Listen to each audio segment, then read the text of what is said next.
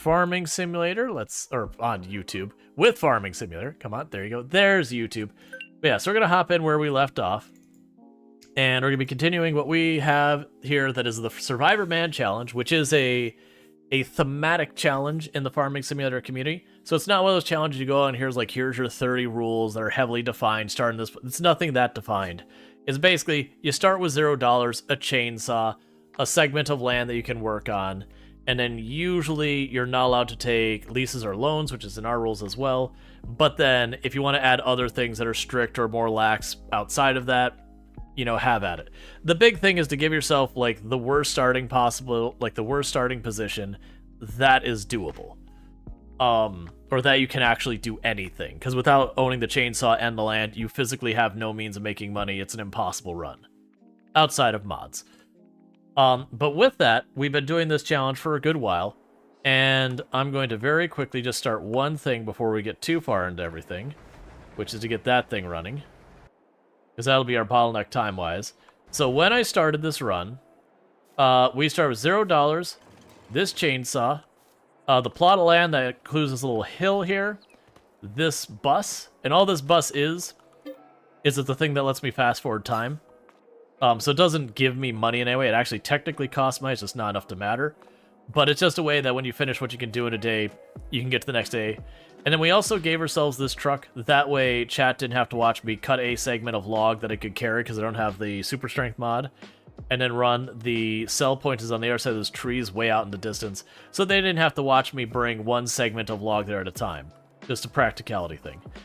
With that, we did cut down. This used to be a forest like you're seeing all these little hills having over here. Just like those other hills, it had trees all over it. We cut them down, used those trees, bought some greenhouses. Use those greenhouses to then get ourselves equipment to be able to make a field and another field over there. Eventually we got like that tile of land over there. Bought the grain mill, then the bakery, then the sheep, then that tile of land, then that tile of land, and it grows. At this point we've probably had somewhere in the area of like $1.5 million or so that we've got so far as like net worth, somewhere in that ballpark. What is our situation? So our sheep are all covered. How are our various infrastructure? So our greenhouses are fine. Our granary's fine. Our bakery's fine. Okay. So basically what ended up happening with the last one is the plan had been for the last one to get our payout. And once we got our payout, to hopefully be able to buy our larger seeder, because right now the two big bottlenecks I have in the run is the seeder I have is very small, and the harvester I have is very small.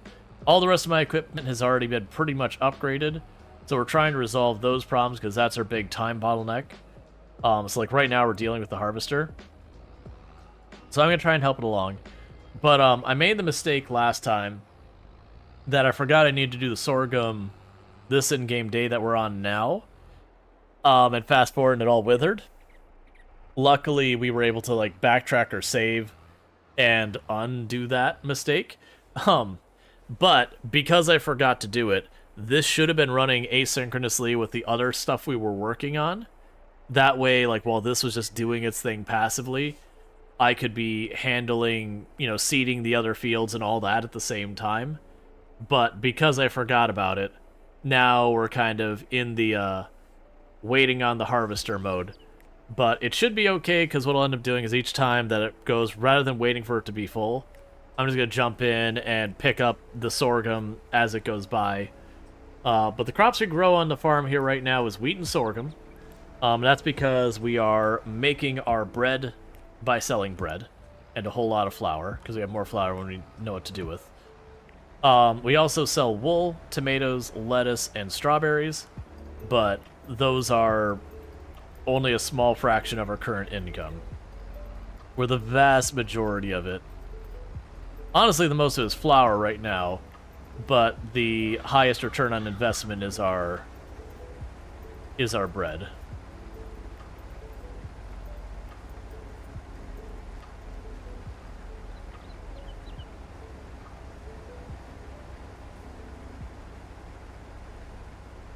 Oh my god, I've had such problems getting my cruise control where it needs to be.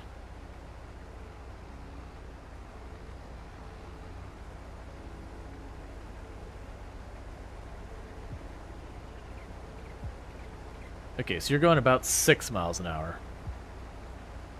Alright. Because this way we can keep the harvester going at full speed the whole time. Versus if I'm not doing this, every once in a while it'll fill up and I'll have to wait on it.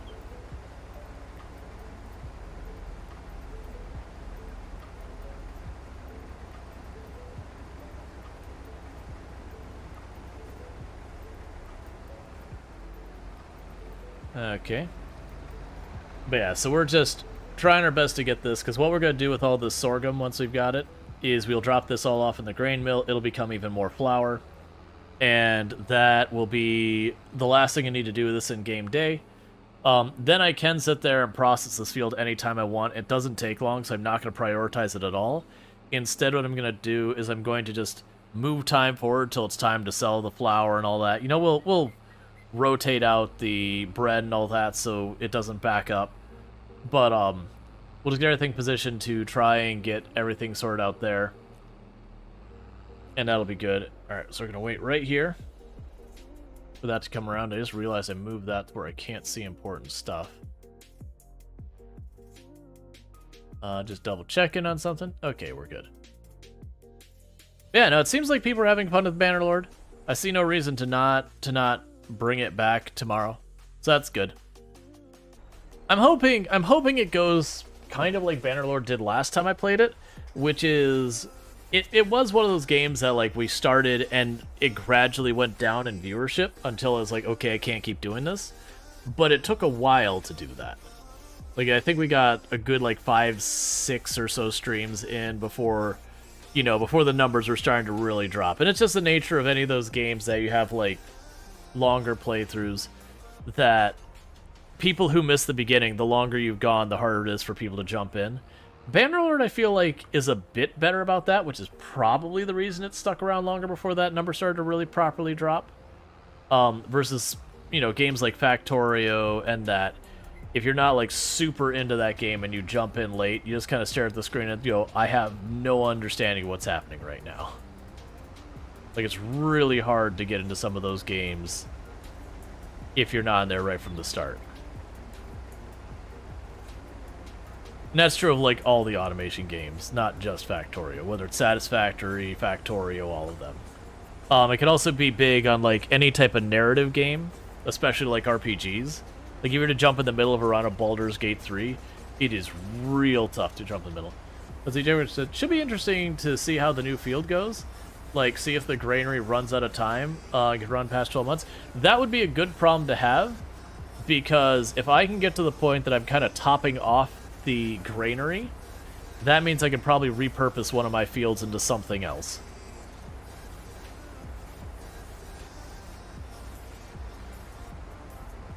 But it also means we're basically maximizing our profit out of the bakery as well.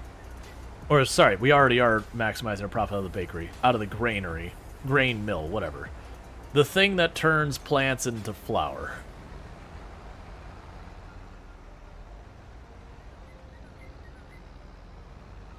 Alright. And this is our largest field we're doing right now. But yeah, so the harvester I want is about 3 times the size of that one. So for as long as this is taking, it should take 1/3 the time. Technically, it'll actually be less than 1/3 the time because it'll be less times turning around, which is where you lose a lot of time. It just takes it too long to turn around. That while it's doing that, it's not technically producing anything. It's just repositioning.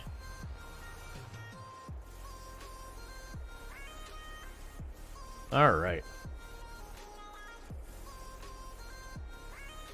But yeah, to give you an idea of how much more efficient the way we've changed our other steps of the way, if I took the other tractor with the cultivator on here and said start cultivating the field, it'd probably get on its 3rd pass before it would run into the harvester and be stuck and be like, hey, the harvester's in the way. So there's no reason for me to put, set it up at all. Like, we'll just wait till it's like the in-game months before ever and say, okay, cut loose. Because then I don't have to worry about, oh, I have to buy more, more fertilizer, oh, money's a little bit short because I haven't gotten paid yet. That kind of thing. Because money's a little thin at the moment.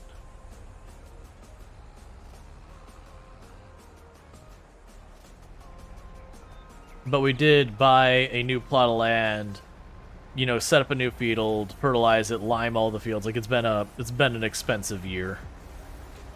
But it's all investments that are going to pay off more.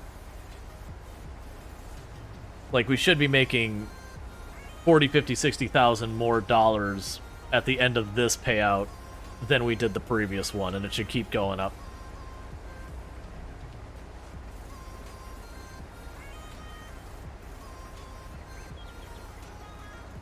All right.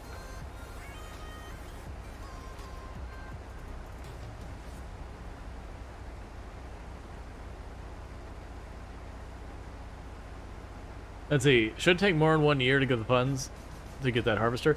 Yeah, well, right now the seeder is the first priority, because the harvester is going to cost us a pretty good mint. The seeder's not cheap, but between the two of them, they both kind of cost me roughly the same amount of time. But the seeder's cheaper. Now that said, if we're looking at our used stuff and a really good harvester comes by before I can buy the seeder, I will absolutely buy what I can get the bargain on. But it's one of those things just not to count on. Alright, so I gotta drop this off. We're almost full.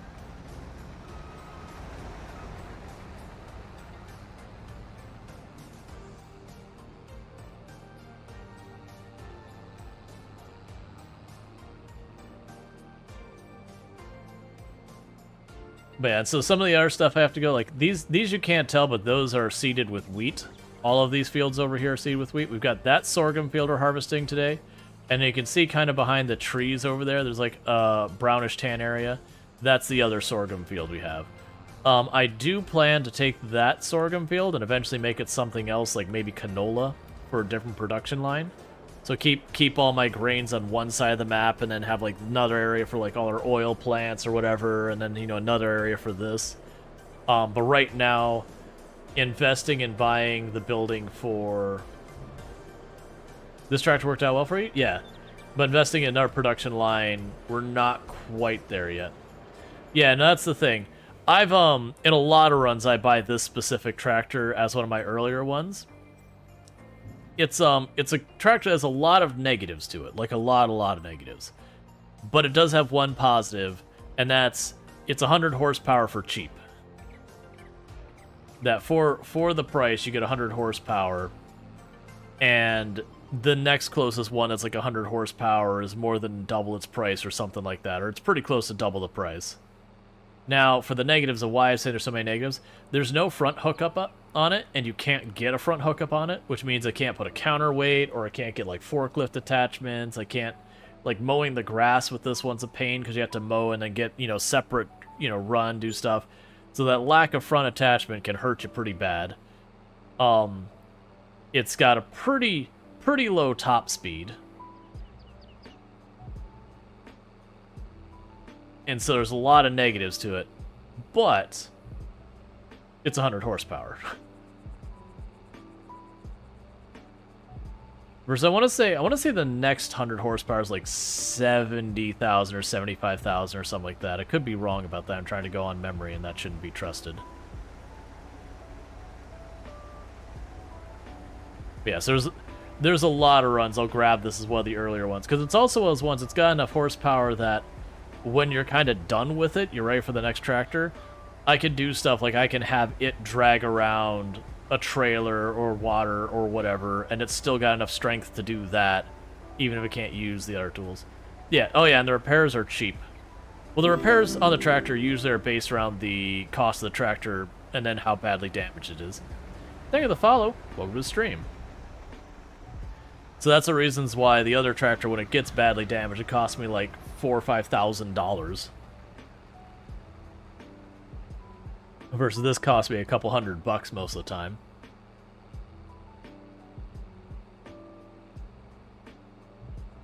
Yeah, so sooner or later I'll probably retire the little teeny tiny green tractor way over there with the water hooked up, because it's really not adequate to do that, but it's doable. If you really don't want to if you don't want to think about it too much, it's like, Yeah, it's struggling. You can hear the engine getting unhappy with you, and it's very clearly not suited for it. But, you know, on the other hand, it is technically accomplishing the task, so eh. But yeah, so this tractor will probably take over the 25 horsepower tractor's job when we buy our next tractor. Because most likely what I'll do is I'll probably save up a decent amount and get something that's like, you know, upper 400, 500 horsepower, you know, a really nice tractor. Brand new to the game, any advice? What would I give for advice for this game? So, So it's not a game that there's like, you can lose or whatever normally. So that's usually where my advice goes, is what can a player do to prevent that? There really isn't that type of scenario here. Some things that I could say are pointers is fertilizer is important. You make way more money when you fertilize your fields. And the game really doesn't do a lot to let you know when you need to fertilize and all that. Kind of the best way, I'll show you what you can do to like check as soon as we're done with this this route. But like fertilizing your fields will massively increase the amount of money you get from a crop. And then another one I would say as just general advice is do not underestimate production lines. So like right now I'm farming sorghum. Sorghum by itself, the pay it's okay. It's not bad. It's okay. But if I take the sorghum and I put it into the grain mill, like if I buy a grain mill for like 80,000 and I put the sorghum in the grain mill, it's going to take that sorghum and make it worth about 1.5 times as much when it becomes flour. And you get the idea. So it's like every step of the every time you can process a good into its like next iteration, usually you'll get somewhere in the ballpark of like 1.5 the times the money.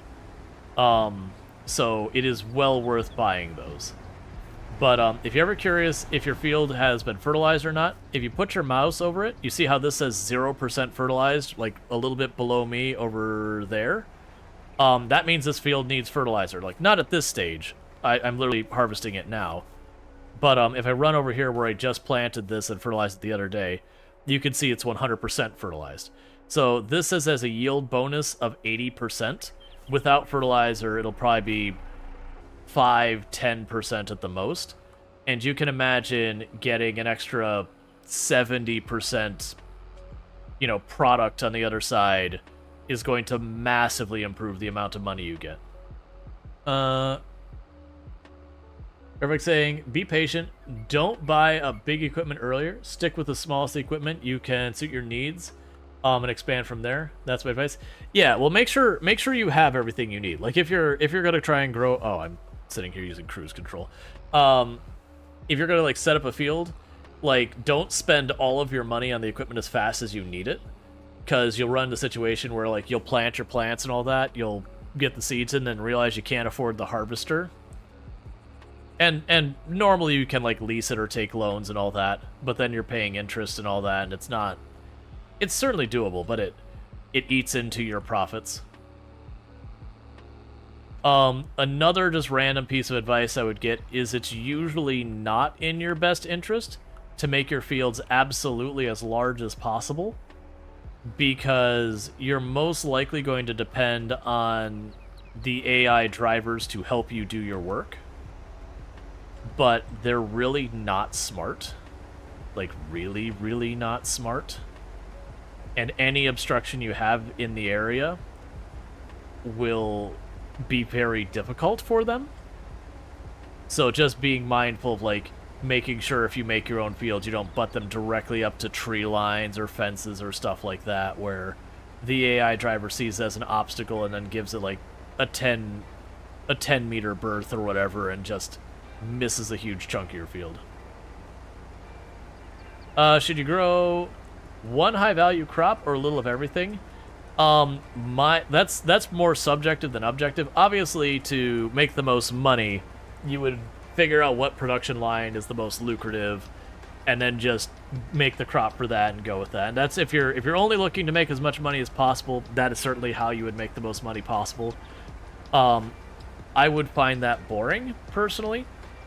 after a while, because it'd feel like I'm just doing the same thing forever. So I personally would mix it up a little bit. Right now in this run, we have been doing not many varieties of crops yet, but the plan is to branch out into just about every production line we can make happen. So right now I'm doing 2 types of crop, because I'm doing wheat just about to the point that I'm filling up the mill with wheat, and then we moved on to sorghum to, you know, then fill the mill up with sorghum because there's separate storage for the 2 of them. But realistically, my next crop, I might short-term do soybean for a cash crop.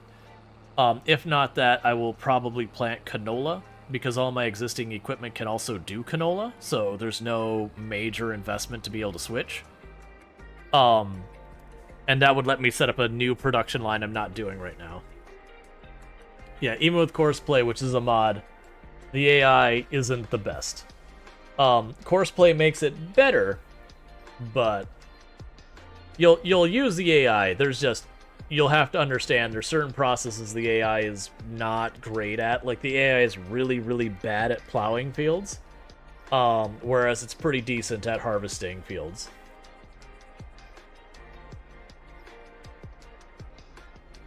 To be fair, most players are bad at plowing fields too.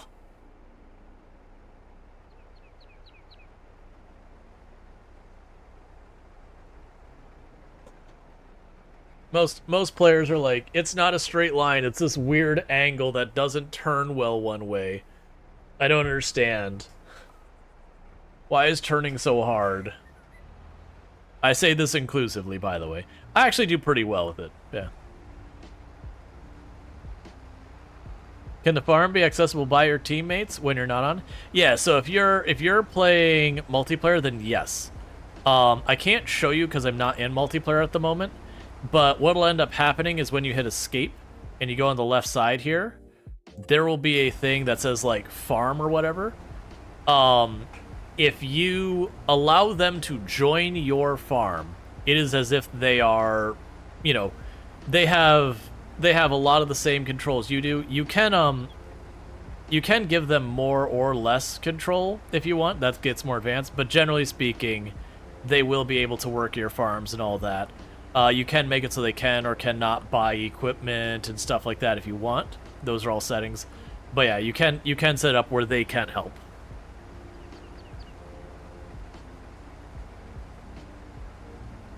Oh yeah, no, I'm talking about dedicated server as well. If you're offline. Most dedicated servers with farm sim, if you configure them this way, which is probably the way you should, what ends up happening is if no one is playing at the moment, everything just pauses. Whereas if anyone is on, the game keeps like moving forward. But yeah, like whether or not people can buy equipment, build buildings, stuff like that, sell equipment, all that, those are all settings you can change. Buy land. With liquid fertilizer, the AI is useless. I've noticed that.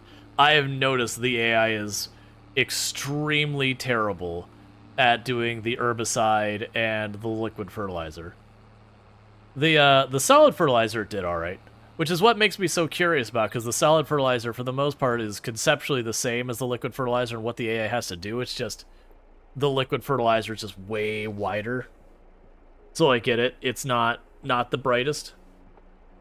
The good news, though, is the liquid fertilizer is one of the fastest parts of the entire process, so at least if the AI is going to be bad at something, being bad at something that's mildly inconvenient for you versus, like, one of the really slow processes, I would rather it be really bad at the thing I can race through real fast than something like seeding or harvesting. The AI seems to do extremely well. And those tend to be on the slower side. Plowing it's bad at, and that's frustrating, because plowing is also pretty slow. Hey chat, do you remember dealing with these fields with my little, what was it, 2 meter, 3 meter wide plow? At the end of each season, using that little teeny tiny thing and plowing an entire field 3 meters at a time?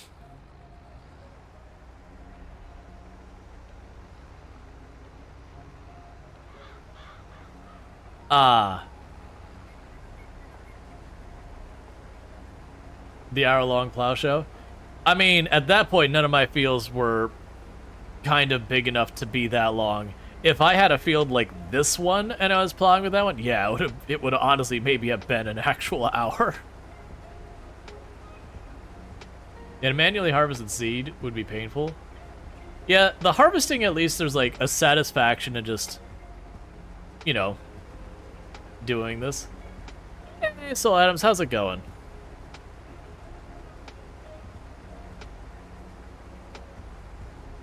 Oh, and we also slowed down the game time because we messed up yesterday. So very genuinely, like, I had to slow down the game time to have enough time to actually deal with this because I totally forgot that the sorghum was due today for harvesting. On the third attempt to log into work? I've had those days. And the worst thing is, like, you know, you'll have a whole bunch of people like, oh, so you got yourself a free day off. It's like, look, I understand that, and I actually agree with that situation. It's not my problem I can't log in. That's on them. But at the same time, it always happens when you have, like, some major project was coming up due, and you're like, look, I actually do need to get into my system today. While on another day, I'd be like, okay, yeah, the work computers are down. Yeah, I'll just go out and have lunch, and I'll come back, and I'll check on it, or... you know, be an honest employee and all that, but it's like, in the meantime, while you can't work, do something else. You know, if you have something else productive you can do for the company, great, but sometimes you can't. Like, doing software dev where I know someone has done a pull, or, you know, there's been an update to our base code, and then I can't get into the system to grab that update. And I'm like, well, I can't continue my work without actually having the code base correct, like, up to date. Like, otherwise I'm just going to be re-implementing what our people are, and we're going to have more and more of a mismatch on our code. That's pretty rare, though. Like, to give people an idea with that kind of thing, where we used GitHub for the back end on the last job I worked at, I would say of, like, the 7-8 years or whatever it was I worked there, I think we had twice that GitHub became inaccessible for more than, like, a couple of seconds or something. Which, like, it was international news both times, but it was even down. I think there was one day it was down for a good couple hours. The other one, I think it was down for, like, an hour. But, like, considering that so much software dev became inaccessible because of it, because GitHub is kind of the de facto source control everyone uses. Because it's really good at it.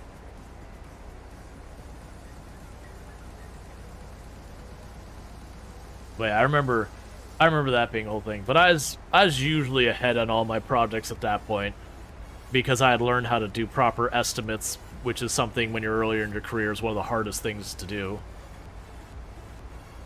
When you can't log in your system to work, you don't get paid. Yeah, that's always a toughie.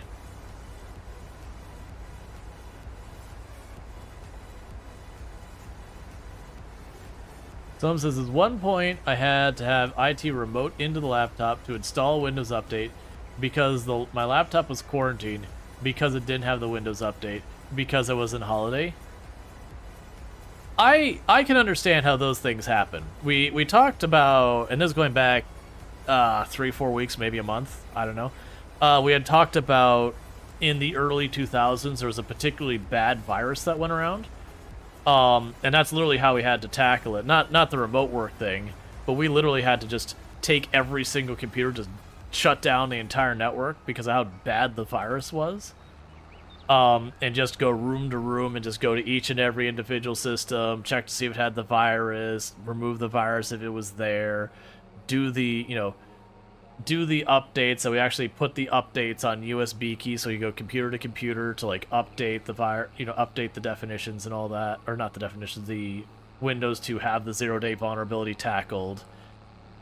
We had to be extra careful that no USB got plugged into a computer that we hadn't verified the virus was either not present or removed, because that was one of the ways the virus spread. And it was like a day and a half of the entire company basically shut down. Which is it was actually city government, not company. but we got bit by, we figured out what the name of the virus was, but it was a really bad, like, it was bad in, it was very prolific, but it didn't end up doing much. So, like, everyone got infected, and the fear was that they were going to flip the on switch, and it was going to do something truly heinous. The on switch, like, it was a fully defeated virus for the most part by the time that came around. But I remember in IT that it very much led to a sense of paranoia, because it was just that virus had introduced so many new technologies to malware we had not seen before. Like that it would have literally tens of thousands to millions of websites it would phone home to look for updates on. They actually had authentication processes built in the virus, so if you attempted to give it like a fake update to destroy it, it was smart enough to verify the keys and all that and go, oh, that doesn't match my keys. Clearly that's not a real update. And it was doing all sorts of really, really fancy stuff to like self-update and replicate and hit 0 days. It was just a bundle of technology. Like I said, the good news is it didn't end up doing anything too severe. It just got everywhere. I don't even think the person who made the virus thought it was going to be nearly a success, which is probably... Was it Conflicker? I think it may have been. I remember we talked about, and there's like 3 or 4 viruses that came up, and I think it was Conflicker, if I remember correctly. But like it was said, it was such a prolific virus, and unless you had like your Windows updates were up to date, it would just, you know, you'd have 0 interaction. You were on the same network as a computer that got infected, congratulations, you'd get the virus. And it was Thank you, hell to deal with. for subscribing for 4 months. Thank you, Lanix, for the Tomb Rules, Jam Rules, Wave. Thank you, Lanix, for the Prime Gaming sub. That's 4 months you've been subbed to the channel. I really do appreciate that continued support. It does mean a whole heck of a lot, so thank you so much for that. Wasn't the first worm someone who was curious how big the net was? Oh yeah, no, I remember it's like the first worm wasn't even meant for malicious purposes. They were just trying to make something to effectively, you know, quote-unquote map the internet. Not like actually know like who's where or anything like that, but just be like on the network and just kind of go, okay, here. Got tired of ads? That's understandable. That's the reason I pay for Twitch Prime, or not Twitch Prime. I do pay for that. Twitch Turbo. Yep. I do owe a Lego. What I'm going to do is I'm going to do this pickup real fast. And then we will get the Lego IO. That way I've got a nice little break spot here. But yeah, no, it's just the virus is so prolific. And so to clarify, do you have any veggies or animals yet? So I do have sheep right over here. I do not have veggies yet. The veggies, like the carrots and all that, they tend to be one of those ones that unless you're going to get the better equipment, the not as good equipment for like the carrots is real tedious. And so it says, on one hand, I understand why it's done. On the other hand, since all of the time off is on internet network, you would think the quarantine day would be on the day you get back or the day after. Have you harvested the field yet? No. We're working on this one, then we'll harvest the other one.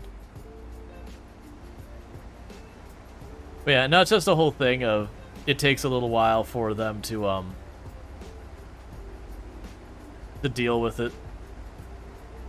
Like I haven't seen a quarantine process with the network in that regard where it's just, oh, you took some time off quarantine.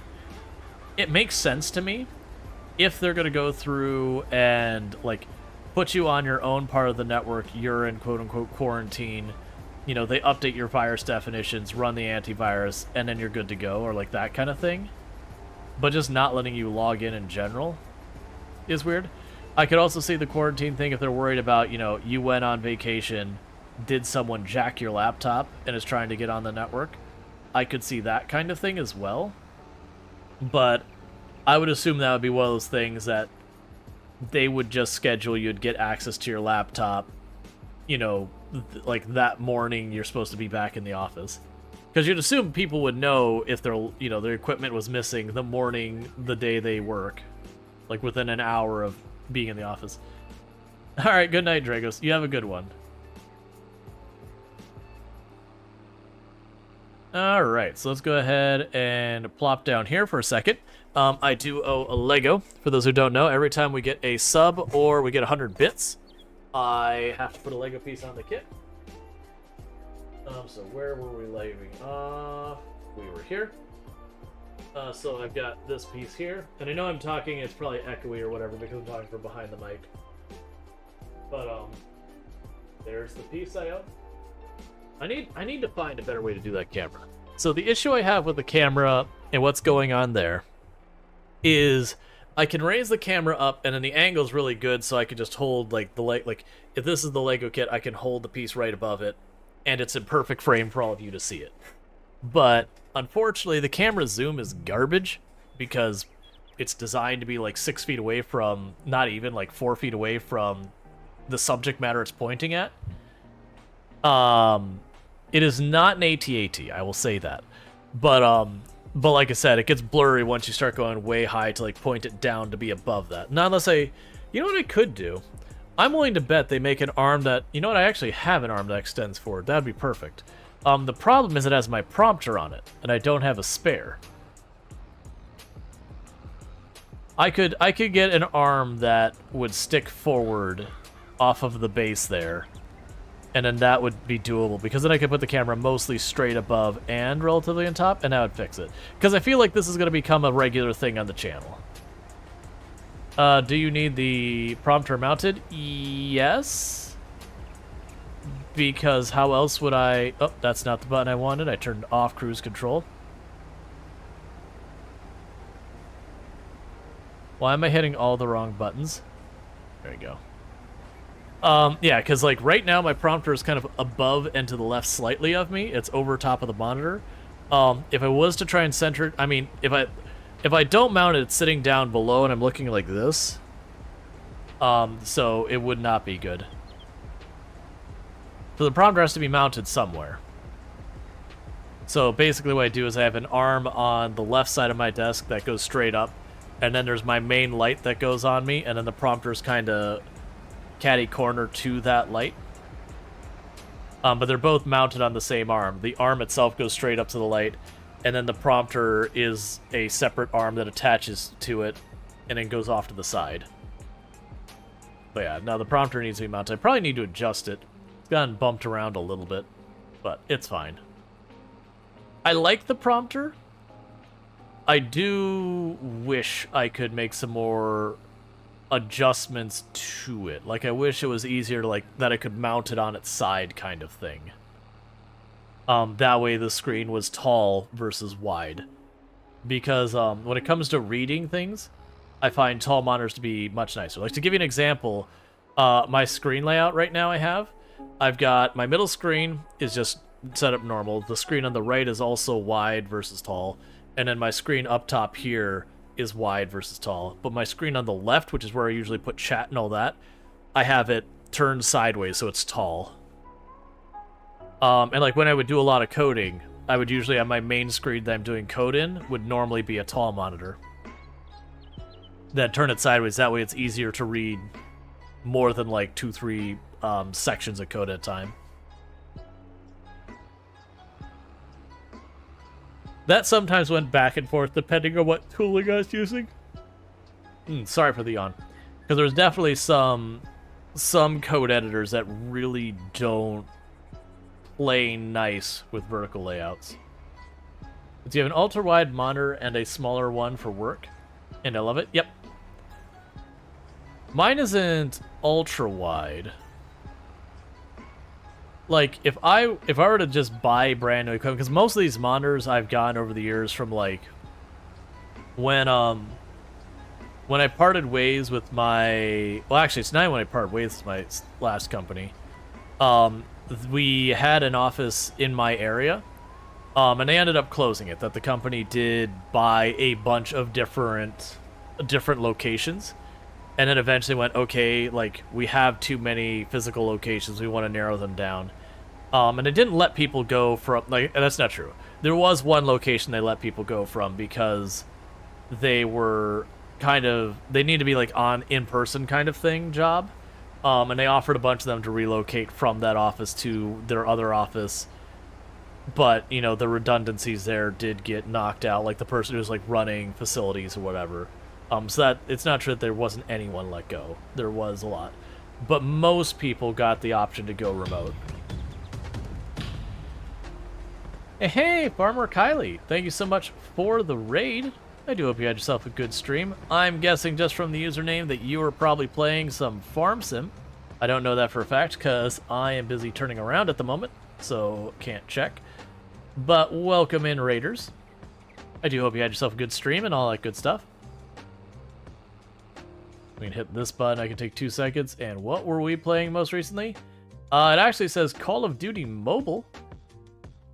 I mean, it makes sense there's a Call of Duty mobile version. I didn't know there was. I have admittedly not played Call of Duty since Modern Warfare. Like, nothing against the game or anything like that. Just too many games, too little time. Didn't buy the next one, so didn't play it. Farming them kills. Yep, gotta get that KD, yep. Take a sip. What's the worst that could happen?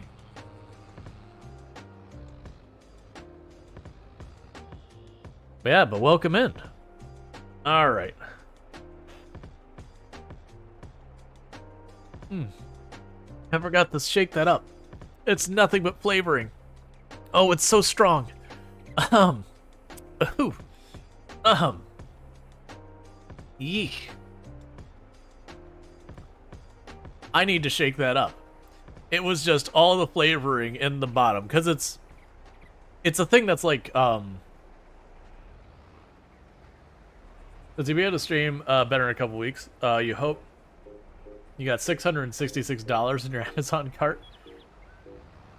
There's something poetic about 666 in Amazon. There's something that makes that feel correct. I don't know why.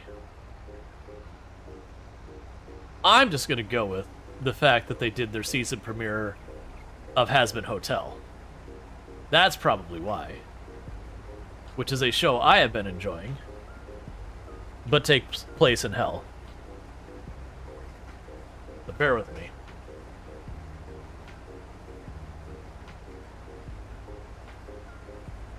Oh, I think that's been sitting. I think it's just flavoring in the bottom there. I need to shake that up a while ago. This will be exciting.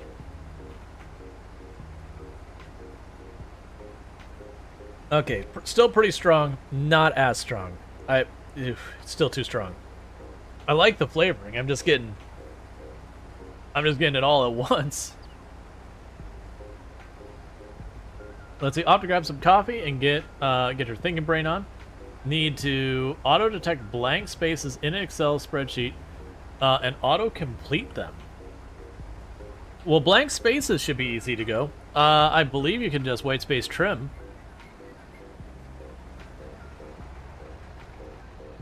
Let's see, you got a dual monitor desk that holds the screens. You got desk computer, package 2 curved monitors. Yeah, I haven't gotten a curved glass.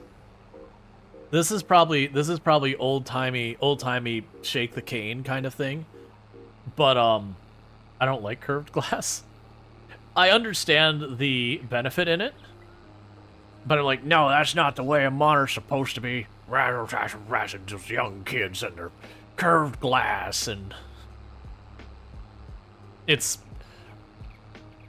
logically there's nothing wrong with it. That's it. You've been waiting forever for them to make more than one episode, and I'm very pleased they came out. Oh yeah, we won't do any spoilers to it, but I'm excited for. It's unfortunately I think it's only an 8-episode season, and we're on episode 6, so I'm a little bummed it's already going to be over. But it has been excellent. To fill people what we're talking about it's a cartoon series called Hazbin Hotel that is not for children. It is not for children. It is very not for children. It is extremely. It is not for children. But it is extremely not for children. That the gist of it is, hell is overpopulated, and this is the purport. There's theories around it, but hell is overpopulated, and heaven does a purge of the denizens of hell every year, and it's not like full wipeout. They just go on and do a knock down the population a bit, and the main character wants to try to rehabilitate sinners in hell to make them eligible to be in heaven. They don't know if this works. There's no anything to prove one way or the other that it does, but it's them trying to make this hotel that wayward sinners would go to, you know, become better people, to redeem themselves, to go to heaven. And then stuff ensues. But it takes place in hell. You've got like the 7 circles and yada yada yada. It has lots of crass humor, lewd stuff. Like it's not like adult content. Like it's like PG-18, PG-13 kind of area. But yeah, shenanigans occur. Yes, and it is excellent. If you are someone who has strong religious values and does not like humor related to those, it's probably not something you're going to be very happy with, so just letting you know that in advance. But as long as that's not the case, you can have a lot of fun with it. But yeah, and it's also in the same universe as Hell of a Boss, which is a YouTube series. So actually that'd be a good way to like step your toe in to see if you like it or not. You could check out Hell of a Boss. Same level of content and everything for the most part.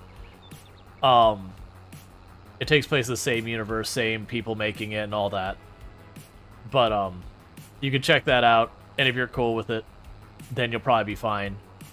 If you're like, I dislike what, you know, the way this is depicting things, then you probably won't like it. Like, if you don't like one, you're not gonna like the others, the way I'd put it. You just found the funny little fairy tale they spun at the beginning on the series. What's sad, though, is people actually think... I mean, I wouldn't go with there. Like, that's the thing, is it plays around the actual stories, but it takes some creative liberties. Like, for the intro, everything after that is 100% not aligned with anything in anything. It's its own unique thing. But, like, they tell the story of, like, Adam and Eve, but they take some creative liberties for setting up their own thing.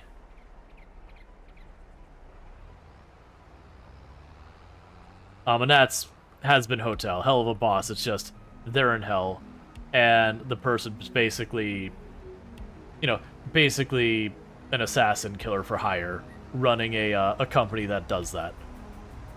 For people who go to hell who are really upset about people in the living world.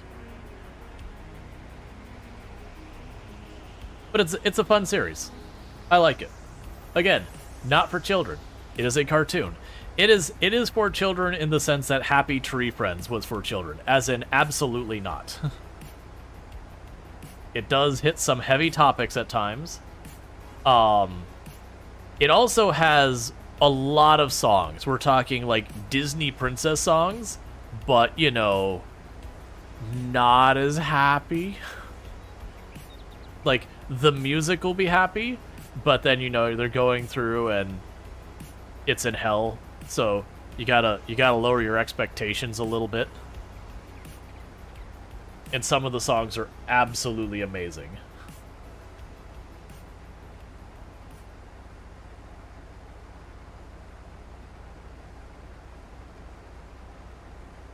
Yeah.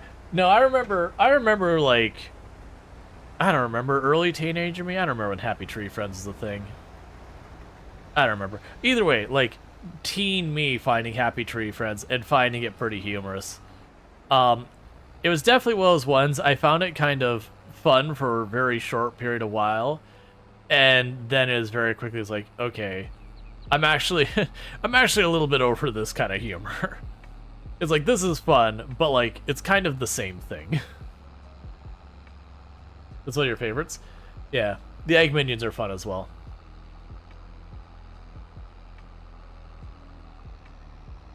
This is that I can't I've been watching the show but I can't do music, never could. They just give me bad like secondhand embarrassment. Need to fast forward through it. Happy Tree Friends.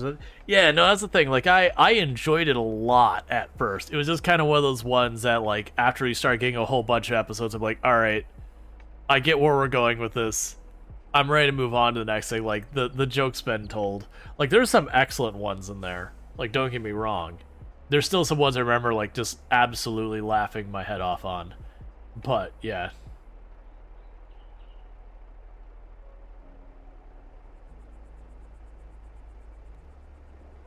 Yeah, I don't like genuinely nowadays if I went back and watched Happy Tree Friends for like the first time nowadays, I honestly don't think I would have as much fun with them. But like that's kind of a thing. I feel like it's a product of its time kind of thing. That like it came out for the correct time for it.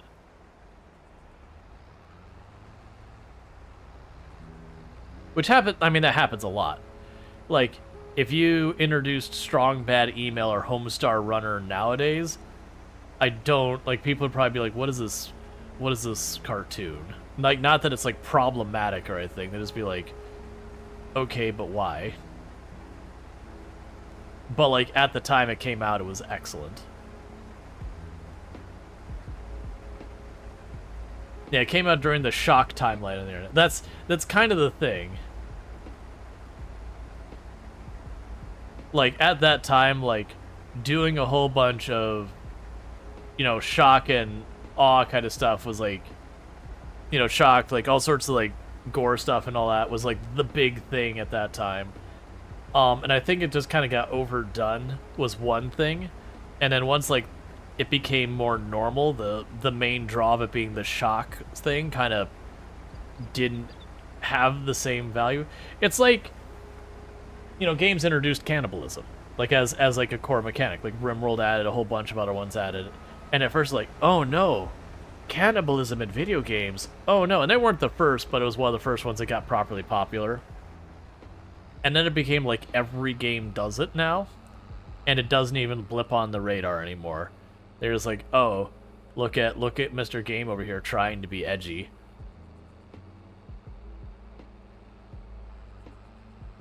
No one loves Trogdor the same way it did back then? Yeah, but that's just kind of... I mean, look, if we go back to the day when, you know, Strong Bad Email was like the big thing, we look at what YouTube was at that time. It was meme videos. That was the YouTube meme video era. People weren't doing long videos for the most part. That was Charlie Bit Me days of YouTube.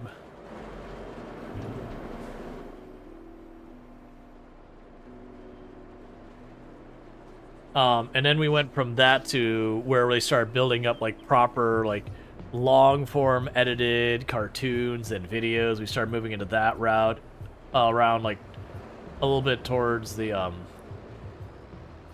end. Oh man, I forgot that existed. That's one that's probably aged like sour milk.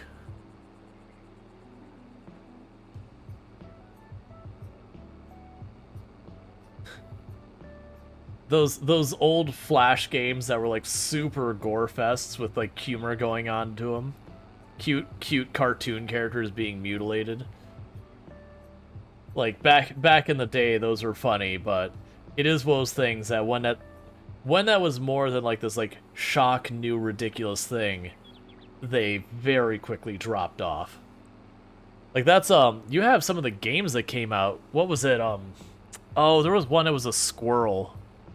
That it was like almost like a Zelda style game, but you played as a squirrel who had all sorts of like lewd jokes and rude stuff they would do the entire it began with like a C. It wasn't Kronk, it was like whatever. And like it was a very, very Conkers. I think something like that. But like it was a very popular game for like, you know, just being lewd and crass and all that sort of stuff. Like it was, you know, it was kind of one of those games that It was like Zelda, except adult theming kind of things. But, I do think that is one of those games that if they were to re-release it right now, I don't think it would do well. It would be, you know, I was thinking, it's like, oh, you just made an edgy Zelda. Congratulations. Which is unfair to the game. It had a lot more going for it. But that's how it would appear. Yeah, Conker's Bad Fur Day. But, like, again, it was appropriate for the time. Right, exactly. It was just, you had all sorts of stuff like that. But, it wasn't that same, like, kind of shock era of, like, games and shows and all that sort of stuff.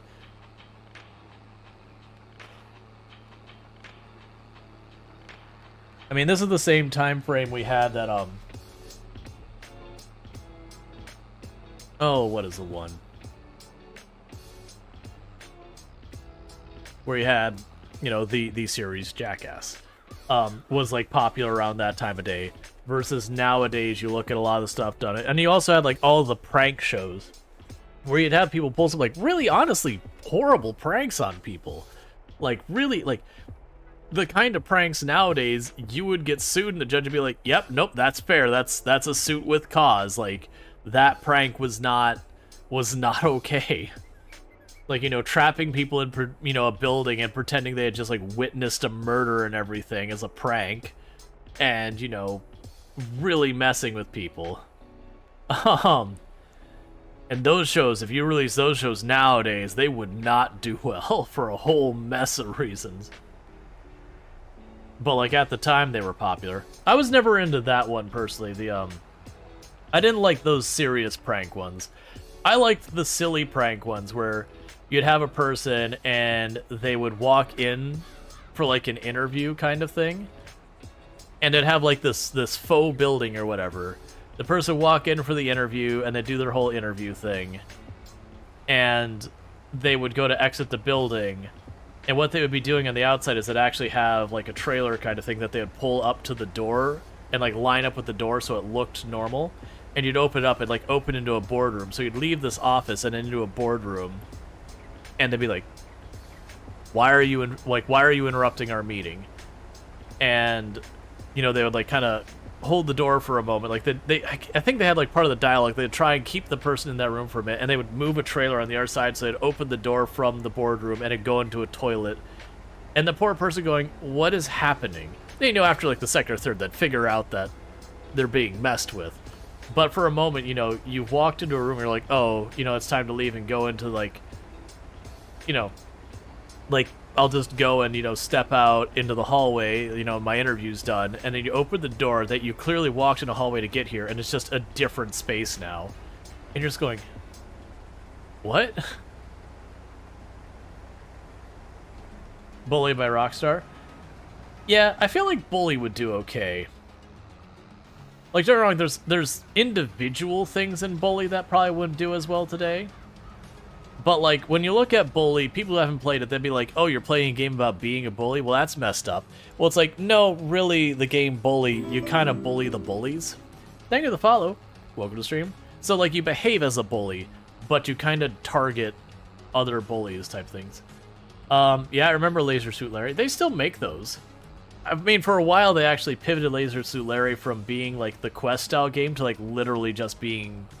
When I say gambling, I don't think they actually had, like, real money stuff, but, like, a casino game kind of thing. They had that for a while. They did that with an ecological toilet? Yeah. Or, like, they had all the prank shows with Betty White. So she would go in there and, you know, she's a little old lady, like, you know, white hair, little old lady, you know, you would never expect anything from her. And she would absolutely troll. And it would throw people off. And it was just fun to watch that. But again, it was just kind of like making a crass joke kind of thing. And that was as bad as it would get. Or, you know, just... It was going for the shock effect that a little old lady would say that kind of thing. Versus actually harmful kind of pranks. Versus a lot of shows went the other way. Where they're doing the pranks that, again, you know... They were pretending someone had just been murdered, or they're pretending you were trapped in a building with a gunman or something, and And these weren't people in on it either. These were people who they just went in for whatever they were supposed to be there for, and it was, you know, they had cameras and lights and all that set up. Celebrity Deathmatch, yeah, I remember that one. But yeah, a lot of that stuff would not do nearly as well.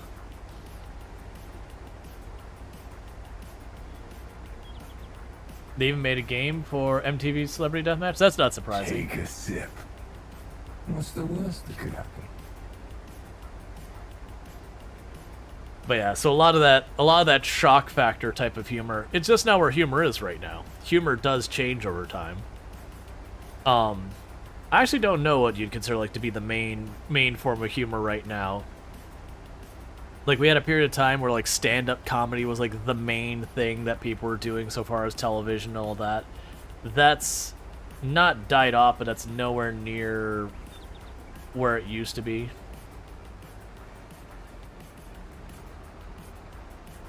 You had, like, meme humor was the big thing for a while.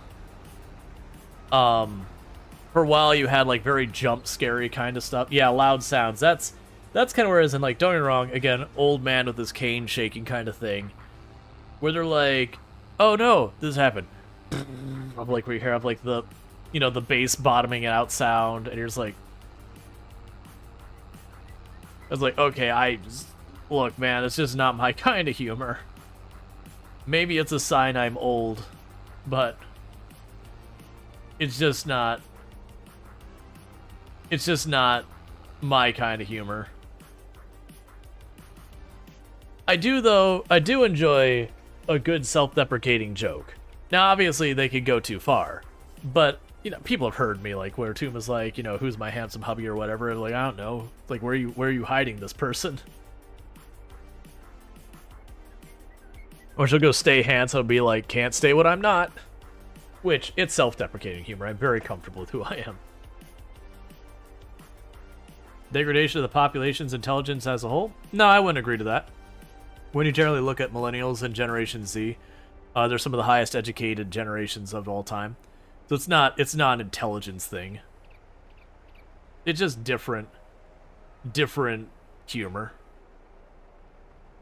Every generation has different things. Well, I wouldn't even say it's a generation thing. I'd say it's over time.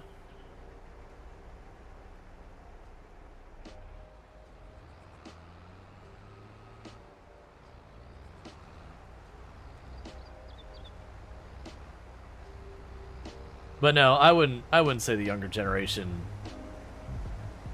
has a bunch of big negatives about them. You have a bunch of people who go that way, but I would say it is either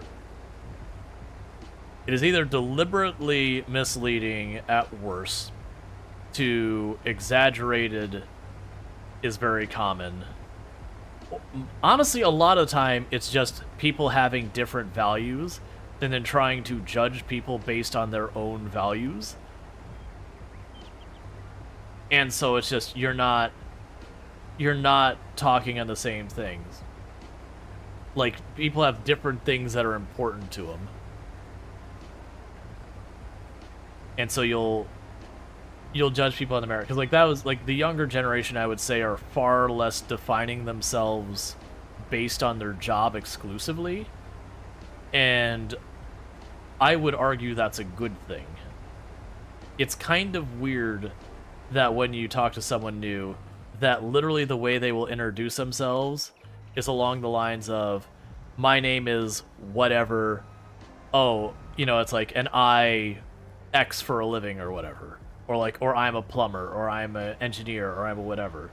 That literally, when you consider the factors about an individual, that the first, like, one of the very first things that comes to say who you are is what you do for a living. That is apparently the most important metric about an individual. Wish they came out with Def Jam 3. I have no idea what that is.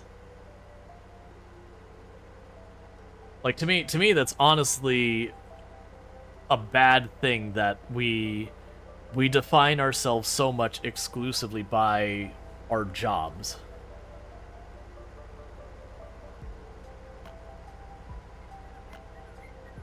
Like, I would argue it's more valuable to say, hi, you know, I'm whatever, I like to paint.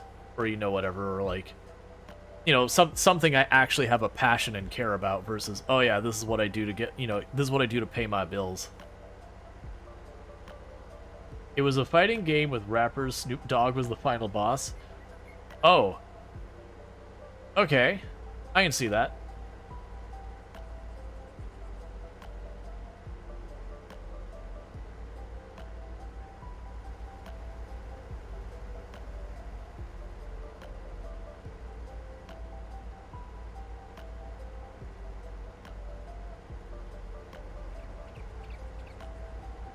Insane Spork says, hi, I worked retail. Be nicer to me.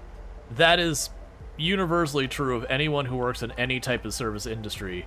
Be nicer to the people working that industry. It is amazing how awful people can be. And I have worked both on the retail and the food side, and people can be absolutely awful. Oh, I can speed this up. Zolad saying, that is weird. My work can't even tell me whether I'm an IT systems engineer or a system administrator. I mean, defining titles and all that is one thing, but I'm talking about when you go and, like, you're being introduced to someone new, or, like, you know, someone goes, hey, this is my friend, yada, yada, yada. You know, they work as a software engineer or whatever. You know, more like they develop software. Like they'll give you whether it's the title or like the general thing, and that's just kind of the default thing that people do. You know, it's like it's almost like you have to validate this person is worth even saying hi to based on their job. But don't get me wrong, a job is an important part of your life. It's one of your main time sinks and yada yada yada. But like it's to me, it is a negative that is how crucial we are, that is the primary definition we have of what a person is. Like, their name is the label, and then the person's the job. Let's see, that's all I could think of when you mentioned people introducing themselves with their name and where they work. Yeah.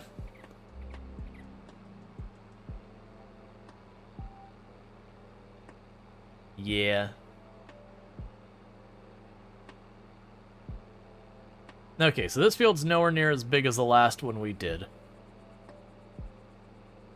And once I get past this is the slow process knocked out.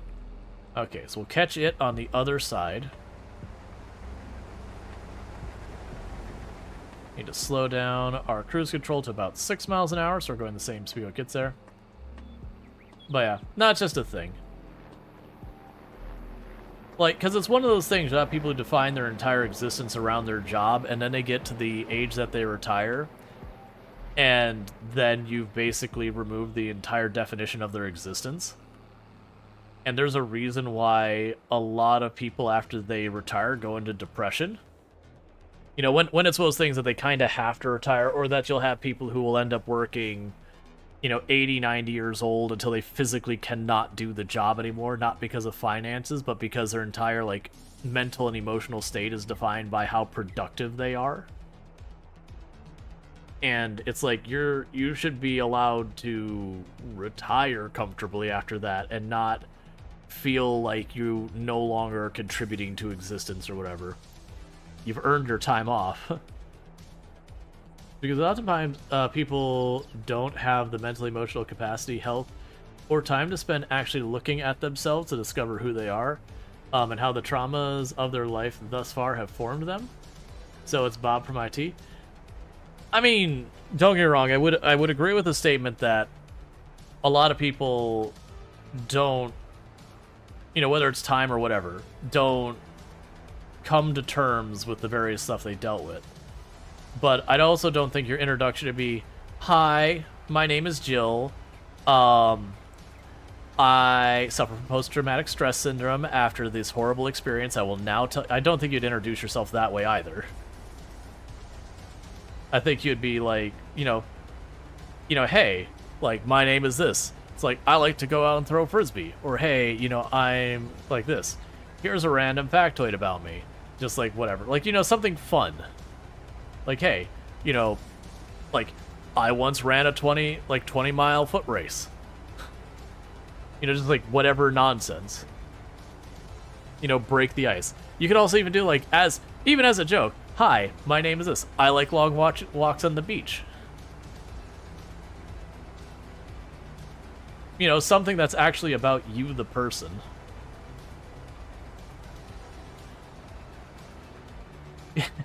Yeah. Hi, my name is Sam.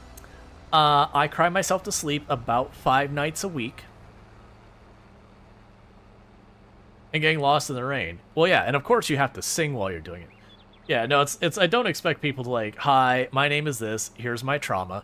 Now granted, it would be a good world if people were like, if we normalized stuff so much that was a reasonable thing, but I also don't necessarily think that would ever come to pass, and might be good that that specific level doesn't come to pass for people who are currently still in it and not ready to deal with it.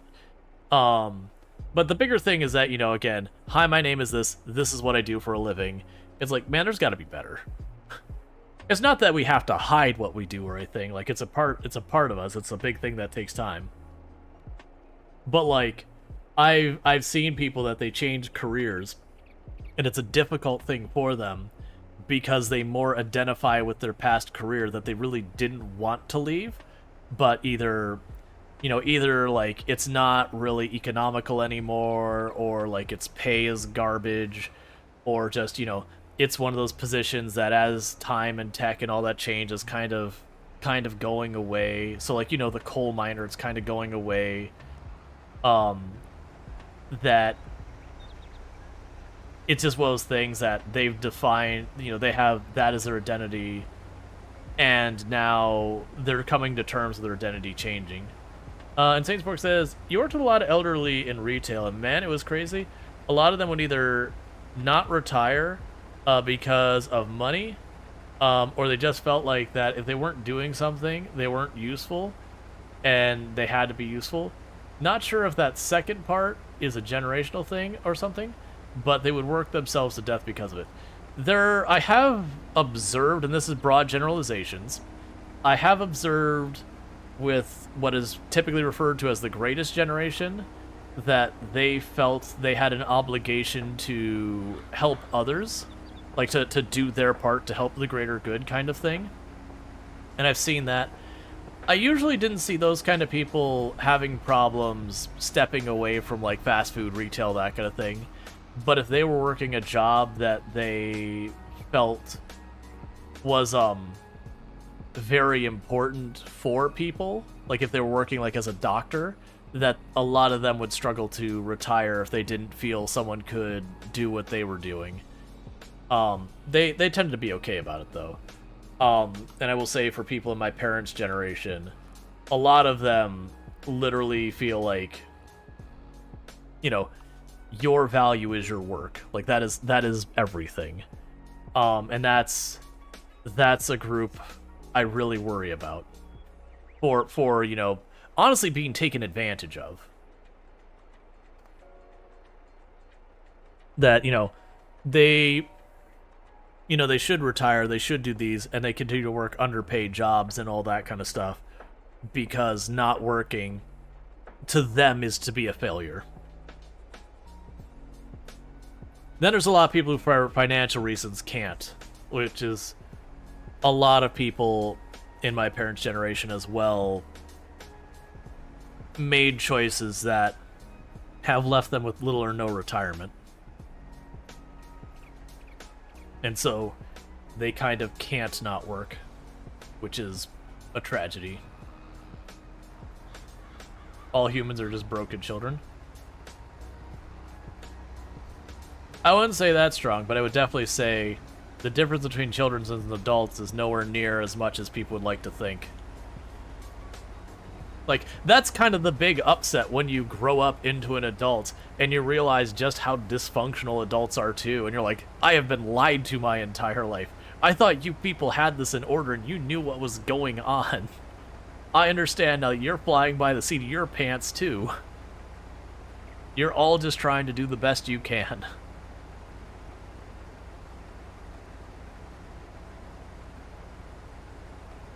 Yeah, you need the you need something that pays your bills and something that makes you happy. And identify the second. I think that would be better for us.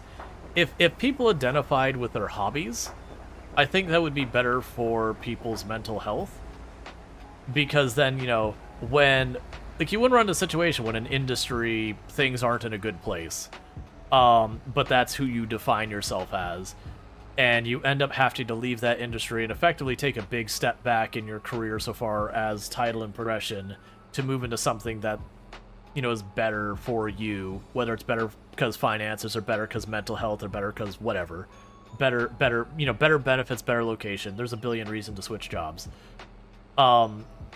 And like switching hobbies, it's not one of those things where it's like, oh, well, I throw frisbees or whatever. I'm just using it as an example. Like I throw frisbee, you know, you can switch hobbies. Like, yeah, you know what, I'm into running now, or yeah, I'm into gaming now, or I'm into miniatures, or whatever your hobby is. It can be just a fun thing. Taylor says there's a lot of places here where you can't get a job because people won't hire over 50. Yeah, no, it's a scary thing. That it's very difficult a lot of times in certain, and this is again broad generalization, so all your mileage is going to vary where you are and what you're working in and all that. There's a lot of disciplines that hiring someone young just doesn't happen. Like if they don't have meaningful experience, like getting those entry-level jobs for the most part doesn't exist. And then once you, it's honestly pretty early, like you start getting to like your mid-30s to mid-40s in that area, they're already cutting back that it's much harder to get those roles because you now have enough experience that you're too expensive. So they have like this little window where they want to get you where you got like just a couple years experience so they can catch you on the cheap but not have to train you. And then they kind of don't want you the moment you got, you know, 7, 8, 9, 10 years experience where now you're expensive. And it really sucks. And this is not universal in any stretch. There's plenty of companies who will absolutely scoop up senior people. There are absolutely companies who will scoop up entry level. But it is a problem, for example, running into software development where we have not many entry level positions. We have a lot of positions that are entry level pay, but then demand 3, 4, 5 years working experience for that entry-level pay job. And then once you're over 40, it gets harder and harder and harder to be hired in those fields because you're seen as like old hat or whatever. That you're going to be too difficult to train because you're already established in your ways or whatever. And again, broad generalizations, there's no shortage of exceptions to that. But as an industry, it's a problem we're running into that we can't get senior developers because we can't get junior developers hired to become senior developers. And then the senior developers we have, you know, they're expensive because usually we don't have that many of them floating around. And so a lot of places don't want to hire them either. So they're trying to kind of hire these intermediate level people at entry level wages. And it's become a situation that different areas are dealing with it different, some to more or less success. Some there is pushback by the local developing communities being like, hey, you need to hire new people. You need to also hire senior people. Not only because of it's the right thing to do economically on the grand scale, it's like, this is necessary if you want to continue to be able to hire people. Like, someone has to be the one hiring them. And the answer is everyone needs to be the one hiring people on both ends of the spectrum, as well as the people in the middle. But that was a big thing that was starting to improve about 2 years ago. That there was a very, very large pushback in the tech sector about just not having great hiring practices, nickel and dime, that a lot of different, they didn't unionize. So, well, I mean, some did, but they didn't unionize so much as you had all the different, like, local groups, like your local tech groups or user groups, that kind of thing. that a lot of people started talking back and forth about the experiences they were having at their various companies among the user groups. And it became a big pressure that you would have the people working at, this company in your local area, and there'd be someone who's like, oh yeah, I was looking at a job at that company. Be like, well, here's the deal of what's going on over here at this company. You need to be aware of this, this, and this. Here's what you can do. Here's the things they do well and don't do well. And suddenly a bunch of those companies who were doing the less decent stuff found that they literally couldn't hire people because they had been kind of crappy places, and the local developers, you were a known quantity, and then trying to hire someone in from to move to your location to work the job is a much more significant ask. And even a lot of people in those groups started to kind of wise up to that, and they would check to see if there's a local user group there, and it'd pop on whatever their forum or their Reddit page or whatever the user group used for its communications, Discord, Slack. Slack was actually probably the most common. And they'd be like, hey, I'm looking at potentially working at this company over in that area. Is there anyone who's got experience with them who would mind sharing? And it was just one of those things that we had a large name company who was operating here in Central Florida who no longer operates here because they physically could not hire people at a time that everyone else was having no difficulty. I shouldn't say everyone. Most places weren't having difficulty because they just ruined their reputation that bad that they had a multi-million-dollar campus that they could not get bodies into because they were a known quantity. And the other thing is, once you get that bad rep, repairing that is real hard.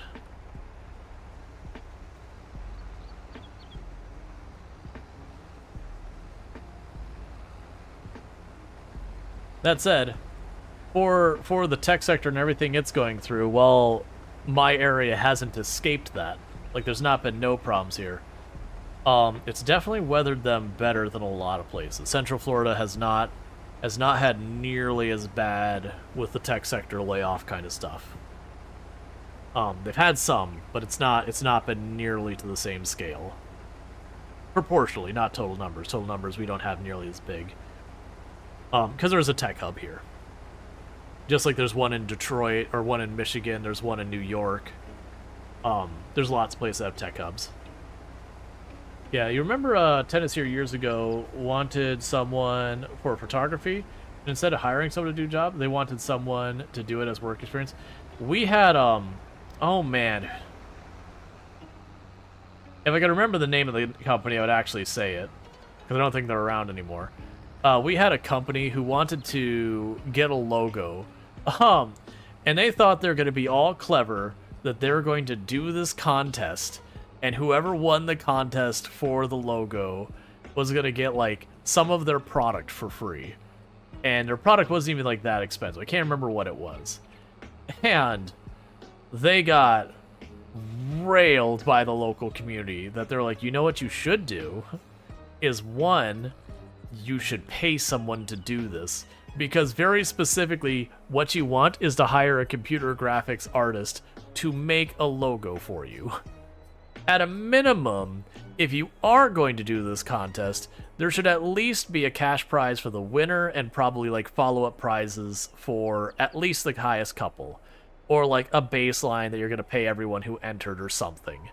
Because all you're trying to do is shop out work from a paying job on the cheap.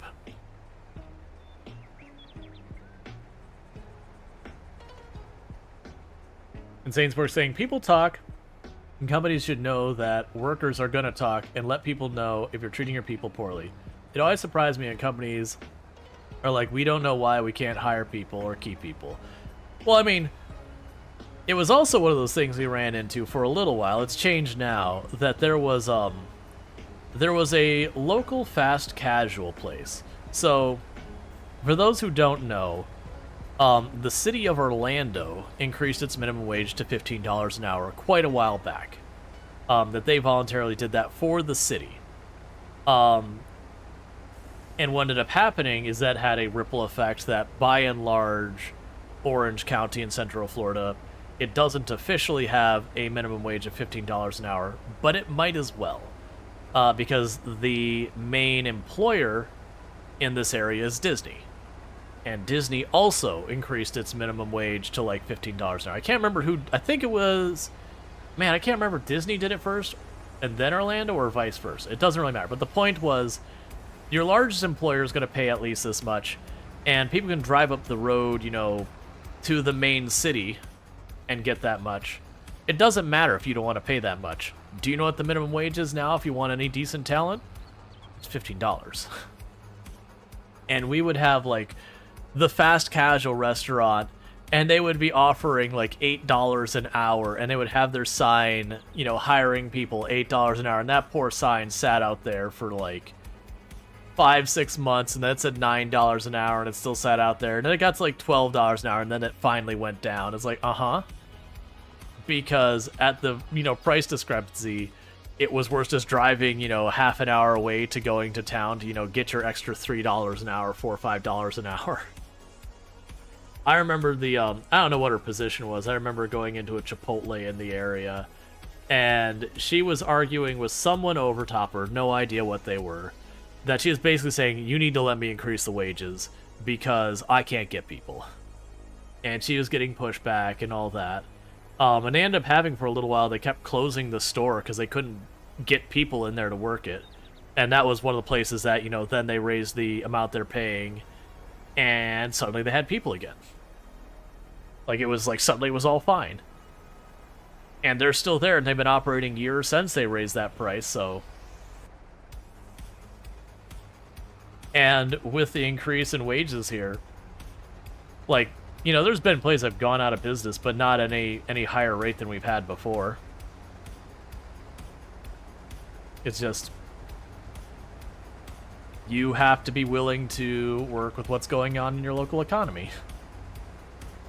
If you're the one who is the outlier for underpaying, you're going to see it in your difficulty to put new bodies into your job and retain people. If you have middle managers who are not good middle managers, you're going to feel it. Like, middle managers will make or break a company. Absolutely. A good middle manager will be able to mitigate, you know, prevent all sorts of attrition, and will, you know, fight for their employees and vice versa. You know, fight to make sure your company objectives are met and all that. A bad middle manager will power trip and ruin everything. And absolutely send people packing. And I've had both.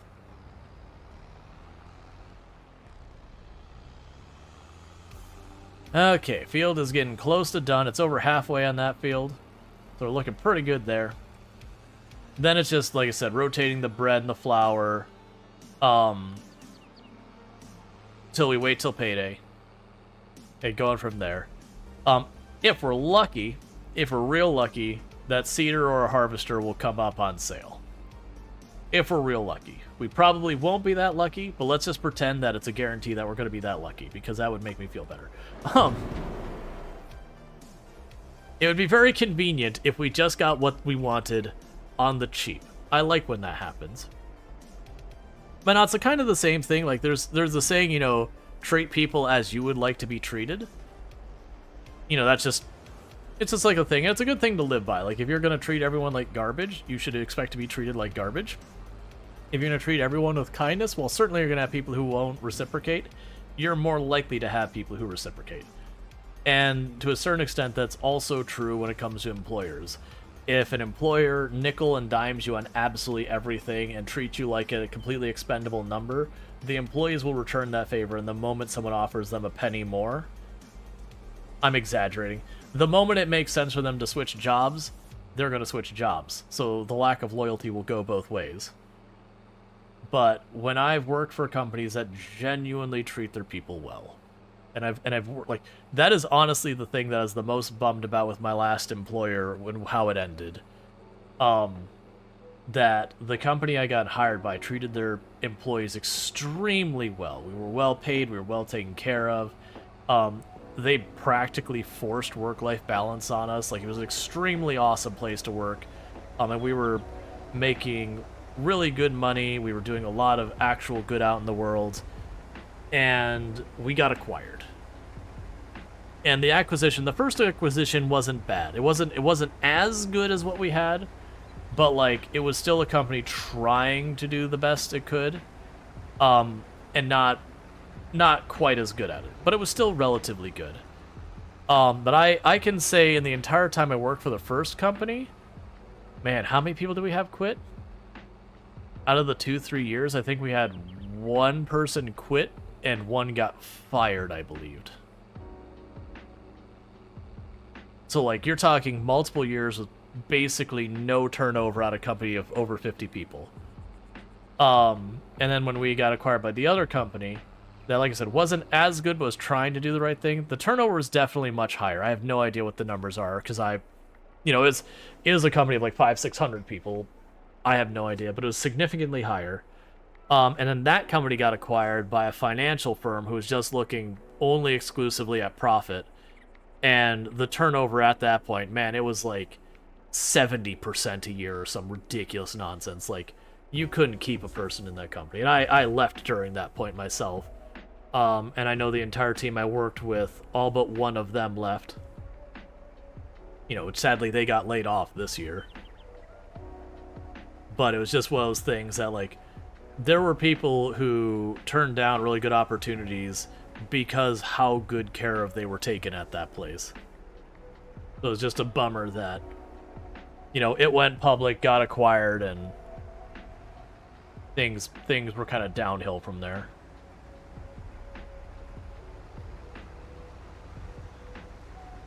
Like, I'm more salty the initial company doesn't exist anymore. Because, like, if a company like that, I was able to get, like, find another one like that, like, it's not even a matter of, like, if could I or could not get hired, like, that's not even the question. If I could find a company like that even exists, then I can worry about would they hire me or not. Finding another company like that actually exists, that is hiring, like... I mean, I went to work. I genuinely had fun. It was like hanging out with friends, and we were being productive while we were there and doing good things. It was like everything about that job was, like, it was a dream job. It very likely will be the best job I work in my entire life, so far as just being a wonderful place. They're just that rare.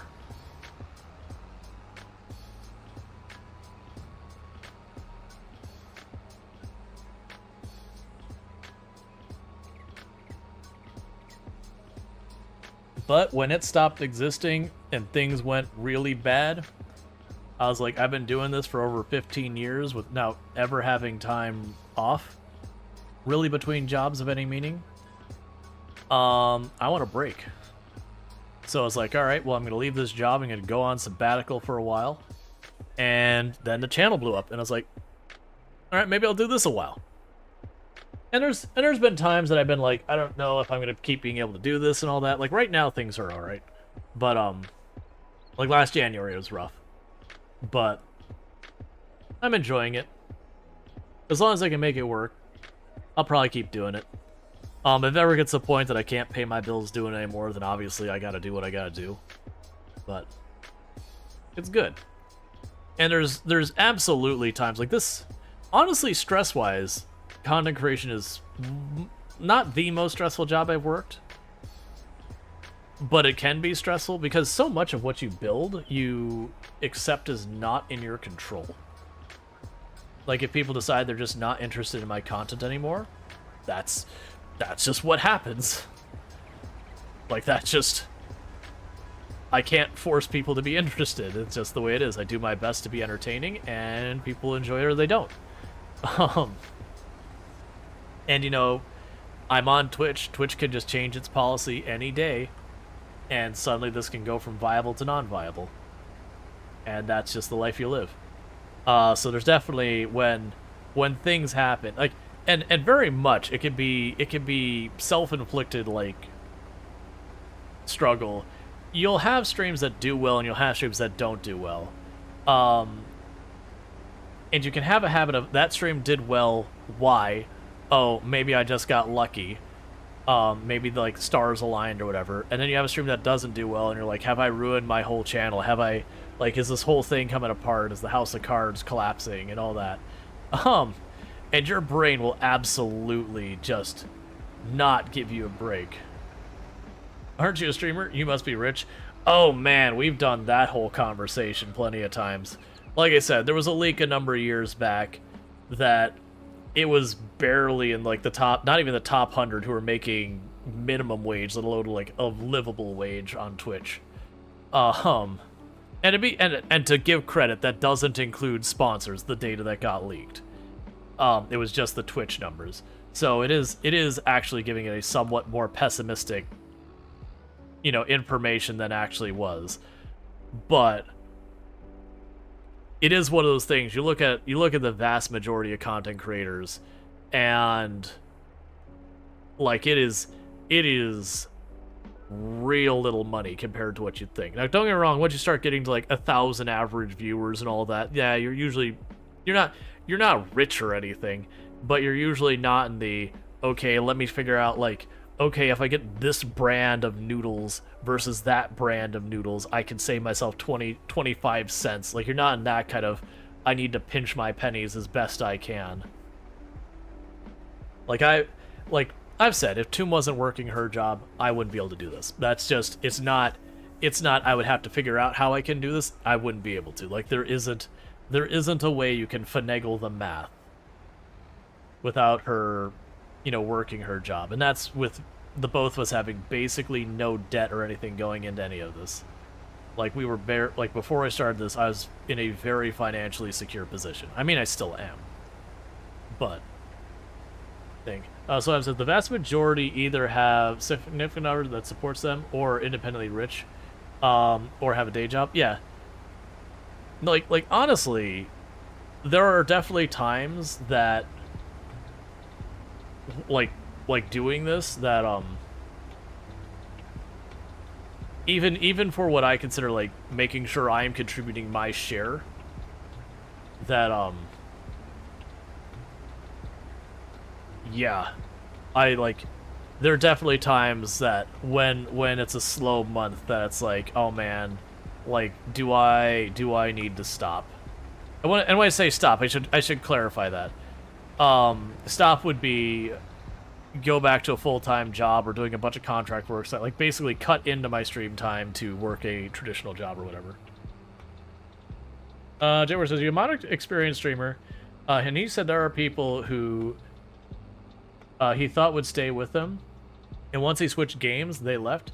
Used to stream, I'm guessing Hearthstone is HS in this context, then PUBG, but now he is a variety streamer, and the number he gets to stream are greatly reduced. Now he makes YouTube videos, and that's where he makes his money. Yeah, so it is, so there is, like, people all have their different strategies of how to do it, and there isn't one right answer for anyone. So there's a catch-22 on if you are, like, you main game a game versus variety. So generally speaking, for not instantly, but being able to build up fast numbers higher, fast numbers dropping, that's when you main a game. So you go, okay, I'm going to be a, name of game streamer. You can capture that audience and build it up. But that also means your channel lives and dies by that game. So, like, if you build up your channel on RimWorld, for example, and RimWorld is doing great, and you're making absolute, like, I mean, I can use my own example. So this channel, even though I've always been a variety streamer, for the longest time, people looked at me as a Project Zomboid streamer. I was streaming it, like, 4 out of the 7 days a week I was streaming at the time. And, I'd set the world record and everything. But people looked at me as a Project Zomboid streamer, and I would watch my numbers on the channel, and they would go up and down directly with what was happening in the Project Zomboid category for English viewers. And so as Zomboid didn't have updates, I would just watch my numbers go like this. And there was nothing, like, it's just there was no interest in Zomboid. Like, the interest in Zomboid was just continuing to decline because it hadn't had a major update in forever and whatnot. Which isn't anything negative about Zomboid, that's just the nature of game. Big thing happens, it boosts the numbers, and it gradually declines. So I managed with Zomboid to get into partnered like get partnered as a channel faster than I have no idea what the percent is. It was extremely fast that I reached partner. It was in under a year. I made partner and everything. And that wasn't someone like, someone like regularly trying to deliberately boost me to help me get into partner. Like I definitely had people who raid, and that helped out, but it wasn't like some concentrated effort to make it happen. And we managed it. But it was one of those things that the moment that game started falling out of favor, the numbers just started crashing. And then, I switched to variety content right around the time that the games I was playing in the channel, in addition to Project Zomboid, as I mentioned, I was always playing a variety of games. It's just Project Zomboid was taking up the bulk of the time. The moment that the games that were not Project Zomboid started being the things pulling better numbers, I got rid of Project Zomboid as a very regular thing in the channel because it was just kind of watching that ship sink. And for the people who still, and I'll still have, I have someone who occasionally pops in and like makes a jerk of themselves, and they'll be like, "Oh man, look at this other person playing Project Zomboid pulling numbers. You must feel real stupid." And I have that person pop in from time to time. I think I banned them the last time. I don't remember. But it's like, part of the reason they can do that is everybody else left Project Zomboid. And even that person has gone on, I'm not going to say the names because it's not about that. I don't want to, single anyone out. Even that person, like, on stream the last time we were there, like, was very publicly going, I need to get out of this category. It's like, there was this middle phase when everyone else left that things are going okay for me, but it's like, if Build 42 doesn't drop soon, it's like, my numbers are getting too low. I can't keep streaming at this. And it's just a thing that happens. But it is the whole, if you play just one game, you have a more likely chance of like jumping up faster, but it is a thing that you're also building a very fragile castle that if the game you're playing falls out of favor and you can't successfully pivot, you're going to watch the whole thing come back down. And with that pivot, success is probably managing to maintain a third of your viewers. Like, that's kind of the way it goes when you're a one-game channel.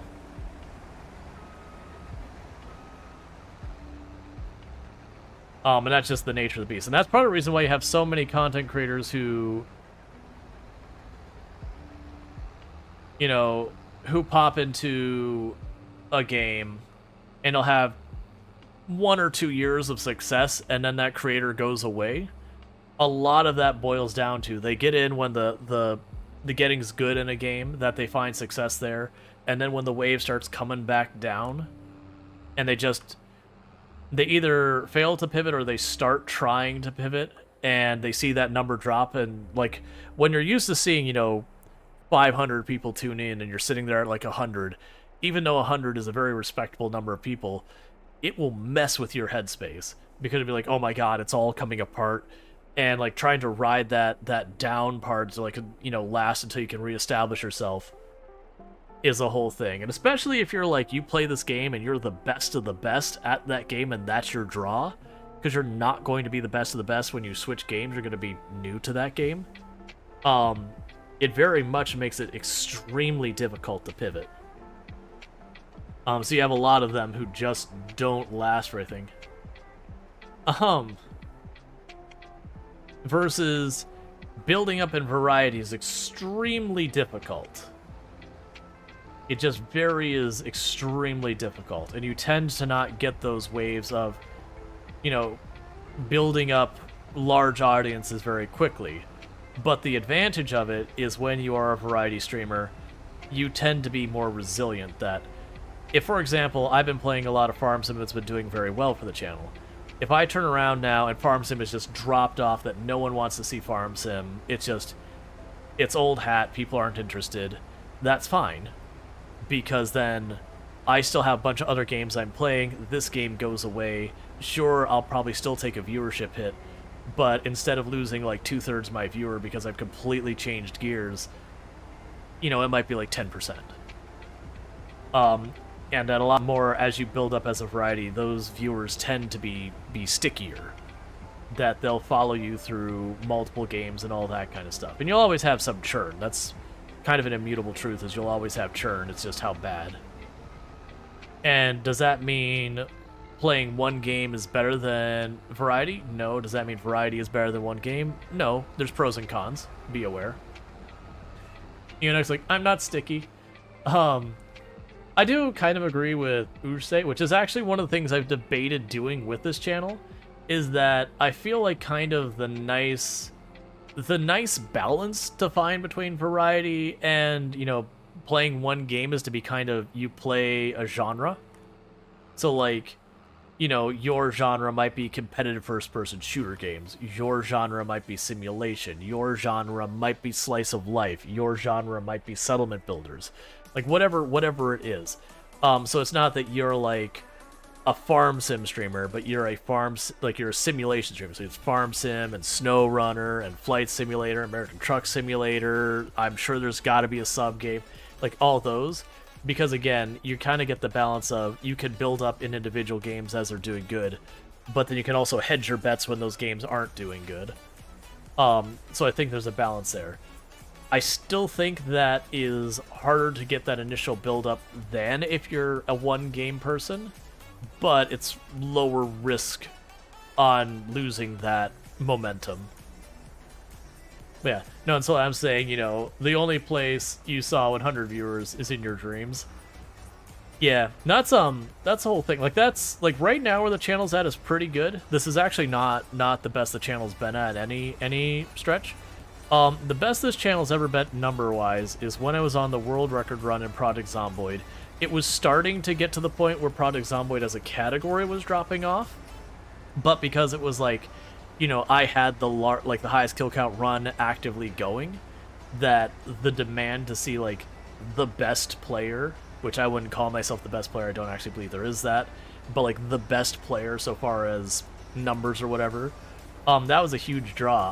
I've showed the graph like the day or two after that character died in that run, so I no longer had the record. My viewership dropped by 2/3, like overnight. And that would have been about January last year. Like, I think the character died like end of November or something like that, or like somewhere in that ballpark, and you just saw it drop down. It just kind of kept declining, you know, till then. Yeah, no, it's absolutely to be expected. If you're looking to be the best, you got to know your numbers are only up there when you're like on the top of that mountain. Not necessarily the peak, but when you're like pretty close to the top. So that is a place I would not want to actually compete as like my long term, is trying to be the best in any game. You'd have taken a month off if I was in that situation. It was rough, but like I said, it was kind of I think the character died like mid or late November. The character died. My viewership tanked. My variety stuff was doing okay, and the Project Zomboid stuff was doing whatever. But it was one of those things that each week the Project Zomboid was doing a little bit worse, and the variety was either like holding or ever so slightly up. It wasn't moving a whole lot, but Project Zomboid just kept declining, and when it dropped below the variety, I was like, all right, you know, put a bag on, you know, put a bow on it. That's going away for a while, because I was just watching it continue to decline. And I'd have like the bump up where you'd have another person who was frequently in the category a Project Zomboid would leave, and the remainder of us would see like a little uptick in our viewership because, you know, less people streaming it. The audience, you know, isn't as spread out. But it was still not keeping up. But I don't even remember what games I was playing at the time. I think maybe City Skylines 1. Maybe I might have been playing Stardew at the time with the expanded stuff. It was something like I think I was playing Stardew Valley at the time. I think I was playing RimWorld at the time, because I was trying to play like 3 or 4 games at any given time for the variety stuff. Kind of like I do now, is I try to have like 3 games going at the same time, where I'll play like SnowRunner and Farm Sim and something else. What's the worst that could happen? And then when, you know, like then when I'm like, okay, I'm happy where I've gotten with SnowRunner goes away and something else gets slotted in. And I do it that way, again, for like channel resiliency and all that. That the idea behind that would be, if the audience drops off and all that. Wait, you're a variety streamer? Yes. I know you're capping, but yes. I have played a lot of Farm Sim lately because it's been doing well on the channel, and I've been really enjoying. Like, it's funny. So the last couple times I played Farm Sim before this challenge, it did all right to good-ish. Like, it was never particularly good. It was just kind of all right. I started this challenge, and like we've certainly had off nights and all that, usually like a Friday night or whatever. But you know, we got like 85 people watching now. That's a good number. I'm not unhappy with that.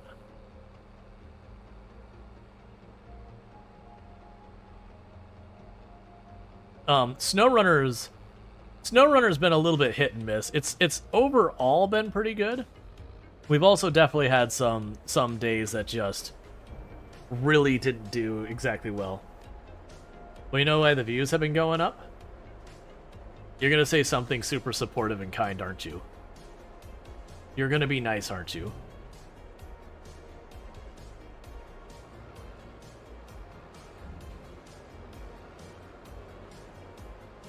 Tomb? That's fair enough. There is a whole thing where it goes back and forth that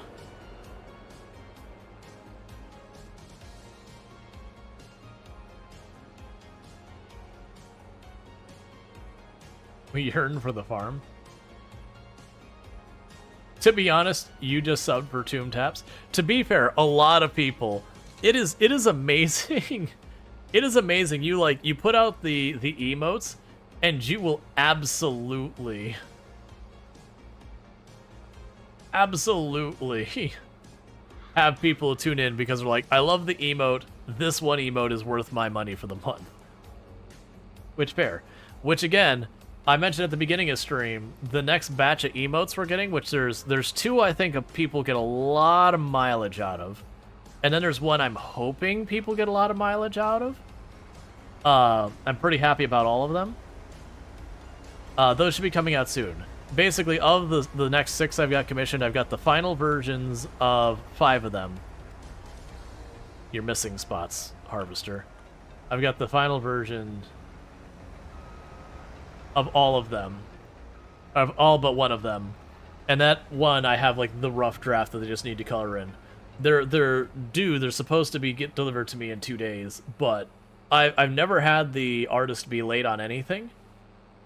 But, you know, it's also getting kind of wire, so it wouldn't surprise me. Let's see. Salam says, for me, the beginning of the stream is about 4 hours in. But yeah, no, everyone pops at different times. It's one of the things I need to be better about doing, like, the initial stream, like, here are all the things going on. And then kind of having, maybe not halfway, maybe like 2/3 the way. Not like the full recap of it, because I feel like that'd be a whole thing. But we could do that just as like a very vague thing, is that one is because Generosity of the Art Day, we are going to have a poll on the Discord for games to play together as a community. That the idea is I will take one of my days off, I will hop onto Discord onto voice, and we can play games together. That'll be off stream. The second one is we will be spinning up a community server of something, which I'll put up a poll of, you know, like 6 or 7 or 8 games. Like, I come up with a handful of games saying, what would you like to play as a community? And we'll have a vote on that, and whatever wins, I will spin up, you know, some type of server for that, and we will do that in this coming month. We are going to do a community server unrelated to the previous thing I mentioned. We are going to do a community server of Farm Sim at some point. I was looking into that. I think that'd be a fun thing to do. So I would expect that to be maybe in like a week-ish that I probably start setting that up, maybe. But I'll go on the Discord. I'll be like, here is the DLC you'll need. Here is the mod you'll need, and I'll just grab like the zips so you can just drop them in the folder and all that. Like I'll have the entire document on how to do it. And do all that kind of stuff. It'll be like, hey, here's the things if you want to join us. I think I am going to have it available for anyone following if we do end up running into having to deal with a lot of people causing trouble. You know, if people make it a problem and I have to switch it to sub only, I am willing to do that. if necessary. I don't want to. I want to try to make it anyone who follows can hop on the server. But we're gonna try it to start with, and as long as, like, by all means, I expect to deal with some trolls. So it's not like if anyone trolls will suddenly just be like, nope. But if it ends up being kind of a thing that it's too much effort from the admin side of dealing with people doing stuff, that. Let's see, largest server you saw was 16 player. Is the game even stable with more than that? I think you can go more than that, but at the same time, I actually don't expect us to be that high of people playing at any given moment. I would be genuinely impressed if we cross over like 12 for any length of time. I think realistically, whenever it first opens, maybe we break 10, and then probably I'd guess like 6 to 8 is what I'm kind of expecting it might end up being. Once things settle in, and then realistically over time that number will go down. It's pretty typical when you do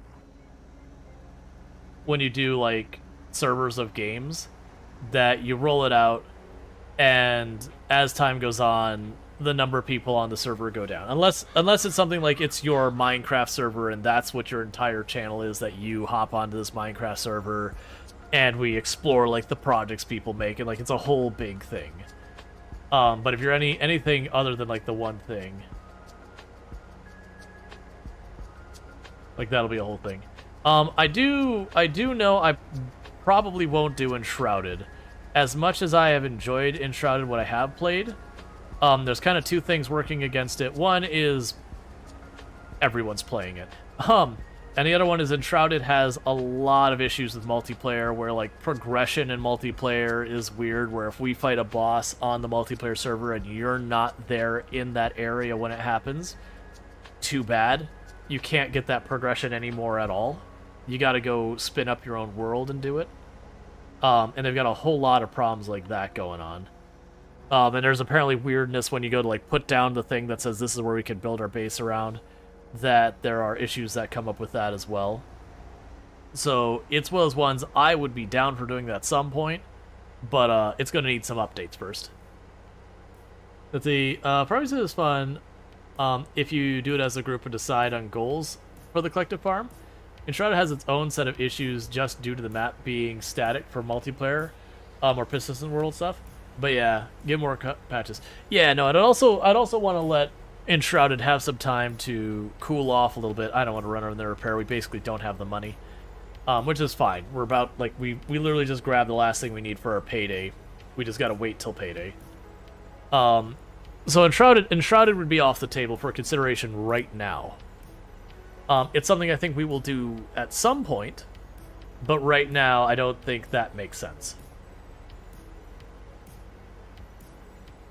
Whereas, I could see Farm Sim, I could see Valheim, I could see Minecraft, I could see Factorio. We wouldn't have a persistent server. That'd be while I'm on streaming, it would go up and down. Just because of the fact that if you do leave it a persistent server, you'll log off, and by the time you're on the next day, no one will have a clue what's going on because of how much stuff has changed. It's just, you'd be able to go just way too fast.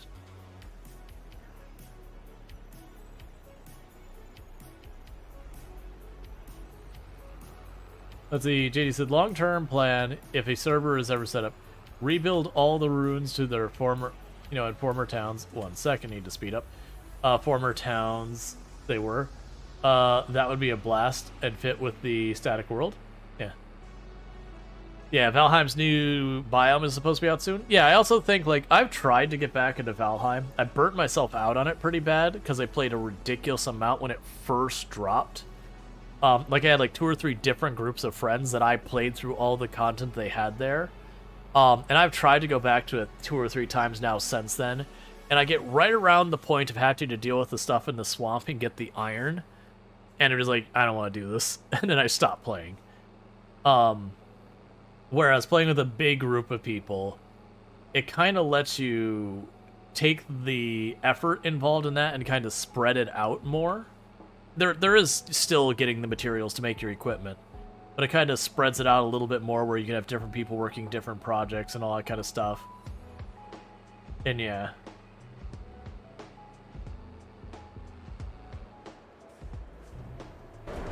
So how full are you on sorghum? Man, you must be pretty close to actually full on sorghum. Not even close. Not even at all close. We're 1/3 of the way to full. Okay. You can hold a lot of sorghum. Alright, Uche, you have a good one. Okay. So, with that, what time it is now is to go over here and fast forward time. Only this time, where we fast forward time the last time it was a mistake and we withered our crop, this time is not a mistake. This time, it's because we're waiting for heckin' payday. And set ourselves back up to 5 times speed. And we can just do a quick check. You have plenty of water. You're fine.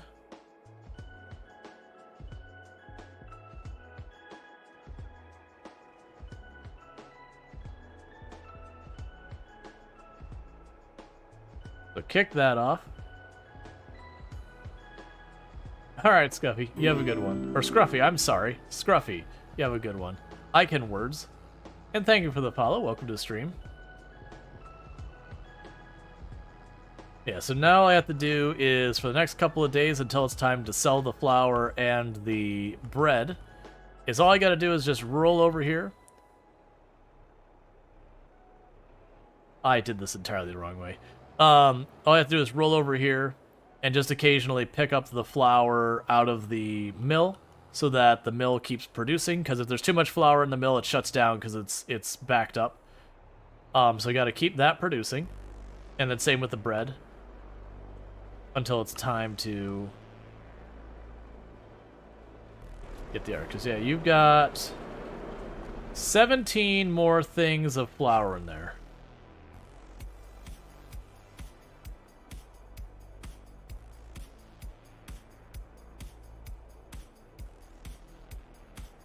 Alright. Come on, bring it up. There you go.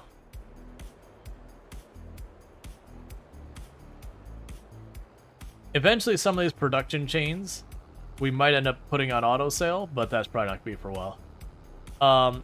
And we're still topping off the bakery. I think, honestly, for where we're at right now, I'm going to go ahead and where we have like a full set of flour like that. We just go ahead and leave it out here in the rain. Wasn't the warehouse 30,000 that I could just chuck pallets in? Like, they would just hold the pallets for me? Because that might be something, not right this second to invest in. I'm doing the exact same thing I did last time. That might be an investment that's worthwhile soon to get that, because I want to say it could hold like 200 and something pallets. It was some really big a number of pallets. I'm like, okay, yeah, that's like, you know, more pallets that can reasonably produce within a year. Alright, so you get 3 more pallets. 250? Yeah, it was a pretty ridiculous amount. I wanna say it was like $30,000 or something for it. And I'd have to carry them and put them in, but I believe the way it works is I take them to a certain spot in the front, I say drop it here, and it just kind of puts it in the building type deal. And then like later I could be like, I want this, you know, I want this now to go do whatever I need to do. And so it's not that I actually need the storage. It would mean I could sit there instead of like doing the weird juggling thing we've got going on right now. You just, okay, so the bakery is full. All future flour is profit.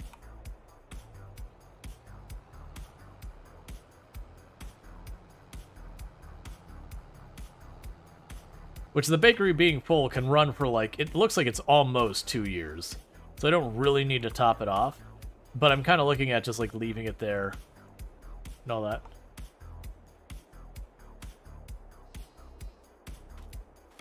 Yeah, so you're still working on getting those built up. The sheep are still fine for right now. Let's check our sales. I'm just waiting to like look at this like now and have it have, you know, like the really good harvester or, you know, the really good seeder or something, like, you know, before I could possibly have the money I need for it, and just, you know, have that momentary heartbreak of, ah, but it's right there.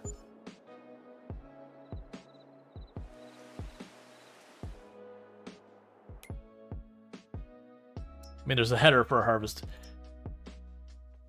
So, this one I'm not as worried about. So that's a Lexon 8900.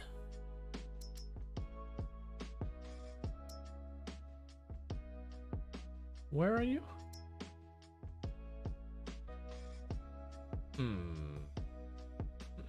That's not fair.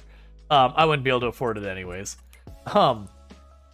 That is the biggest harvester. Well, actually, it's the second biggest harvester. And it's half off.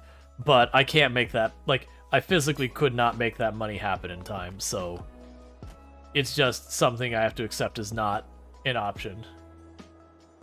Yeah, it's still one of those things that it's like, okay, that's a bummer, but it wouldn't matter. I would need like another year and all that. Who hit the bus with a nuclear bomb? It looks more like it got burned out, like someone started a fire, but you know, it's home. It's where we sleep every night, not on the mattress, because that mattress is not safe for human habitation. You look at that mattress and go, that is how you catch something. The kind of something that you're going to be spending a lot of money and a lot of time with a doctor to deal with. At a minimum, you're getting ticks or something. That mattress is straight up nasty.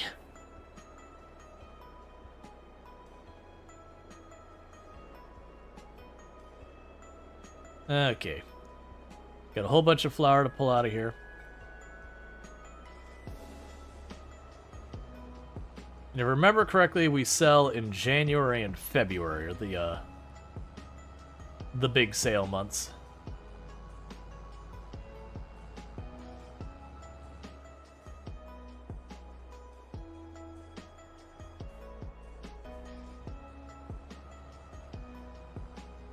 Yeah, so all we're doing right now is each day just gotta cycle that around.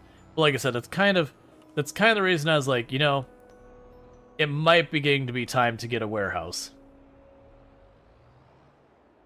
Because then I can just dump all this in the warehouse. I don't have to do the weird thing where like pick it back up and put it back down. Alright, so you're still doing okay on water for now. You're still doing fine on storage for now. Man, the speed that grain mill goes through everything is so fast. Let's check our prices just to double check. So we care about the bread. So we sell in January because end of December is here, end of January is down there. You get the idea. So January, that's sell month for that. And then it was February for the strawberries and that. Yep. Yep.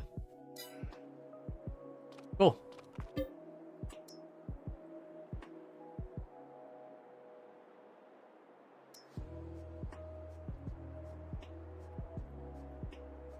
I'm just really hoping I won't have to dip into my funds again, or dip into my produce again before the sale time. I think we'll be okay. Yeah, so none of that we care about right now. Not that I'd be able to do anything. So we are at the point.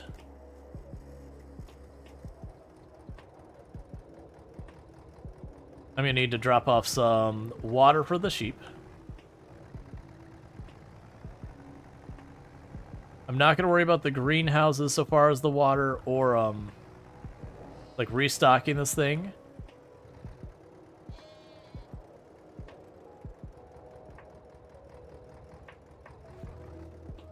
I need that spot to be, like, a little bigger. Okay.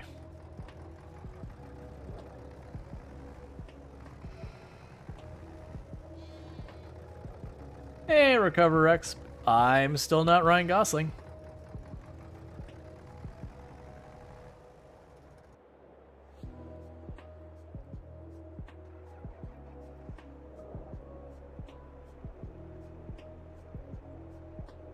there's definitely been times I've debated, you know, putting the Ryan Gosling thing as just like muted words. Did you retire from Path of Exile? I usually play the start of every league. It's just my channel is not really an action RPG channel, so it's kind of a guilty thing I do where it's just like, I want to play it, so I play just a little bit on stream because it's the only time I can find time. But it's kind of one of those things I can only dip my toe in for a little while before I have to put it aside again. Just not what I built my audience up on. It's also a category that's extremely difficult to compete in. Why under muted words, though? Because I've had people sit there and, like, I'm not one who likes being called other people's names. Like, you know, it's hi, name of someone else, and you're kind of like, that's not my name, please don't call me that. And I understand, it's like, but that's an attractive person. It's like, right, but that's also not me. Like, I have my own name.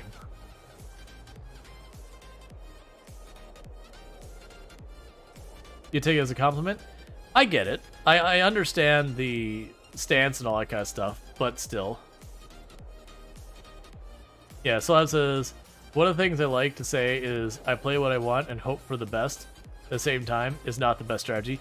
Yeah, no, it's, I've memed on it a couple times. It's like, people are like, you should play what you want. I'm like, I'm gonna level with you. What I want to play is not gonna do well. Like, and that's not me saying I want to be playing something else right now, just to be clear.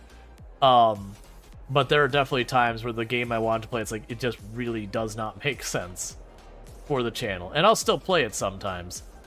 But, it's those things you kind of hop into briefly. I need to, like, I have the water bottle. It's good that I'm drinking more water at the moment. But also, the water bottle is tall enough it's blocking the screen.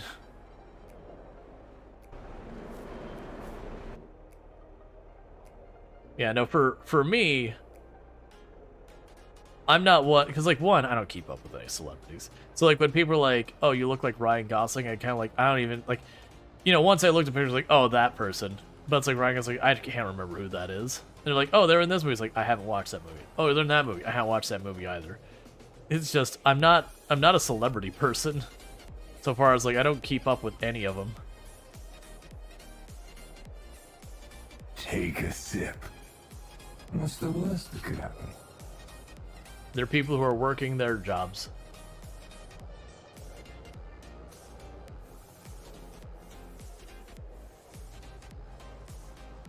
Okay. And that's true, like, even when I was, like, a teenager, you know, the big people that, like, all the guys were talking about at the time was Sarah Michelle Gellar. And there were some people who were into her.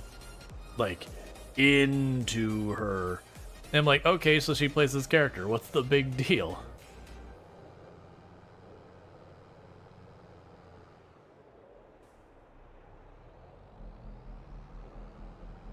But just, it's never been the kind of person I am.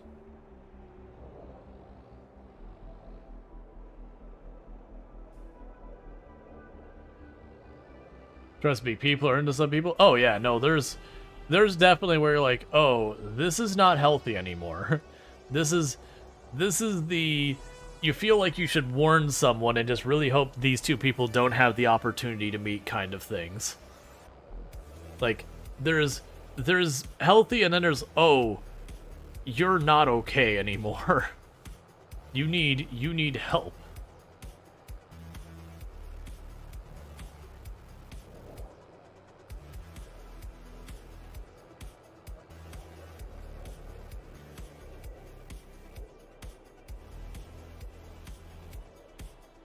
I have no idea who that is, Recoverix.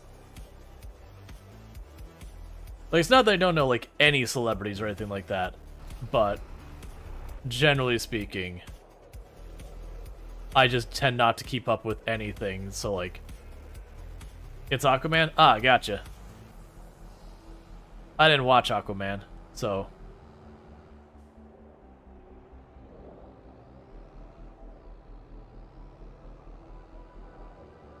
I'm not much of a moviegoer in general. He was also in Stargate Atlantis. Okay.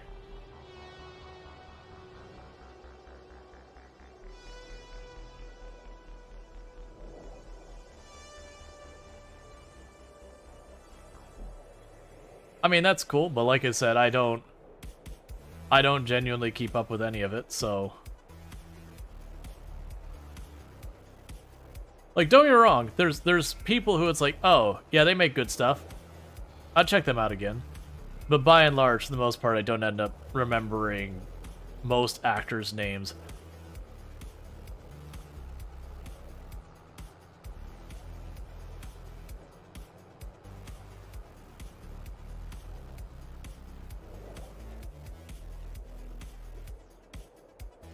Okay, just emptying this out so it doesn't get backed up. Does Tomb know? You're trying too hard. Oh, I left the lights on. Excuse me. Turn off your headlights. Luckily, the game doesn't have the idea about, like, you know, you running your battery out because you left the lights on or whatever. Your last hero movie was Shazam? I think literally my last hero movie was watching Avengers Endgame on a flight. Like, I had already kind of burnt out entirely on the Marvel Universe from just too many movies for me to keep up with. But you know, I was on a flight and I had nothing better to do, so I was like, alright, well, Endgame's here and I've heard it's good and I haven't seen it, so let's go watch it.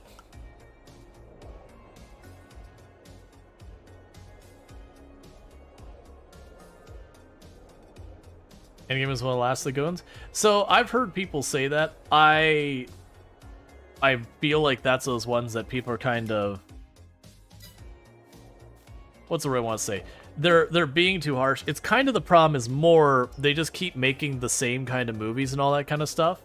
With a rare exception that they follow the same formula and people have gotten tired of the formula.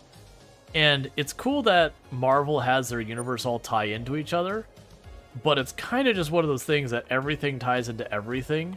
So if you miss any of their movies, you have no idea what's going on, that they're making all of these references to other things, that if you haven't watched, you know, the TV series and the other 18 movies and this thing, and you didn't catch that one comic book and all that, they're just making all these references and you're just like, I feel like I'm missing 2/3 of the movie.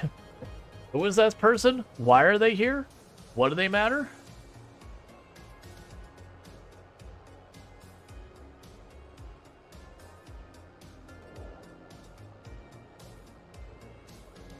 That's okay if you don't like them. That's totally valid. I enjoyed them.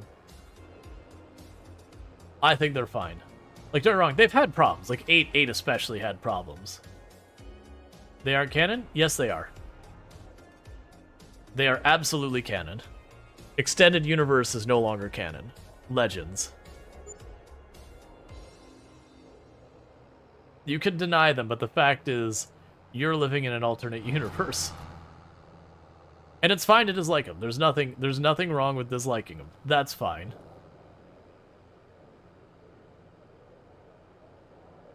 Let's see. Carrick says, in my opinion, people tend to go into a movie these days with an expectation rather than going to watch the story they want to tell. Makes massive difference if you go in without expectations. This is true. I get what you're saying, Recoverex, and it's totally fine to not like them. That's totally fine. You can not like them. I'm not saying there's anything wrong with not liking them. That's fine. That's valid. But that's a subjective opinion. That is your stance is you don't like them. That's cool. That's fine.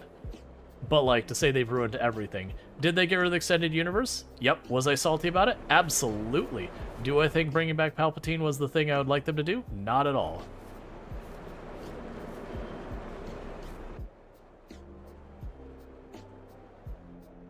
But, since we literally had to shut down this exact same conversation yesterday, because people just wanted to gripe on it, we're just not going to go into the fact of, like, people being salty about, you know, new Star Wars movies.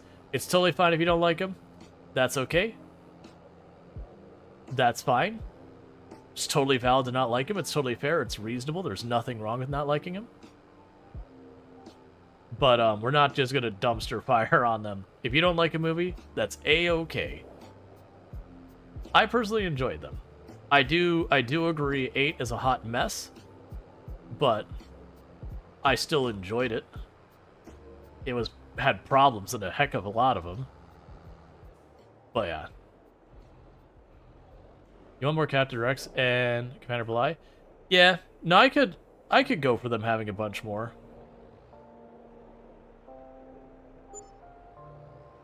Like, that's one of the things I've really appreciated about, like, and to be fair, the discussion was more about individuals who were responsible for decision-making of Star Wars.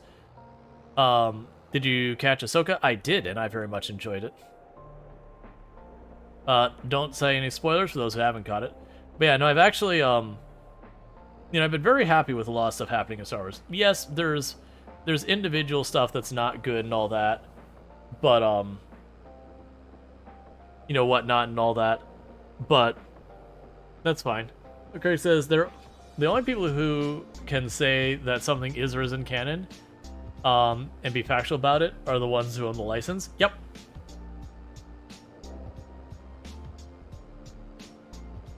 You want Darth Revan and KOTOR? I would actually like to see Revan. I have no strong opinions about Keanu Reeves being Revan. I think that'd be fine. No, I would definitely be down for Revan. That's one of the things I really appreciate that's happened is even though with Abrams and the canon reset, that it's been a whole thing that they've been going through a bunch of the movies and a bunch of the TV shows and a bunch of the cartoons and recanonizing stuff that was no longer canon. So like Revan is canon again, but only that he existed. Like there's very little that's been recanonized, just that he existed and that he was on like the bird's eye kind of what it was.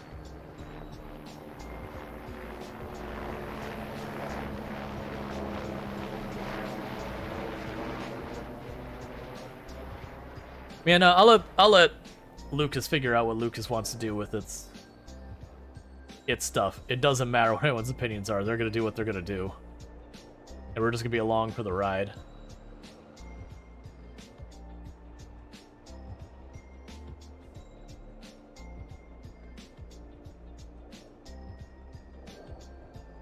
Okay. That's fine.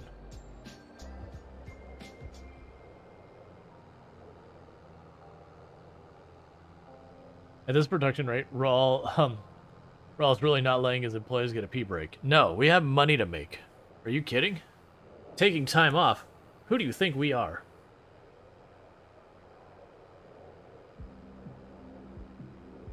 I don't think Nihilus is still canon. I don't actually know if they're like that is the one thing that upsets me about the canon split.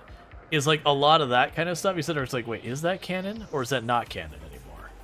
Especially like the extended universe. Not the before is a little bit still safer, but the after, canon kind of stuff, like pretty much almost all of it's gone. Like they bring stuff back, but it's just the vast majority of the time it's just gone.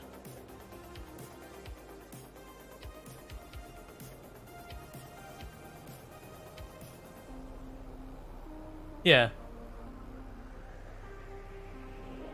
That's kind of where I'm at, Kravik. I do feel like there's things that bummed me out. Like, I personally feel that it was a real letdown that they kept hinting that Finn might be Force sensitive and then just doing nothing with it. To me was like a real bummer because, having in the movies a Stormtrooper turned Jedi would be very fun. But they just kind of left it there. Which is like really a big bummer. Did I catch the end of Clone Wars? Yeah, no, I've seen all of Clone Wars.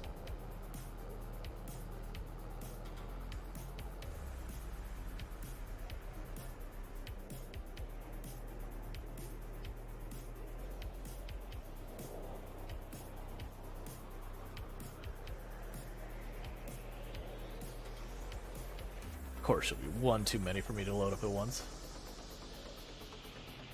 Are you up on the, me? Who's your favorite clone? I don't... I don't usually look at a lot of stuff with favorites and all that kind of stuff. Like, that's just not my approach to the world in general. I don't go like, this one I like more than that one very often. Which is a recurring thing, like, regardless of topic. And honestly, like, I wouldn't even approach Clone Wars like, who is my favorite clone? I'd be like, who are my favorite characters? That would be kind of the way I'd approach it more so. Because the clones are all fine. Like, they have definitely good characters among the clones and all that. But, I don't know. Outside, like, 2 or 3 of them, the vast majority of them are, you know, you could just say clone number 5. They're there for their episode and then they go away.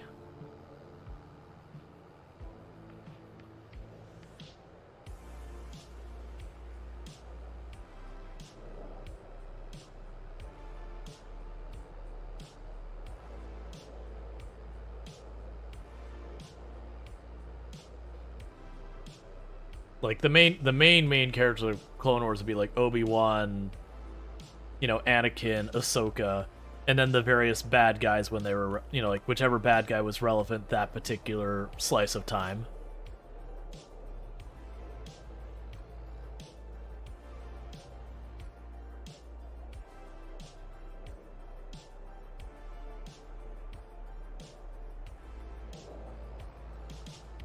Alright.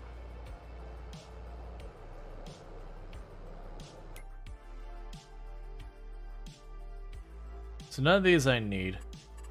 Is...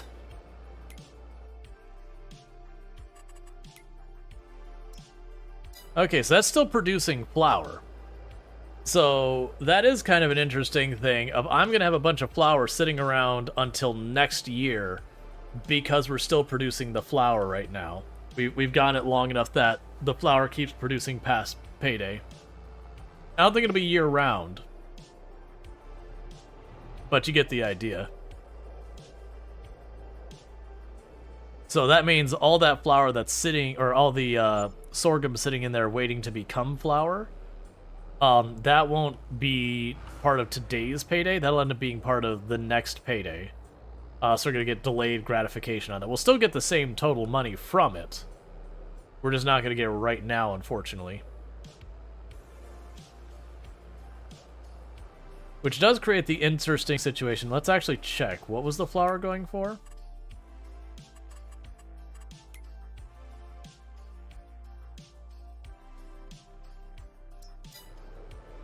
Gotta correct where I'm at.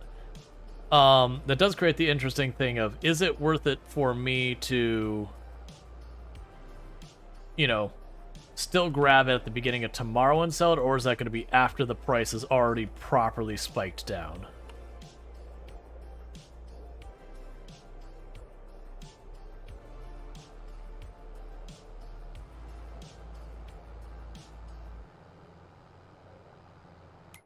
Let's see. Okay. So actually, we could still sell it tomorrow. Like, this is the end of day tomorrow that it crashes super hard. But near the beginning of the day, it should still be worth most of the amount it's worth today.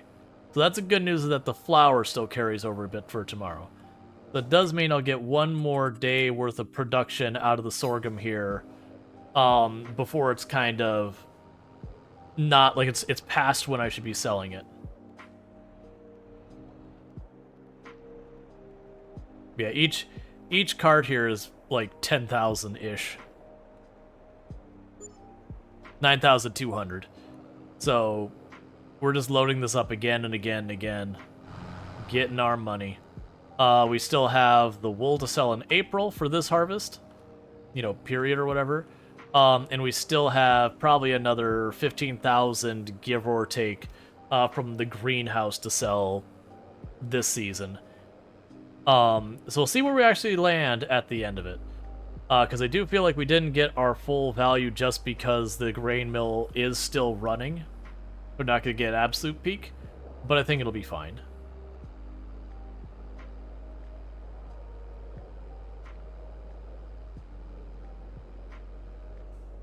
Yeah, Yes, isn't our pretty close to 20,000 here.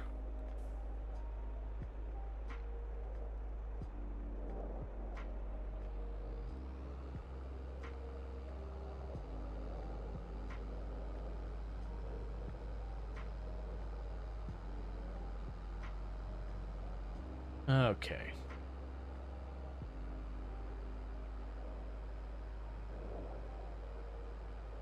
I'm trying to quantify in my head how much that 56,000 sorghum is going to give us in flour.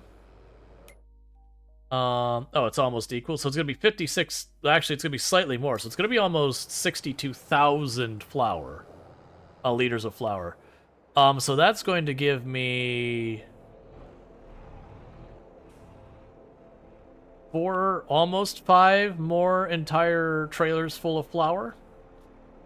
So another 45,000-ish dollars is still in the mill, not counting the stuff I've got laying outside still. That's not shabby. Because that means just the flour will take us up to like 145,000, plus the wool will be like 155,000, plus the remaining stuff from the greenhouse will probably be about 165,000, give or take. And we would have had another 10-ish thousand on top of that if we didn't have to sell the other stuff from the greenhouses early. Yeah, so about 175,000 when we drop everything. So yeah, where I was guessing 180,000, 175,000 being kind of the actual value is definitely pretty reasonably close.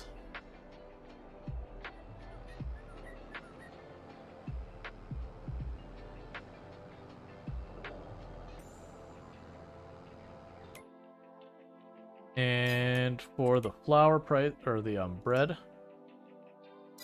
Okay, so we can also sell bread tomorrow as well. I probably actually should have sold it tomorrow, but it's fine. Today, like, it's probably either or. Yeah, so we can go ahead and sell all the stuff again tomorrow. And that'll also be the greenhouse stuff.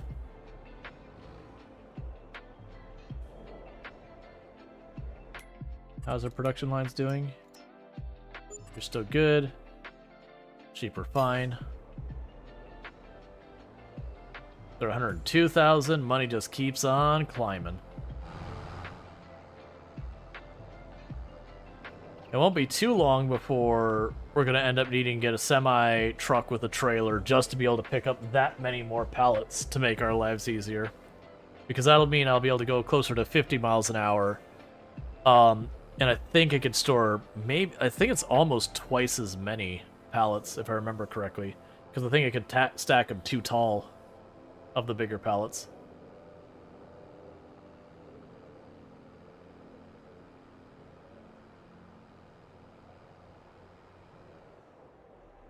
Okay. So we've got all that sorted. So we advance our day again. And then we grab the last of the bread and all that. We start selling all our strawberries and all that.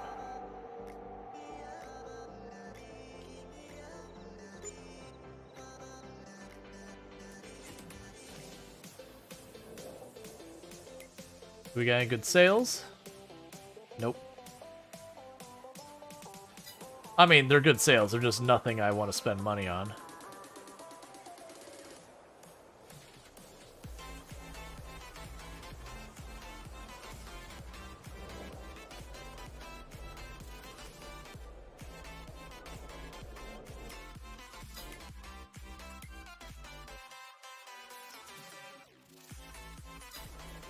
Yeah, we're definitely not going to get our full value out of the flour. Or, what's going to end up happening is I'm going to have flour that's just going to sit. We're not going to get the 45 now, it's later 45. We'll get some of it today, but I still have 39,000 sorghum in there. Which is going to make, you know, like 42, 43,000 flour. And by the time next month rolls around, it's going to be worth... You know, the amount of money it loses by the end of in-game today is going to be so significant it will not be worth selling at that point. Oh, I can apparently stack 1 stack of bread and 1 stack of flour together. That's interesting. It's too late to take advantage of that this season, but in the future, I know once I get a full bed of the bread, we can sit there and do that. All right.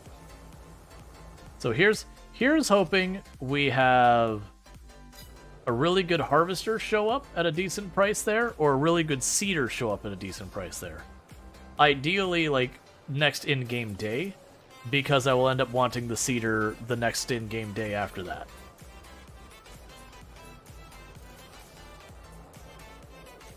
Because April is when I replant the sorghum.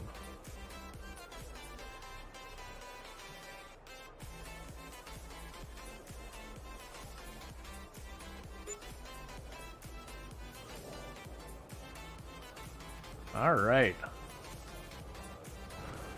113,000.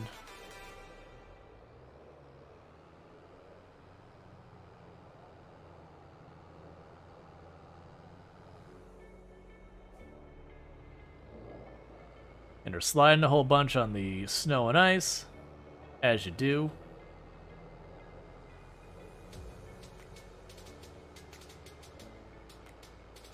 Bread has anti-gravity in it. Hey, man. Some bread just rises. It's just what happens.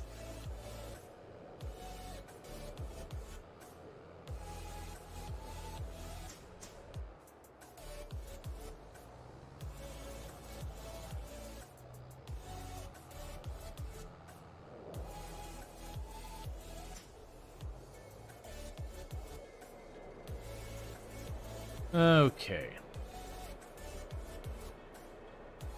And for those who didn't see the message earlier, I do have a YouTube series for Farm Sim Survivor Man Challenge going. It's a separate game from this one, where I'm doing the Calm Lands map. And I don't even have the universal autoloader or anything, but that's being updated. We're getting a new roughly half-hour episode every week.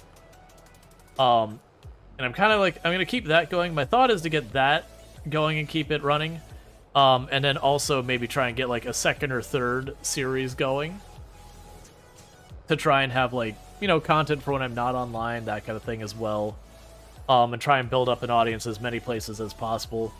Just that way, you know, if one day Twitch decides to come up with some like really awful policy that makes us no longer viable, maybe I'll still be able to keep doing content creation. Plus, all of these things cross-feed each other, where if I get more viewers on YouTube, a bunch of them will come over to Twitch, you know, vice versa. You know, you'll have people who are on here and I'm not online. They'll be like, well, I want to see more. Oh, let me go check out the YouTube video. Because with that one, we're like, you're watching me do this in real time. That was like, we're going to go plow the field. And then, you know, I'll do like a fast forward with music playing, or, you know, sometimes I'll do cuts if I need to do cut to like make it not too terrible. Ooh, drifting in the tractor. All over.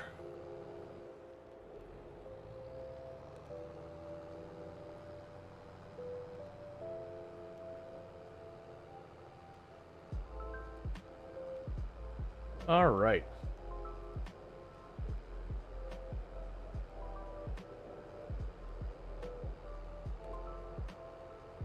So yeah, so we're gonna pick up the produce from the greenhouses. The next thing we're gonna work on after that is we're gonna advance to day 1, so I'm not driving around in the snow where I can't see what I'm working on. But we'll cultivate the 2 sorghum fields, and then we'll do the first round of fertilizer for both sorghum fields. Then come April, I will have to actually seed those fields, and then do the next round of fertilizer and herbicide. I'll probably have to restock the fertilizer this year and all that. So it's gonna be a bunch of stuff happening the next day. Shouldn't be too terrible. The seeder is the one of the slowest processes we have, but my hope is, as long as nothing goes wrong financially this in-game year, we should be able to get the new seeder with the next harvest. Like, we'll have way more than enough. Because by the time the income's done from this harvest, we're sitting at like 145 not. Well, do you still sell the wool? Yes. I sell the wool, but that's not till April that its price is where I want it.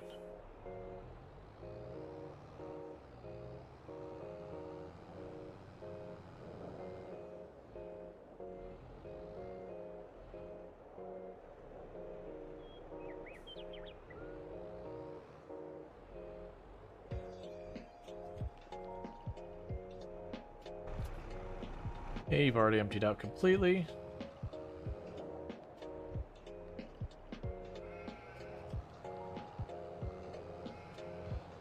Yeah, the wool ends up being like an extra 10,000.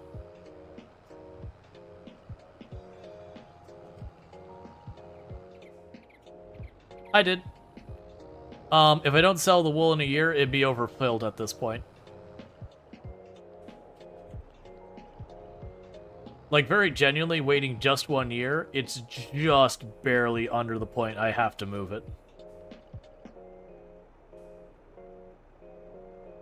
So it looks like it's almost full. That's normal for 1 year. If it was over 1 year, it'd be absolutely full. Or I would have had to have like a big pile of wool. By the time it gets to 1 year, it's gonna have the last pallet there, but it won't be quite full.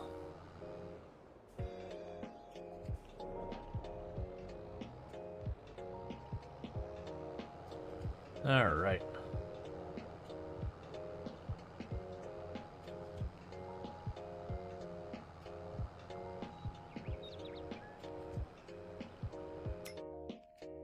That's not the one I'm looking for.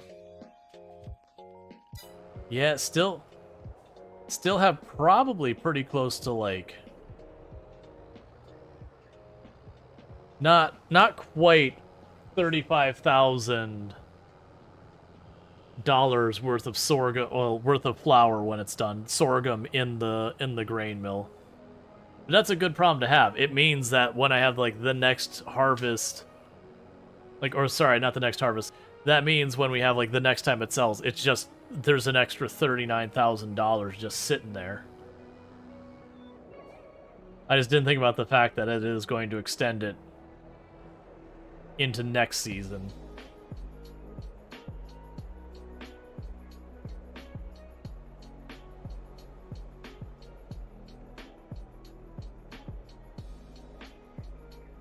All right.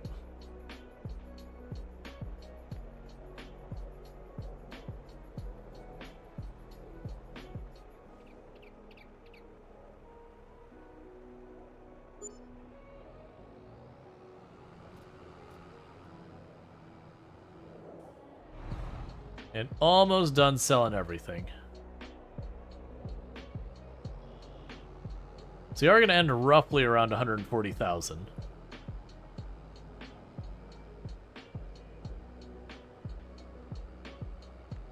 You know, and that's not counting the stuff. Like, we're going to sell and be at 140,000 when this in-game day is done-ish.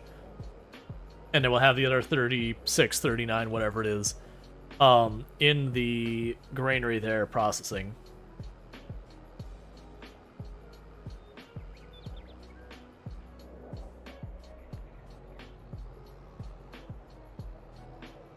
Okay. Now we're going to lose a bunch of money from repairs, but we should have more than enough that if the best seeder shows up on sale, that I'll be able to afford it. Like I said, if not, it means I've got one more round of harvesting to guarantee it. That snow doesn't look great.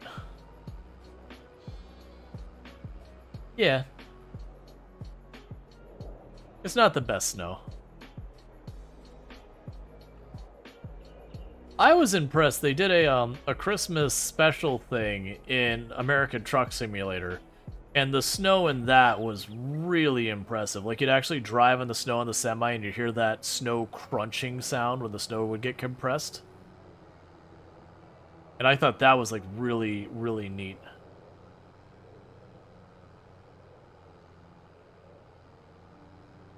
Oh, right, I'm gonna get another 9-ish thousand out of that, almost 10,000.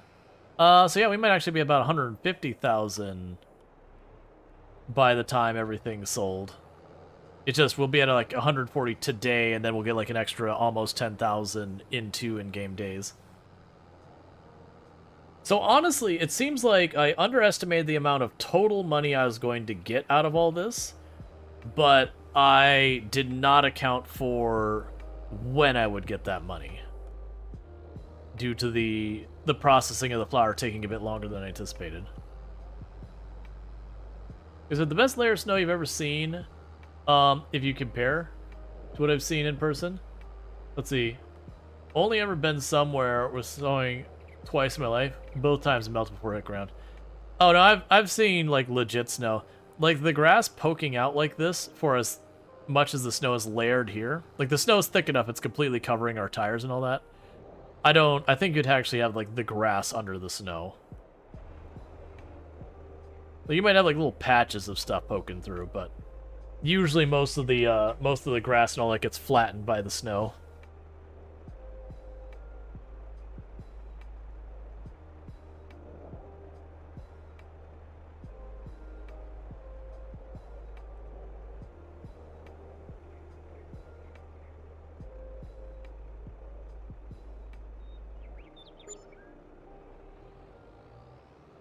Oh yeah, snow is a lot.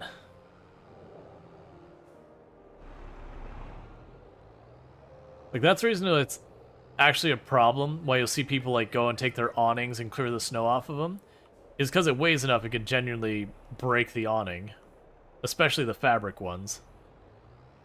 There's a reason why you'll have people like each morning they'll go out and they'll like poke the awning with a broom or whatever, flip all the snow off the other side so it doesn't warp it.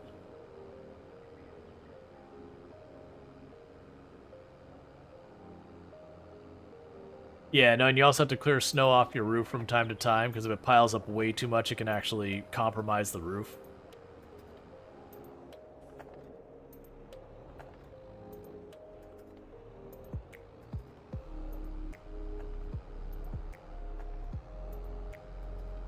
Alright. Let's grab the last of it.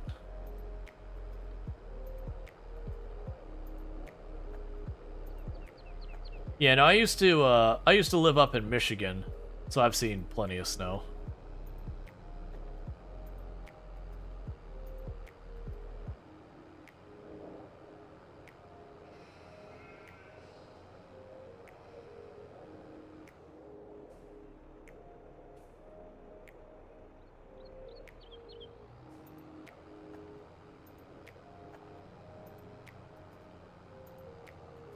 Okay. And we can grab the last unit of flour. And then that's it for sales today.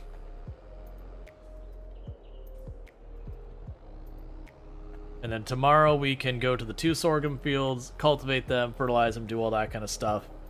Come April, we sell the wool and, you know, deal with seeding the sorghum fields.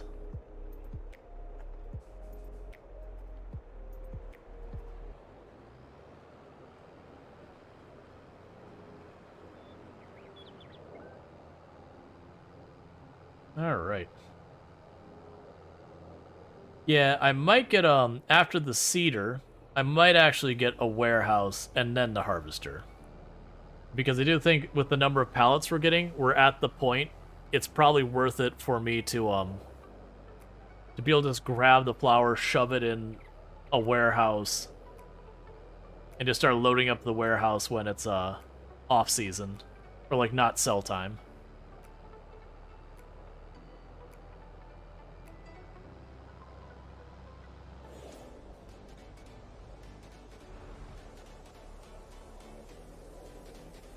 Okay, so it didn't quite hit the 134,000, but still.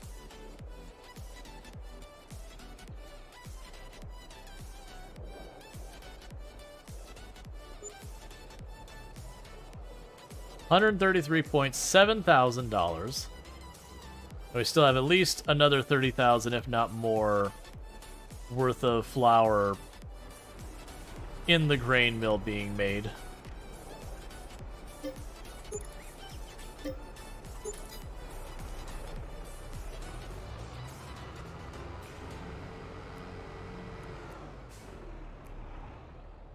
Alright. I'm topping this off because I've got fields to cultivate and fertilize and all that tomorrow.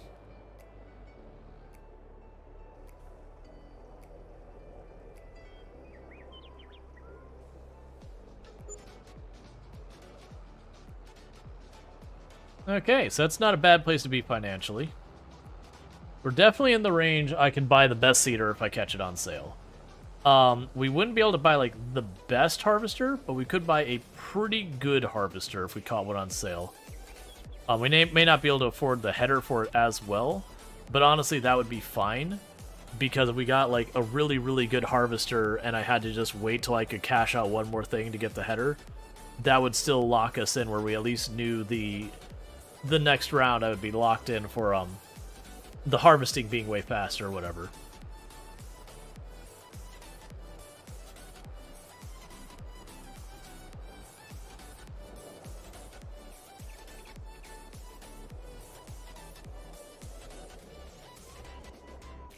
Okay.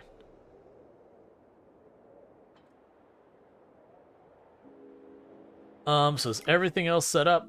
We've got all that sorted out. You still have almost 40,000 sorghum in there. You're processing all your stuff.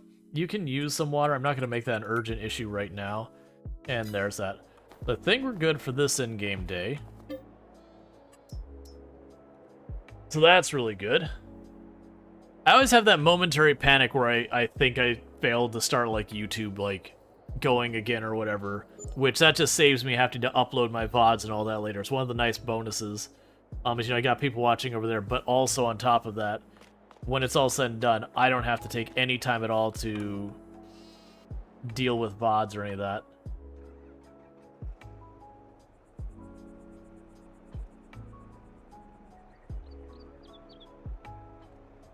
Okay, so got all that squared away.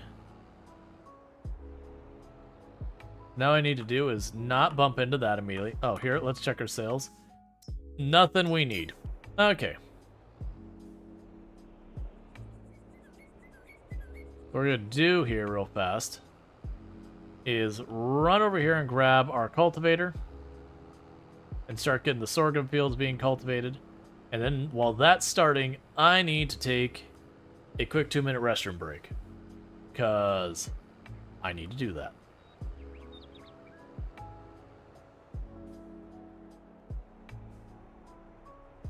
But this should be pretty quick stuff.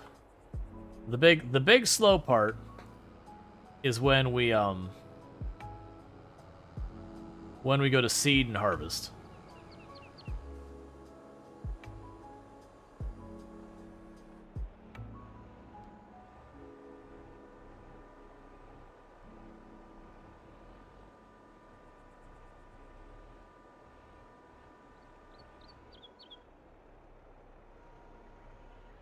Because this is the second biggest cultivator we're using now.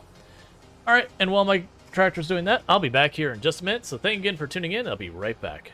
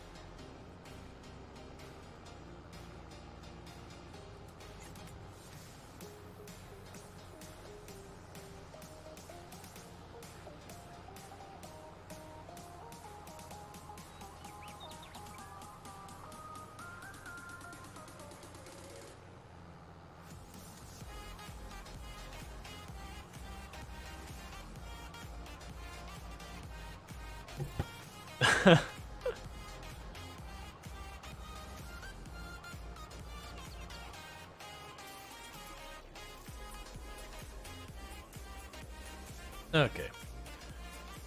That didn't get shaken up earlier. It's just water with the flavoring stuff in it. But all the flavoring just settled in the bottom. And that bottle's weird. It has like a straw that goes to the bottom. So I'm just drinking the flavoring. It's just like, it's too strong. Because I honestly didn't think I added enough flavoring, but I wasn't going to add more because I made that mistake. Alright, so I'm going to take a minute with the microphone muted. We're going to be hanging out here and all that. But I'm going to eat my dinner real fast. So I don't want to, crunch right into the mic and all that. So I'm going to mute the mic for a little bit while I eat. And we can watch the cultivator cultivate in the meantime. Alright, so I'll be back in a moment.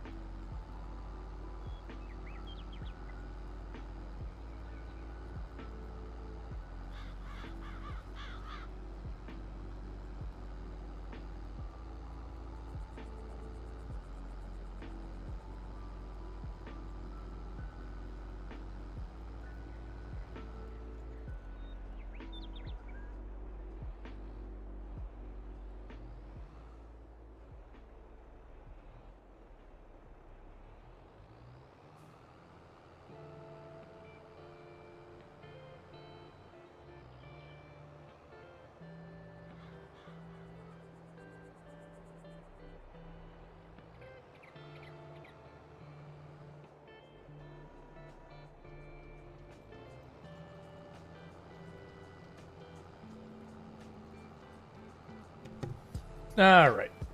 Thank you for that. I do apologize. No, I saw just like in the middle, just like the hair whipping around, just like. Oh, that was a fun time. I can't quite. Oh, it's a pie. Always fun times to have with the emotes. What I can do in the meantime while that's running is I need to repair these. I can start getting that set up for doing the sprayer.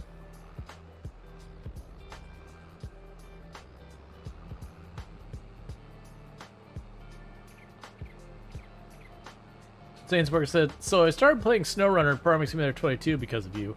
Thanks for getting hooked on them, and I'm mad at you for getting me hooked on them. The time just seems to fly by when I play them. I want more. Uh-huh. Yeah, no, it's you sit there and you go like, man, like, I got so much done today. It's like, what time is it? Oh, God. There's been a lot of nights where I'm sitting here doing this that's just like, oh, wow, it's time to wrap. We're not there yet. We still have an hour and a half-ish.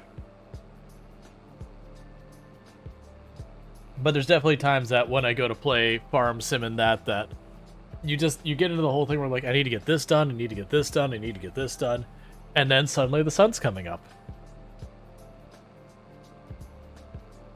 Then there's also Farm Sim, where you make the decision of growing carrots with the smallest harvester, and then you go, oh, I have to pick up all of these? Oh no, what have I done?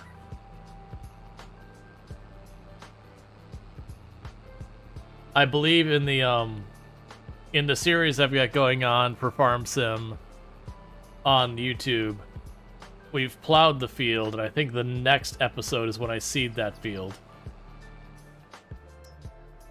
It is a whole thing. This is your life now? It happens.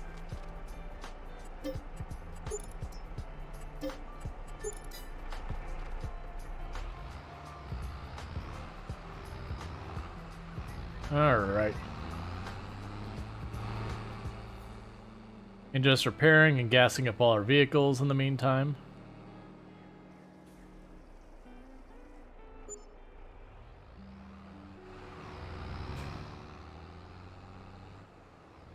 We're not going to need the trailer for a while, but just want to go ahead and get everything gassed up and patched up while the other vehicle's doing the cultivating. Then I'll go ahead and get this all set up with the sprayer, get the sprayer going. And Sainsbury says, yeah, I started SnowRunner and had a doctor visit the next morning. Just a few hours, and then I will go to bed. 8 hours later, my alarm to get up and get ready for the doctor visit goes off. Oh, man. That's not fun. Like, you probably had fun playing the game, but that's not fun when you're like, well, rip my sleep schedule. It was nice while it lasted. Let's be fair. Sleep schedule never had a chance. It was doomed from the start.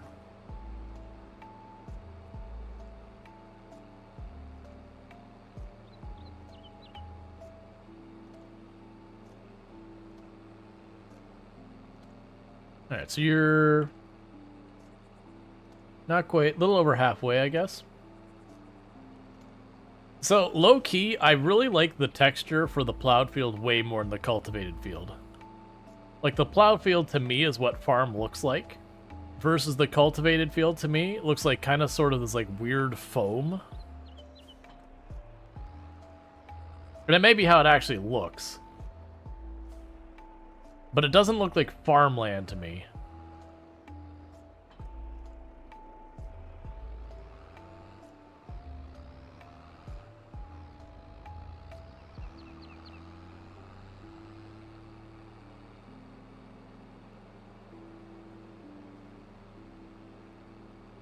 Had a blast, yeah, no sleep. Then you came home with the plan to sleep and went right back to the game. That checks out. You're like, I'm gonna sleep, and the brain is like, that's what you think. That is not in the cards.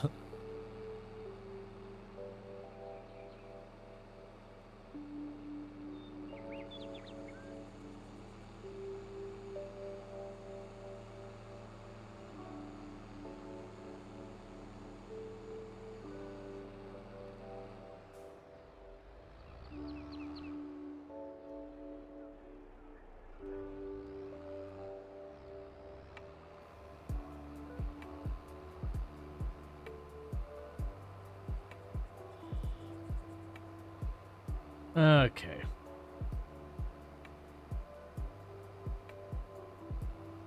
Sure, we'll sleep. Just one more turn. Uh-huh. Like, I'm trying to think of, like, what was the first game that kind of saying was actually true? Like, you know, there's the civilizations where the meme comes from, just one more turn. Wait, where'd the sun come from? There's definitely a whole bunch of things. So there's a new season? Yeah, so I still have, like, because I'm new to the game, like, I still have to worry about the earlier stuff, like, just playing for the first time. So I don't really even need to... Dwarf Fortress? Oh, no. It would be way before Dwarf Fortress. Like, don't get me wrong. Dwarf Fortress is, like, 10 years old. But even Civilization's older than that.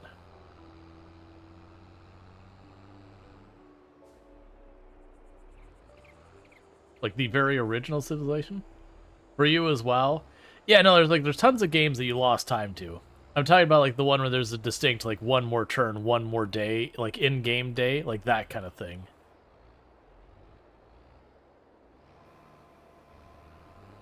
You thought it was around 15, 16 years?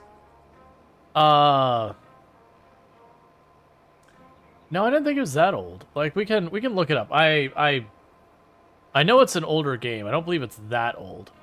Because I remember, like, people were sitting there excusing the graphics and all that, and it's like, available as freeware and in development, says 2002. Okay, yeah, gotcha, 2002.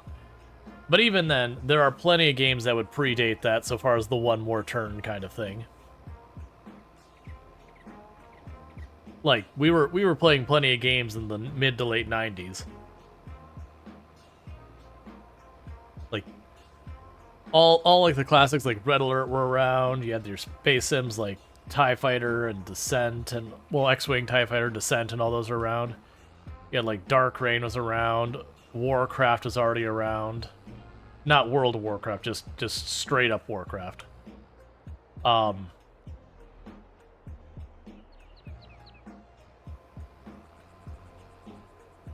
Sims 1, I think, wouldn't have been too far after that. I think it was after that. I think it was like two... No, it was The Sims. Did I play The Sims in high school? Man, I'm trying to remember. I feel like it's around that time frame. Either late high school, early college for me. Was The Sims 1.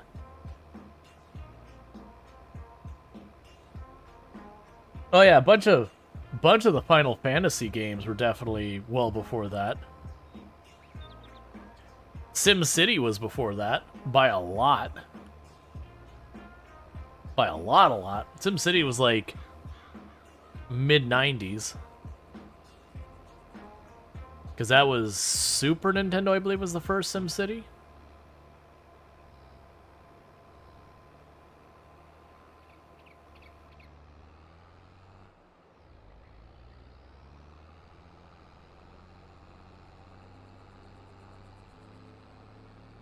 Well, SimCity 2000 came out later. There was SimCity, I believe, for the Super Nintendo. 89? Gotcha. Does that probably predates Super Nintendo? That would have been like regular Nintendo, I think. I can't remember when Super Nintendo dropped. It would have been far after that. But yeah, so there's definitely Dwarf Fortress was not the first just one more turn game. But that's just because there was a lot of games before that. The entire 90s happened before that. And that's kind of when gaming, so far as like computers and all that, really started to appear. Like, we had games before that too. It's just, you know, when we started getting like more involved games, so far as like your first city builders, your first tycoon games, all that would have been, you know, very late 80s, 90s, that kind of thing.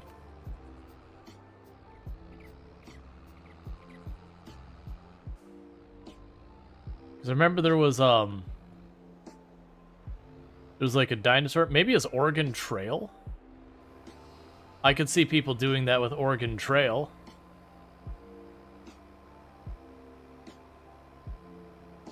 Not like the all-night Oregon. Well, So if you absolutely blast through Oregon Trail, like the fastest grueling speed and everything, you can knock that out in like half hour, 45 minutes, hour, something like that.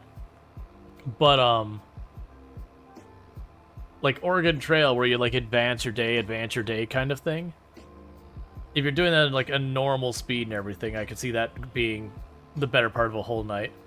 Oh, Masters of Magic. That would be one from back then. That would have been the 90s.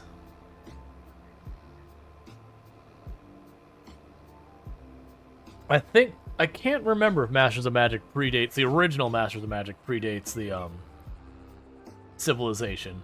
It would have been similar time frame. Later on in the 90s, you had Deadlock, was another one that was a one more turn nightmare. Like, good game, but it's definitely one of those games that you'd get into it and just one more turn yourself into a bad time.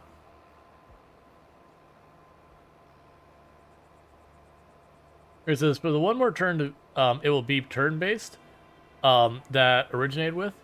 Total War could be, pretty sure, Shogun, and Medieval were in the 90s. Civ 1 would have been the 90s, I think. Final Fantasy games were turn-based. And highly likely one more turn worthy.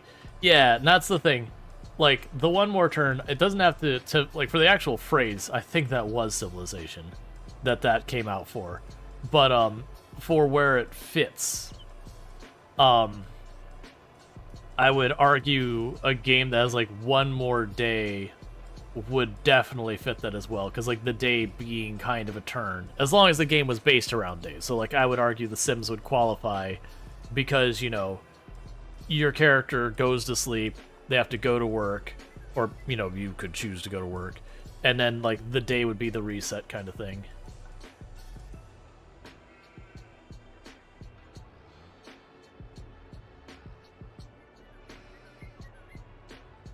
That's what you appreciate about Hell Let Loose.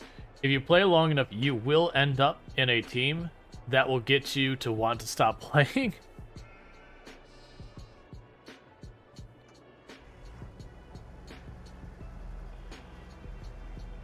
As a kid, you like Advance Wars on Game Boy Advance? Yeah, no, Advance Wars, I could see that being a one more turn. Any of the tactical... Oh, here's another one from way back then. Fallout. Fallout the original. Fallout 1. That's a one more turn. Like, it's turn-based combat. So the Fallout 1, 2, and Tactics would definitely be one more turn worthy.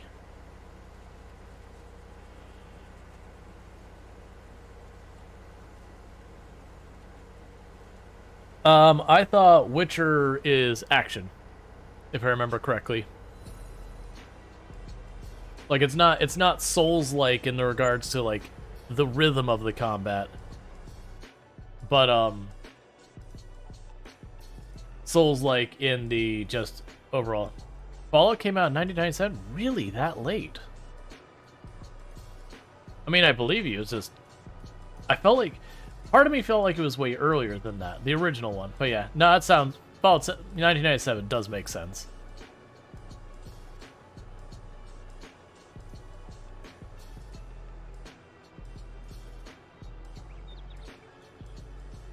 Masters of Magic was 1994. That also checks out. That sounds about right on the money. Civ 1 is the one I have no idea when that one dropped. Like, I know it was, I'm pretty sure it was 90s. I just don't remember when. When you were young, you played a lot of Star Fox 64 and Teenage Mutant Turtles in time. 1991? Gotcha. So Civ was definitely the first. I felt Masters of Magic, the original one, and Civ did a very good job of being very different games in the same genre. Because, like, for those who haven't played the old Masters of Magic, I have no idea about, like, the remake or whatever. It had this whole thing where there's kind of the two worlds you dealt with.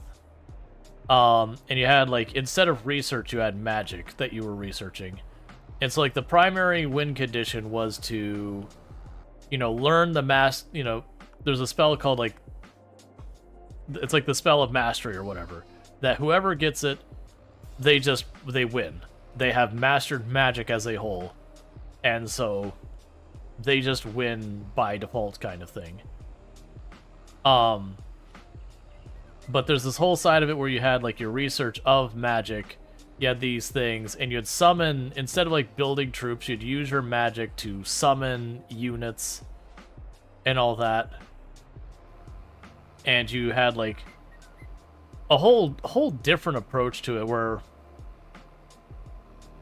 there was a lot more nuance with the different individuals. Yeah, and you had hero units, you would sacrifice, you know, units for other purposes. You wonder why the series died? Probably financial things.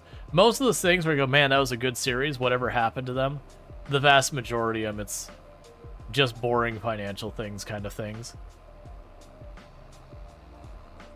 Like, they over-invested in their next game and, you know, weren't able to get across the finish line, or they had some, like, game they had an idea for, but then as they started working out more and more, it was, like, just not really good. And so then, like, they were already in too deep to circle back. Yeah, no, Masters of Magic is its own thing. It's in the same realm as, like, Civilization.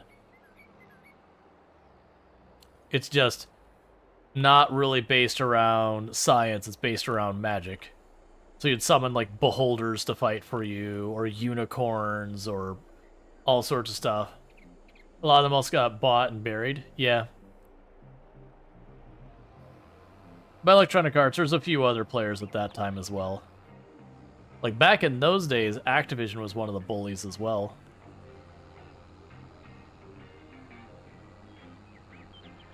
EA was the one who stood out. They were like the big fish.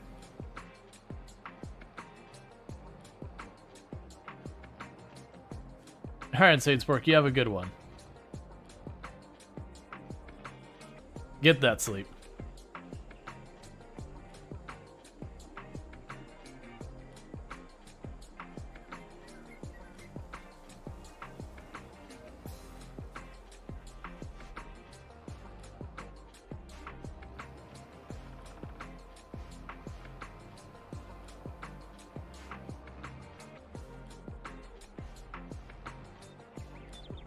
And I'm doing it this way because those trees are too close. EA stands out as the most evil corpse. I've heard that, like, stated. My biggest counter argument I'd have to that is while EA definitely does a lot of pretty awful things, when it comes down to it, they're not buying up water and then charging a whole bunch of it. They're not evicting people from homes and all that kind of stuff. So sure, they're a terrible company in a lot of ways in some of the things they do. But if we're gonna go for most evil, it's like, yeah, I mean, at least they're not dealing in human necessities. They're terrible. Like, I'm not defending them. But let's give the appropriate title where the appropriate title goes.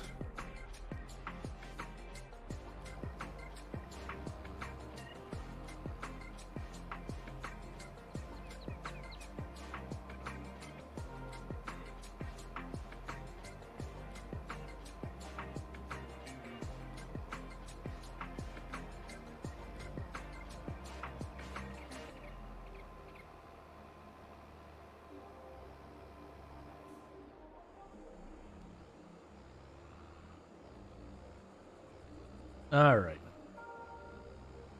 Take this over to the other field. That field's done for right now.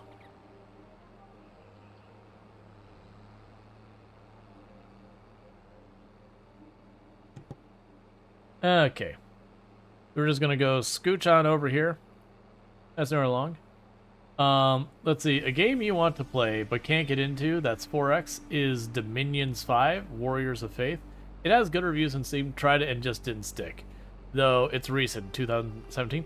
Well, I mean, that happens a lot. You'll have games that on paper, you look at, oh, that is everything I've ever wanted.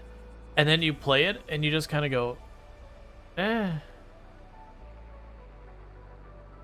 Let's see, at the end of the day, most companies that EA bought were struggling for one reason or another, which is why they're able to be bought in the first place. You can't really blame EA for buying them when others would have done the same, Activision, Microsoft, in today's environment. I mean, this is true. The thing that upsets people is you have beloved companies get bought up and then buried.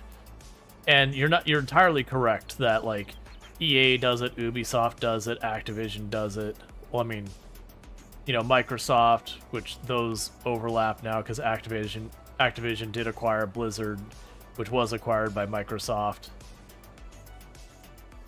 Like, that is unfortunately something that goes on nowadays. Is like all the companies consume each other.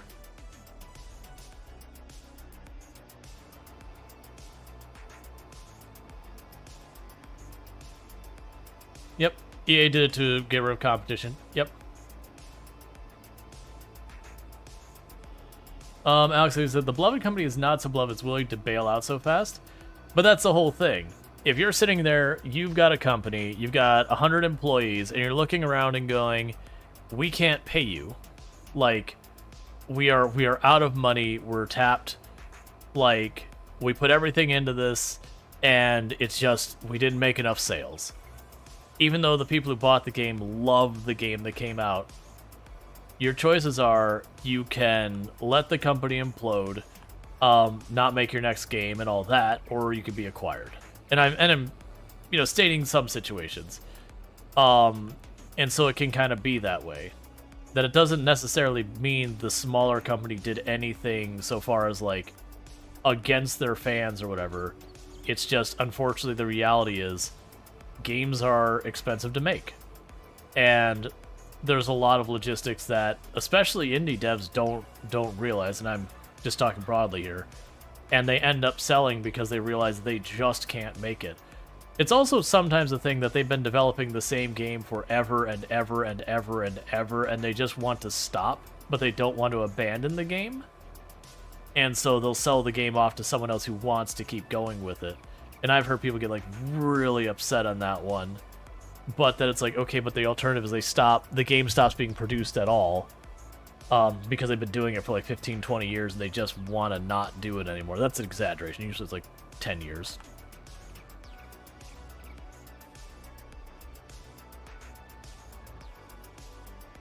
You don't see the point saying, oh, Jaywalker, we're talking Electronic Arts. We're not talking early access. Electronic Arts, the company. Which I generally avoid Electronic Art game. Not I will never play them, but generally you will find I probably go 5-6 years between considering any titles that have that label on. The Star Wars ones have recently come out. Not the last one I didn't get, but the one before it I did get, and I liked that.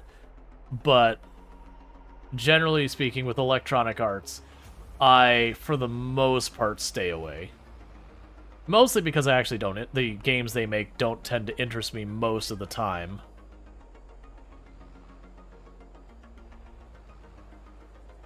Which is true of most AAAs. It's not that it's like, oh, AAA bad, I'll never play a AAA. Most of the time, with the AAA games, what they're producing is not necessarily what I want to play.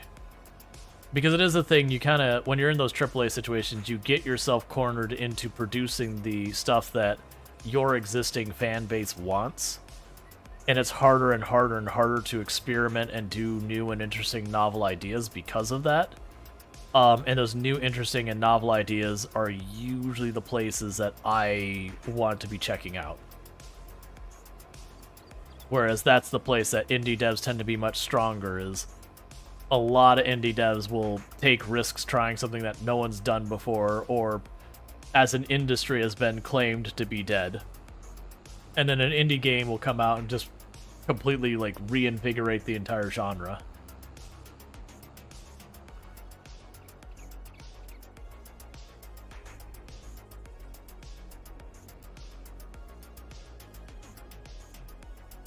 Have I seen Star Sector? Yep, I played Star Sector. I played it on the channel a couple of times. It's fun. I still feel like it needs a bit more time. Like, I've played it on the channel, but let's usually get to the point where, like, you know, you start to get the rough edges and all that. Let's see, you're just dirtier on EA given Westwood being bought out and buried. The same with Mythic and BioWare. Killing Westwood really hurt the RTS genre. Killing BioWare did the same for RPGs. Set those genres back a full generation of gamers. Yep. Yeah, and there's been plenty of that where, well, to a certain extent, the city builder genre died under EA for a long time. That EA was the one producing the city builder games, and they just, you know, their first-person shooters and other stuff were just doing better. Their sports games were doing better. And so they just stopped producing SimCity and a lot of the sim games. I mean, almost all the sim games back in the day were them. SimAnt, like, you know, you had like the SimAnt, SimTown, SimCity, you know, SimCopter. Like they were just that was an entire genre that they did. It was them, and that was Maxis who also did it. And they acquired Maxis. But they found their cash cow in like other places. And it was just kind of a thing that they found like SimCity to not be as profitable as they wanted after like 2000, you know, SimCity 2000. And so they're just like, all right, well, you just won't make this. And they just stopped making city builders entirely for a long while. And honestly, had EA kept making SimCity 2000, even if it was only tiny little steps forward, I don't think we'd have City Skylines. The reason City Skylines was so incredibly successful is they produced a really good city builder at a time where there was a vacuum in that genre of like having proper, like, well done titles. It's the same thing that I feel happened with Elite Dangerous.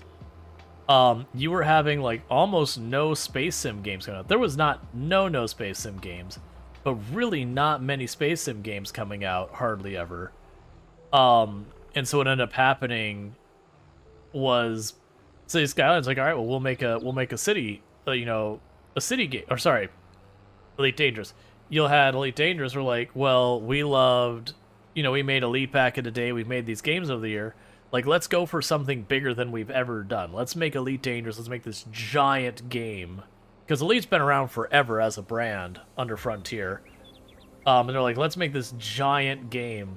And they just gobbled up that entire genre because you'd have the occasional game come out from the X series, but X never did much to market their games. They would produce decent games. They like...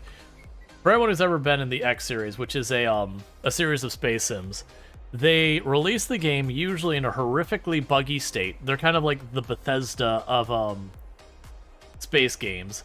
And then they just keep updating it till it's better and better and better. And then eventually they go to the next one. But they do a lot of maintenance. So it's kind of one of those things that when a new X game drops, you tend to be like, all right, let me wait a little while till it gets its polish. Yeah, Freelancer. But yeah, so it was just one of those things. There just wasn't many space sims coming out for a while. Like there's a bunch. Like back in the day, space sims were a real big genre.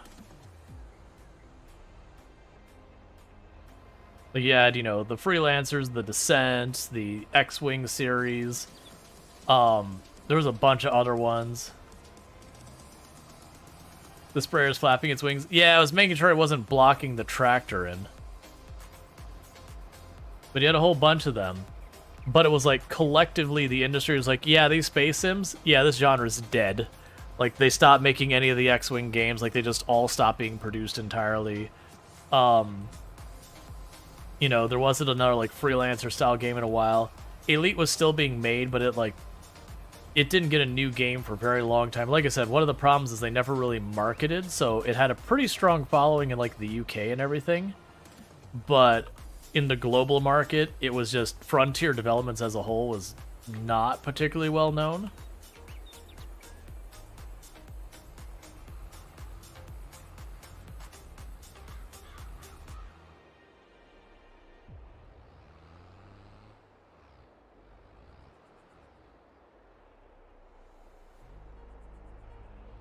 But yeah, no, that is a thing that happens. Like there's trends in games, but sometimes that trend is to declare a genre dead and just stop making it entirely. Which, to be fair, that actually does happen sometimes. There are genres that, due to the nature of the advancement in technology, that particular style of game kind of only worked when it was kind of tied to a specific technology. And that now we have better technologies, the style of game doesn't really work in the same way. That's not very often, though. That's usually when it comes to hardware kind of things. After World in Conflict, was there any more real-time tactics games? Real-time... Oh, RTS? RTS are still made today. I've played some RTS on the channel.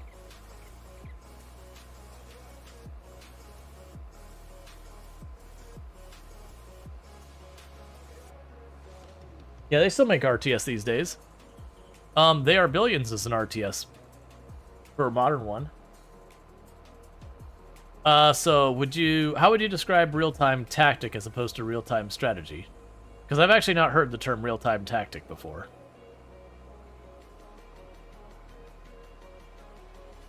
Like, I'm guessing from context, maybe real-time tactic. Strategy contains base building, tactics does not. Yeah, real-time tactics still exists then. You can look at the Dawn of War series. Or not, yeah, was it Dawn of War? What's the Warhammer 40k one? Yeah, I think it's Dawn of War, right? That the campaigns in that usually get a handful of units, and you have to, defeat the enemy, achieve your objectives, whatever. You run around your map. You have RPG aspects where, like, between maps you do get more stuff. I wonder if this will reset the fertilizer if I recultivate this thing. It does. I probably shouldn't have bothered then, but it's fine.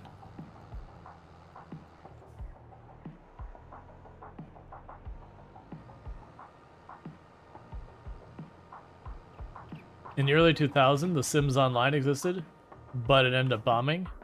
Yeah.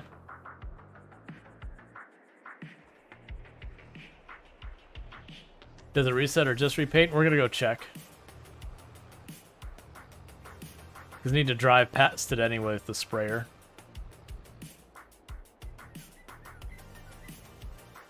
But yeah, no, there's still lots of those. Actually, what was the name of that one we were playing? There was one a couple months back that I think it was based around Vikings, if I remember correctly. That would probably qualify as your real-time tactics. We also played another one, or almost the same time, that was based around Vikings or just like Norse or whatever. And one of them would be where you just got your handful of units or whatever, and you did your thing. Okay, so it stayed fertilized. We're good. It repainted it. That's fine.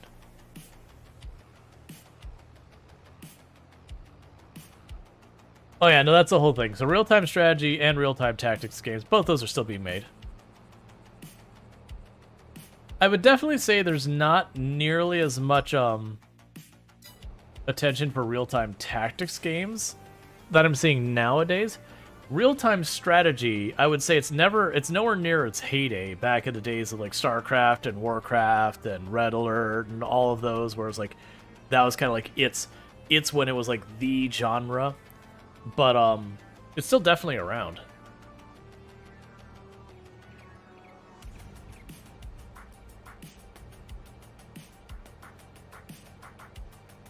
Alright, so what we're going to do is we're going to gas up, patch up everything. Next in-game month, they need to do the cedar to get our sorghum planted. Then this will do a round of fertilizer and a round of herbicide.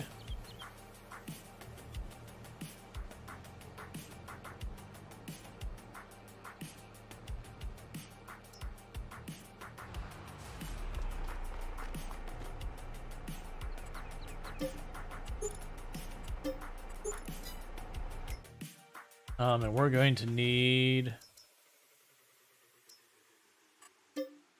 1, 2, 3, 4. We got plenty of herbicide, but the fertilizer we're down to 7%, which isn't enough. Did you check the sales in Cedar just in case? I did. That's actually the tab it was on when I opened that up. Was we were on the sales page.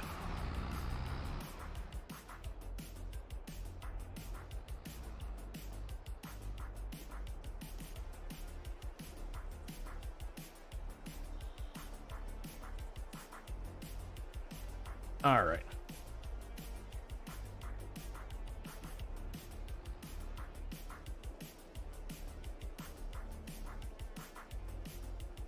But yeah.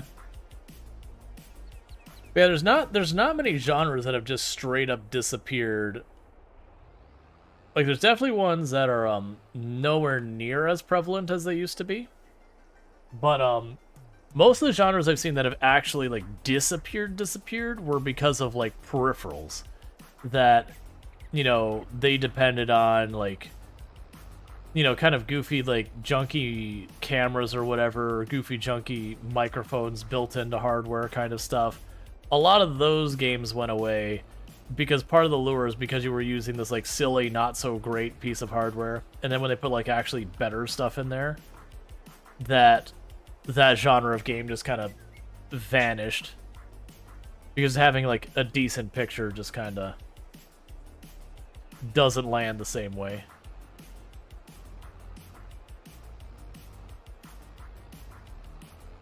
Alright, this thing's getting heavy enough that I really should have the other tractor pulling it, as you can tell by how long it takes to get up to speed.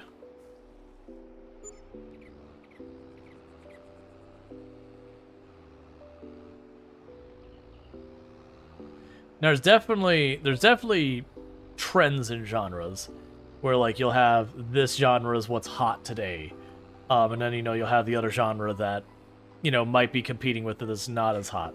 Which you can, you know, see that with stuff like Vampire Survivors releasing, and then bullet hell as a genre exploded.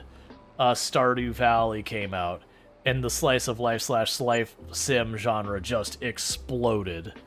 And at the same time that those are going up, games that would draw similar audiences tend to not do as well that are outside whatever the new hot thing is. That is absolutely a thing that happens. Like, I'd actually argue that's one of the things that hurt real-time strategy game is, as we've gotten farther and farther with games nearish to it, that, you know, those other games kind of suffered. Let's see, Alex says, I think some of the wholesome games just exploded after so much AAA games avoid any feeling. Yeah, no, I mean, I wouldn't say that AAA games avoid any feeling. AAA games definitely most of the time, I wouldn't say try to play it safer because, you know, Rockstar's AAA and they definitely don't play it safe. I would say that they have their formula that they're comfortable with and they stick with. And it's very rare they rock the boat. While I do speak German, I'm going to ask to keep it in English because it's not fluent. But I am doing well. But yeah, no, I speak English. I used to be fluent in German once upon a time, but I haven't used it consistently in over 20 years, so I would put myself at like the survivalist level of German that I could probably order food, find the restroom, that kind of thing. But holding a meaningful conversation, probably not. But yeah, so I do have to keep it English, because that's the only language I'm properly fluent in.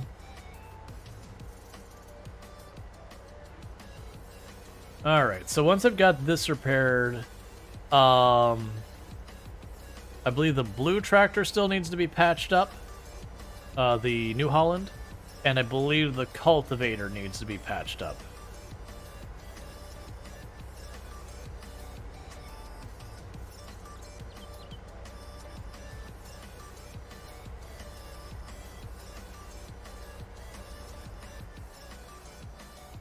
It says the AAA tend to find their niche and they rarely drift away from it, while the indie devs seem to be more willing to take a risk, which is good. Often indie devs are the ones pushing advancement. Yeah, that is mostly true, but it's kind of one of those things. And there's a lot of reasons why works that way. Like, one, with AAA games, you usually end up with a really large audience, and they expect something specific from you, and you start really kind of mixing the work up, like, kind of thing. It ends up driving more of your audience away, because your delivery tends to be more inconsistent.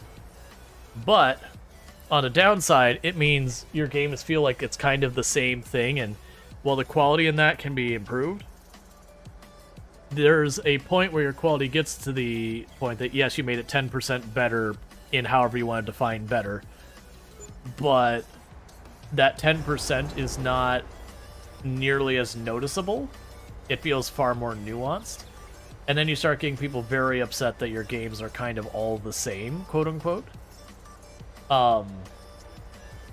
And it's a challenge. And that's true of not just gaming. That's as companies get bigger, it becomes harder and harder and harder for companies to change, to like move at a high speed and adjust with markets and all that kind of stuff, because they can't just pivot instantly. They'll drive away their existing customer base.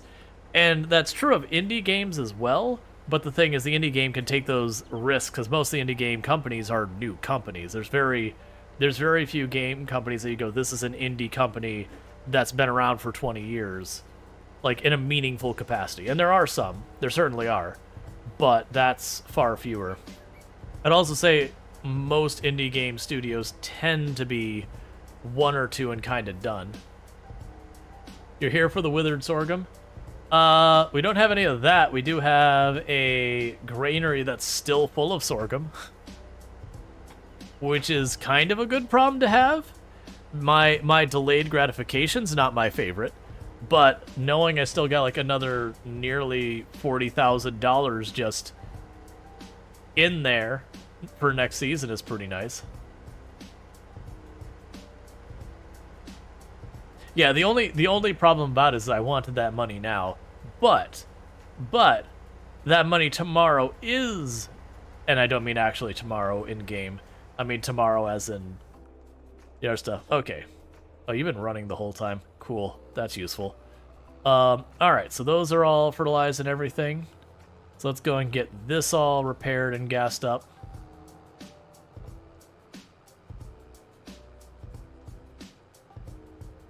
Are we doing in time? We're doing all right. We'll be able to at least make some progress in seeding the fields.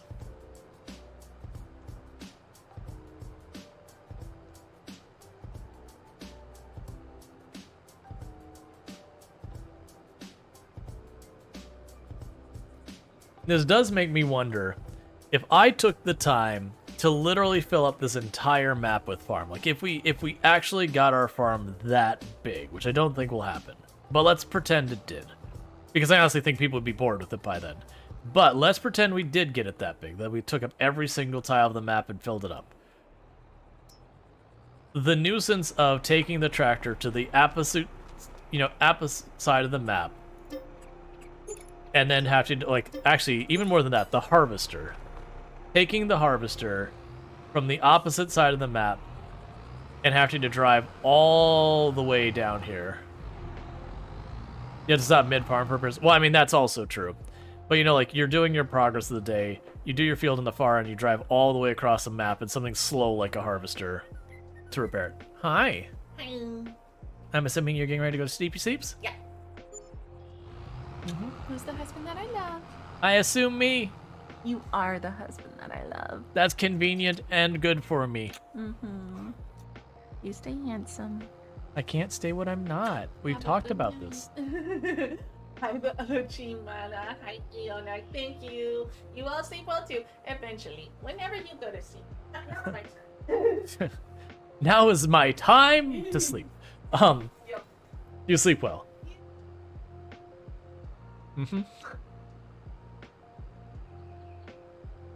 All right, so the New Holland is done. We will want to grab the trailer, grab the flour, and drop that off somewhere.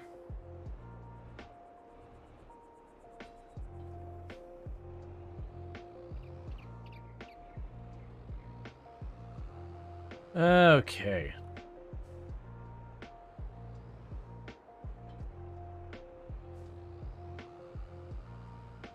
Just need to rotate the flower.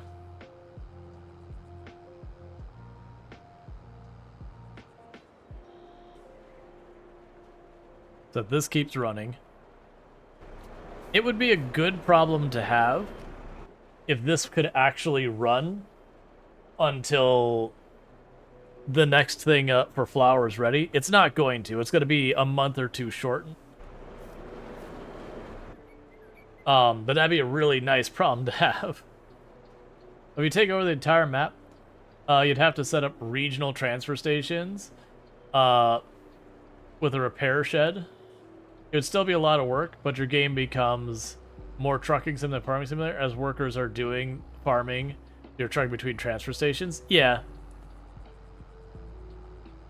It is weird, literally being the month after we sold the wheat. And already being at the point being like, oh, time to pile up the extra, or sorry, sold the flour. It's like, oh, time to start piling up the extra flour.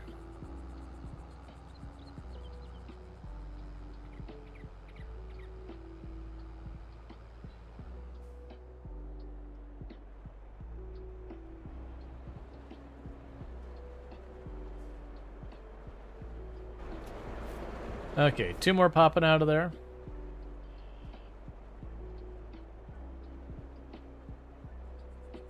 Come on.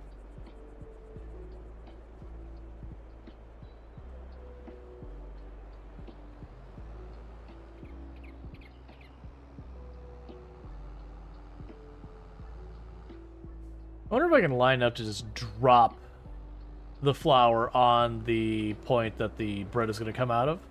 Or, sorry, that the flour needs to go into, and just leave this sitting here to keep it topped off. Be around here.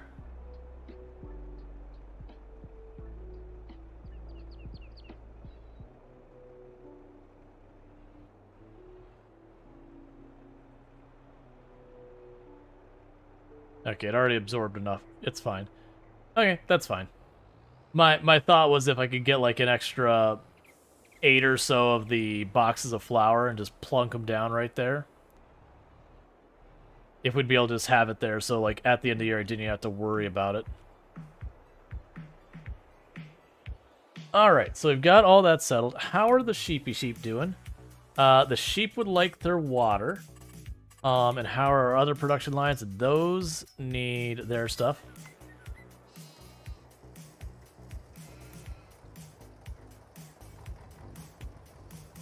Alright, so we got to top off our greenhouses, top off the sheep.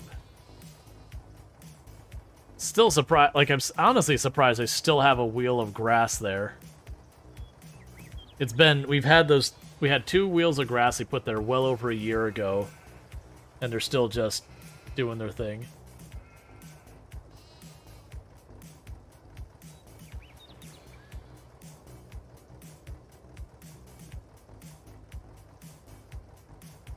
I feel like genuinely if you took over the entire map, like fully took over the map, it would be one of those things is you'd make the giant like 4 to 6 tile fields just for the sake of being able to say, AI, here's your cultivator, go away.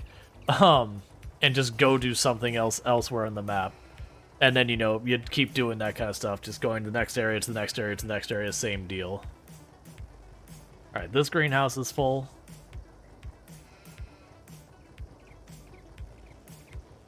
But yeah, like, that would be just how you'd have to deal with it. Just have, like, a bunch of fields that you can just cut. People just be like, there's your cultivator. You can, like, deal with this entire field. That is your day today. You run over to the next one, get them in position, be like, okay, that's you today. You know, go to the next one. Like, get all your fields set up like that. And then you just spend the rest of the day, like, running around, like, up, get all the stuff here. You'd probably also do the thing where you switch it over so that your workers buy the seeds and do all that on your behalf, so you just don't have to deal with it. Which they charge extra for that.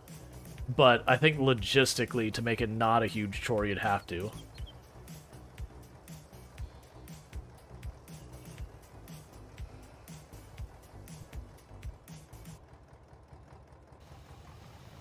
You'd also need, like, the really, really big harvester just so you could, circle in behind to deal with it.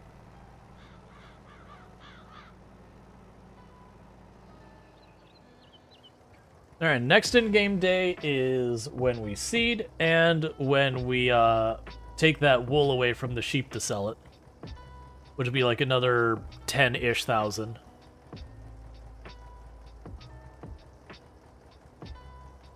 It is surprising how fast the expenses add up in regards to tractor repair, gas. I mean, gas isn't that bad, but tractor repair, fertilizer, herbicide, like all those different things.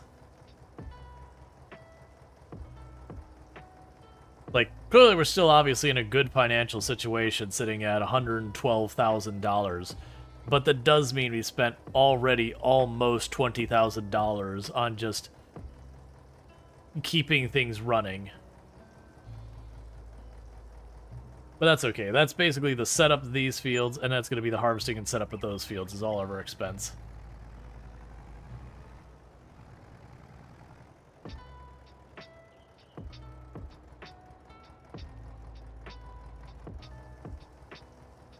Alright, that tops off the sheep's water.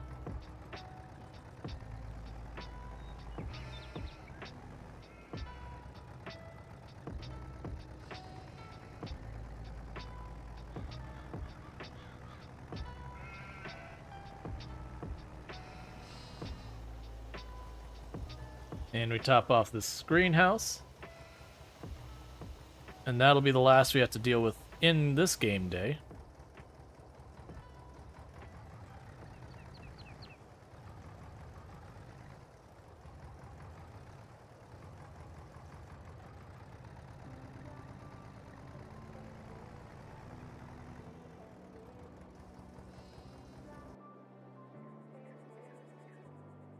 Okay. Yeah, and everything is all repaired. Well, except for this truck. That truck I don't care about for that. And we're just waiting real fast for that water to top off, and then we'll be good to go.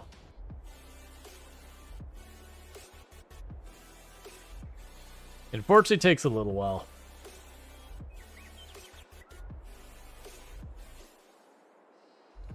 Did anyone get disconnected? I didn't notice on my end. I don't show as drop frames or a bad connection or anything. Okay, so it's like Twitch just hiccuped for a moment. Gotcha. That's fair. Twitch do that sometimes. It doesn't look like any of the other platforms even gave me a notification. Like, it seems like it's only Twitch may have had an issue. So, could be Twitch, could be something between me and Twitch. Who knows? Alright. Just the screen. Okay. For a couple seconds, gotcha. So spit that out real fast. Oh. We probably don't need to flip the flower right this second. Don't. It's fine. Close enough. Alright. So what I need to do now is I need to grab this stuff and get you doing the cedar. Because that'll be the biggest time sink for the moment. Yep, I will sell the wool. I'll use the yellow-green tractor for that. The bottleneck I have right now is this vehicle. Get the sorghum. I'm glad that did fill us up. So I need to buy seeds.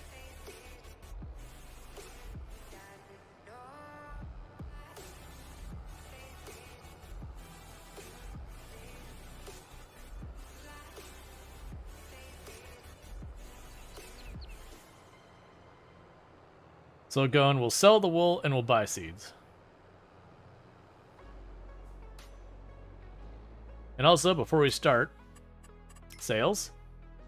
Nope.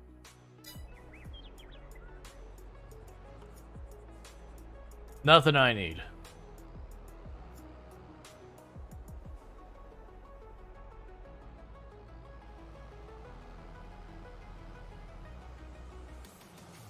I almost made a big mistake and I almost accidentally switched the crop I was planting. Let's just double check. Okay, you're still staying in sorghum. I was about to be like, please don't tell me I accidentally switched what crop I was planting in the middle of planting it. There's a lot of reasons that would upset me.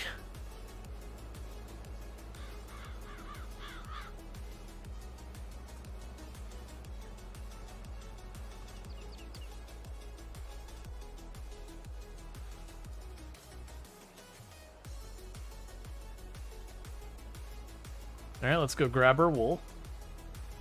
Yeah, so the reason I prioritize the cedar first is that is the process that I need to do today that's going to take longest out of all of them. So I wanted to get that knocked out as early as we could, so it's already running while I do everything else. Because the less time we're staring at that cedar doing the cedar's job, the less tedious it seems. But we're going to go and take wool over there to sell, and then we're going to buy all the seeds we can. Like we'll buy one set of 8 seeds to put on this for the way back, and we'll get all that going.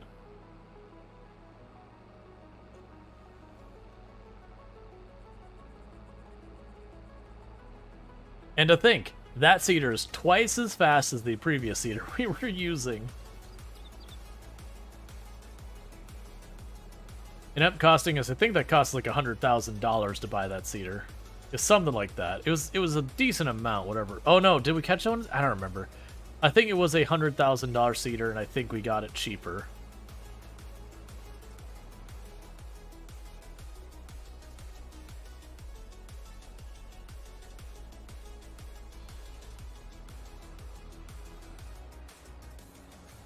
Alright, here we go with the wool.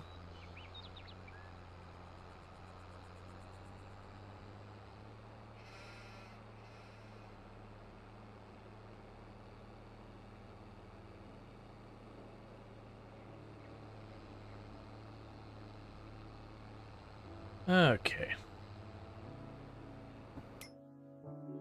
Yeah, so we have a bigger trailer, which wouldn't be bad, but not really necessary.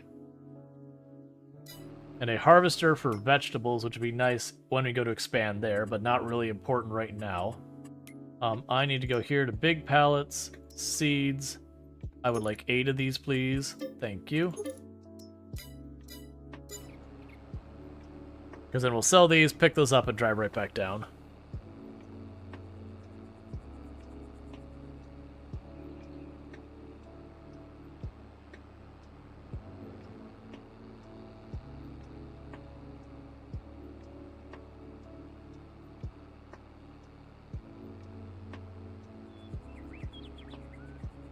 And then when we drive back down with the seeds, we'll drop those off.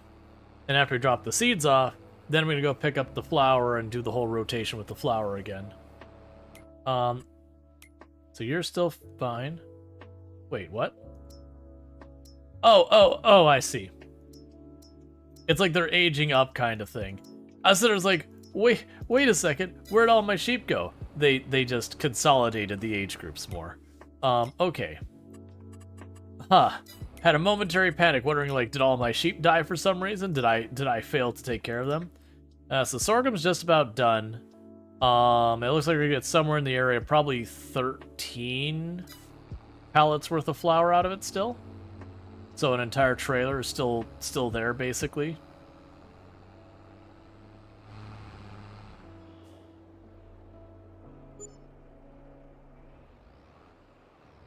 Alright, and we've got that.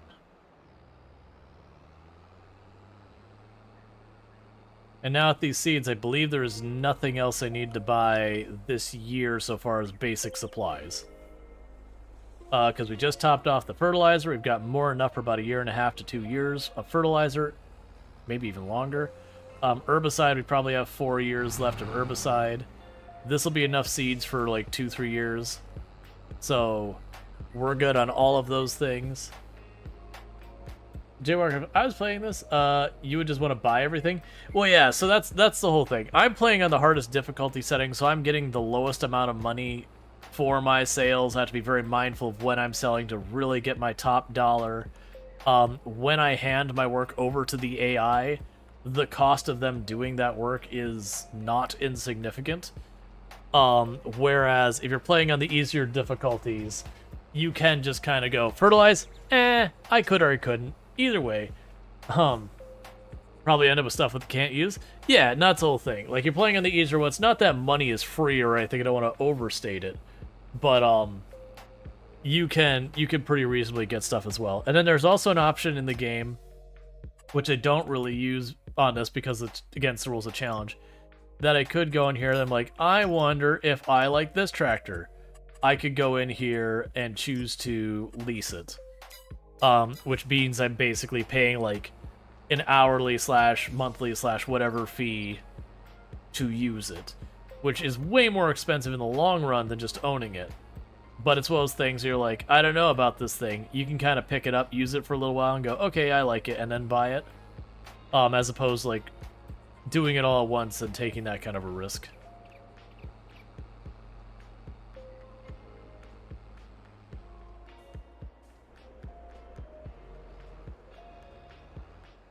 Alright, quick change here.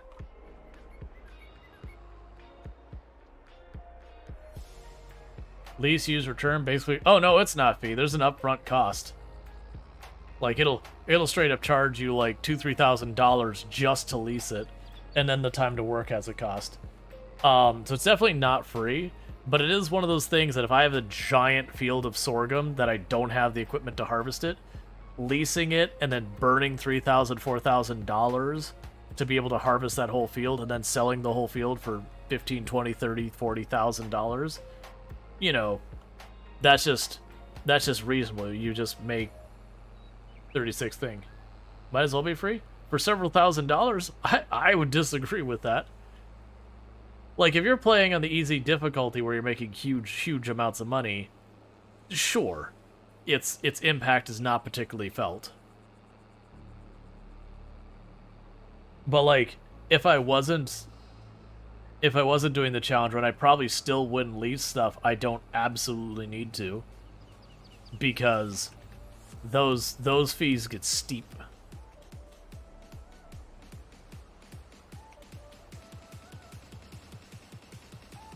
If it's under 10% of the cost, it's not as impactful. True, but if I'm leasing it regularly, you know, it can be kind of a thing. But yeah, no, there's definitely room for leasing where it makes sense, especially if it's a project you're going to do once in a blue moon. It could be worth it. Like, I would definitely argue, if you're not going to be plowing fields as normal business, you're going to be cultivating, buying or like leasing a plow to make a field and then returning it probably makes sense, for at least for a while. Eventually you might as well just buy it, but for a little while, you know, there's a certain amount of sense that makes. I'm relocating stuff over to that corner like I keep saying I was going to do forever, and then I keep coming back to this spot as my parking lot. Which I need to break that habit, because what's going to end up happening is this spot here in the middle is ultimately going to have another production line added to it.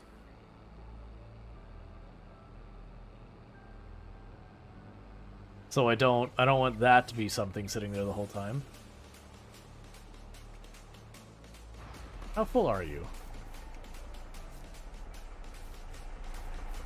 Nothing very. I'm trying to remember. You're lime here, right?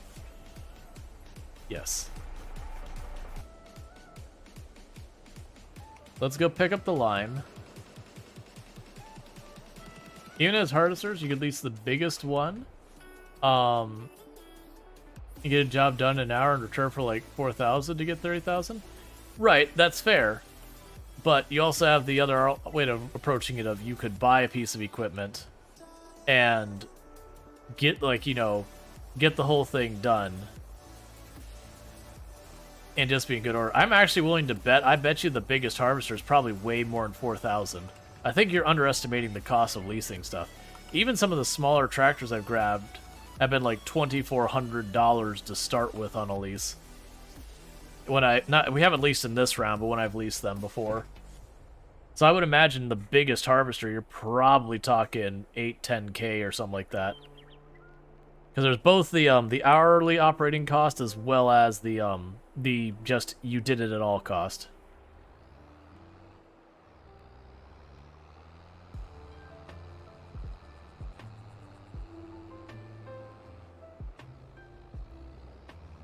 That said, leases are totally viable. It's just, I think you're underestimating how badly leases can add up. This tractor's still not meant for doing this thing. That's the reason you notice I'm, like, not driving straight.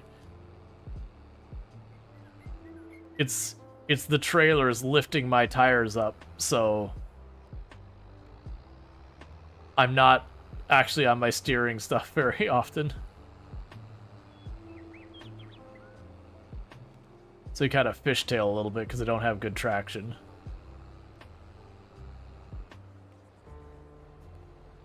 But that's okay. I'm just driving it over here. I'm not trying to work with it right now.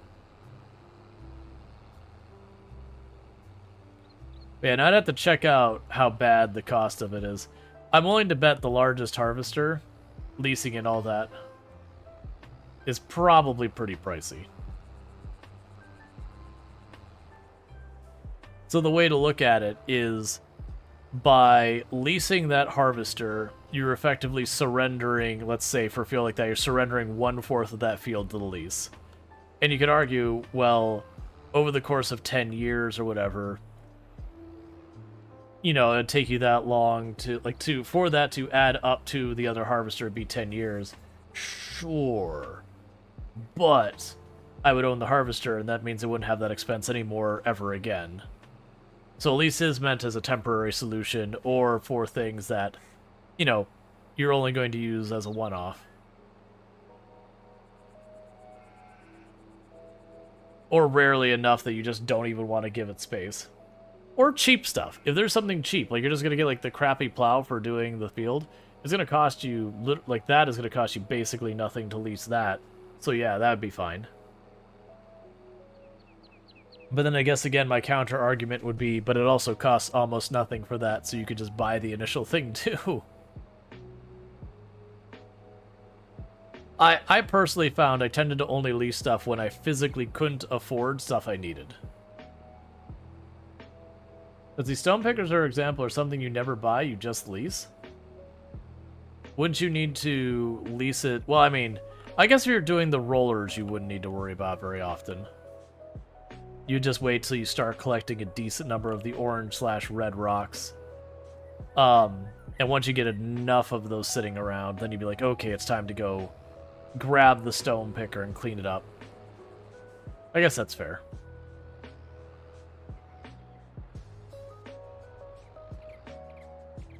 I'd still buy it because I know I'm going to use it. So I don't really see any reason not to.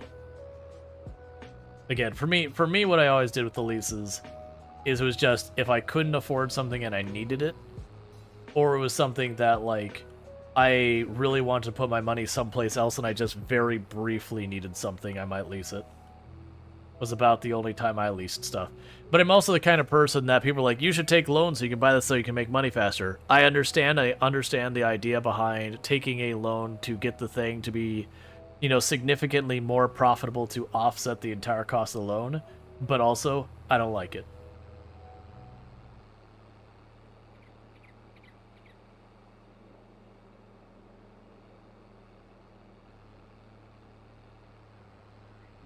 Yeah, Revik trying to talk about there's seeders that drill.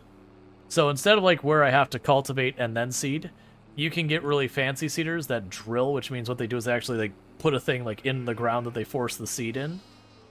They're more expensive than a lot of the other ones, but it is kind of one of those. Is kind of one of those things that like you can get that real easy.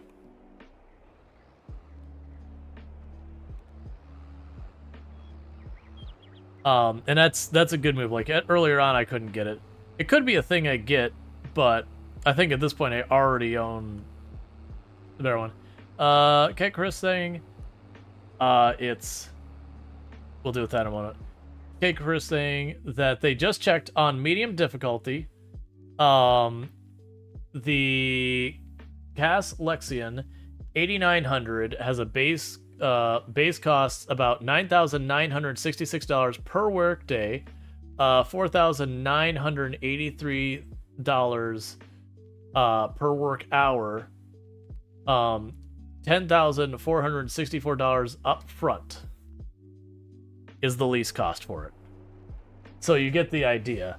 That is what you're talking about. So just grab, and that's actually the second largest harvester, I believe. So yeah, the second largest harvester. Just driving it off the lot, you're gonna put $10,000 into it for the lease, and then for every additional hour, it's gonna cost you about $4,000. So it's gonna add up fast. It's also really annoying that nearly every seeder in this game has by default has a power hoe attached, but they only include the cultivating mode and the larger seeders.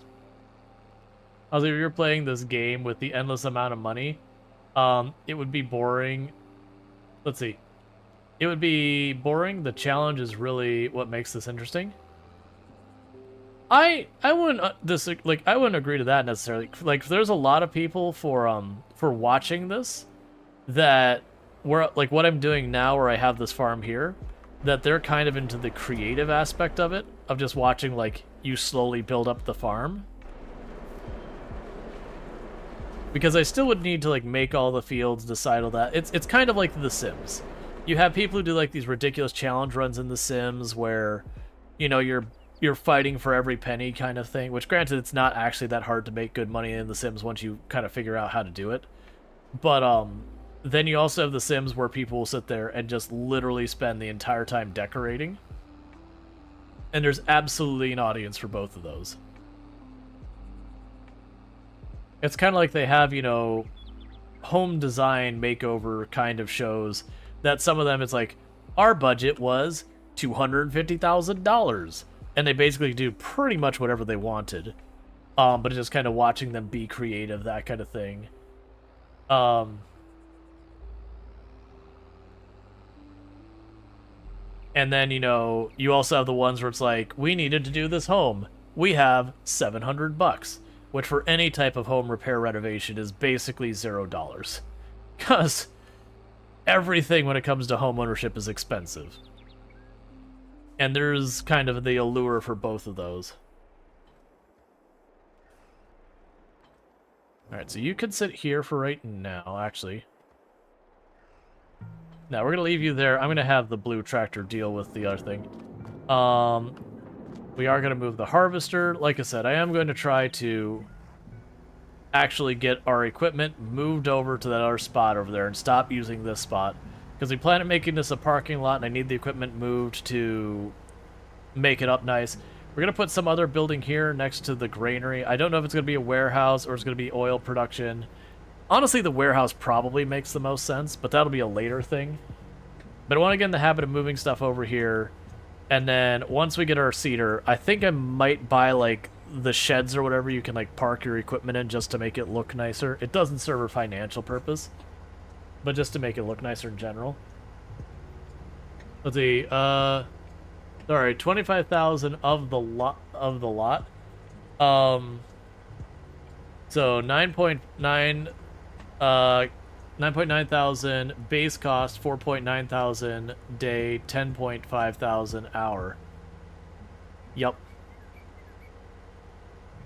But the point being is where we start out with the initial thing. It's like, oh, if you lease it, it's basically free. I would disagree. Getting the largest harvester and paying $10K up front to lease it, and then for every hour it's going to cost you like thousands more. A field like this would probably take me an in-game hour or whatever. Well, not an in-game hour, it's a real-life hour. So it'd probably end up pushing somewhere in the area of like $10,000-$14,000 to do the field. That would eat up literally half, like just about half of my income. And if it was just the sorghum without the processes, just the sorghum by itself, that would eat most of the money there. Hey, Bentley, how's it going? So it is kind of one of those things like, nah, that's a real significant amount. I'm not saying don't lease things. That's an extreme example. My point in there would be, one, you'd probably be better off leasing the smallest harvester and just working through it, and it'd probably cost you $4,000 or $5,000 by the time you're done. or just buying the smallest harvester, because you do 3 or 4 harvests, and the money eaten up by the least, you could just buy the harvester, and then you just pay the repair costs, which would cost you a couple $100 a year. Leases are like loans. They're great when you need something in a pinch, but they always end up costing you more than you put in than if you just did it like directly with cash. The difference is, again, opportunity cost. That if you don't have the money, and by not having it you're going to lose a bunch of money, then it makes sense. Or again, it's something that you really don't need. You just kind of need to have it once in a while kind of thing. That certainly is another place where you can certainly make a good argument for a lease that, hey, you know, it's like, a perfect example is like renting a delivery truck in real life. It would make sense to lease a delivery truck if you're going to need it for a week or two, but don't really have a need for purchasing a delivery truck. Sure, lease it. You know, in this case, we're using lease and rent interchangeably, whereas the game, there's no concept of renting. The lease is effectively a rental.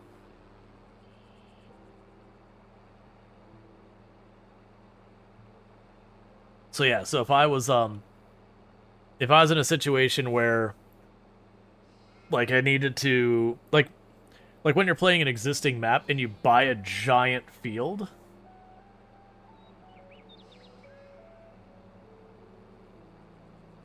like where you have like just the giant field you purchased and there's already a crop ready to harvest in that field, but you don't have the equipment for, nor are you planning to do that. Like, very, very genuinely in the game, it's worth leasing the harvester for that crop, because you're not going to, you know, unless you're planning on planting that crop again, you're just going to use the one time to clear that crop out. Wait, there's a difference between lease and rent? Yeah. In real life, yes. In the game, there's no concept of renting. But in real life, there's entire, like, rental is usually very short term. Usually leases have far more restrictive contracts around them, kind of thing. A lease in a lot of ways is treated like your property in the interim, whereas a rental, you don't have much authority over it. It's why you lease a car. That's why you can have a car rental place and a car leasing place. The lease is usually intended for you to lease it for 6 months, a year, 2 years, or whatever. Whereas a rental place, it's for the weekend. But there is nuance there, so far as legalities and all that go. The 99.727 point last 273 point to make you play a game. Oh, you're talking about your points. Gotcha. So basically, this stream or next stream, yeah, this stream or next stream, you're gonna get those points. Then you gotta figure out what you're gonna choose for Make Me Play, which I know you've been joking about Tarkov. And like I said, I'd probably want to do at a reset. Now, granted, I guess it doesn't really matter that much, because we'll be playing just a couple of hours, and between how long it takes me to get into a game, actually play the game, all the load times around it, and manage loot, it's gonna be like 2 rounds. Maybe 3 if I'm dying fast.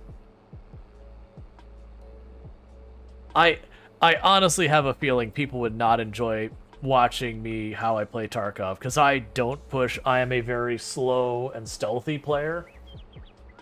It's not that I don't take fights or anything, but I usually hang back and stay really quiet, and just am an opportunist. Because, like, I don't care about KDRs. I don't care about, like, showing how amazing I am at the game. Like, you know what I'm here for? Loot.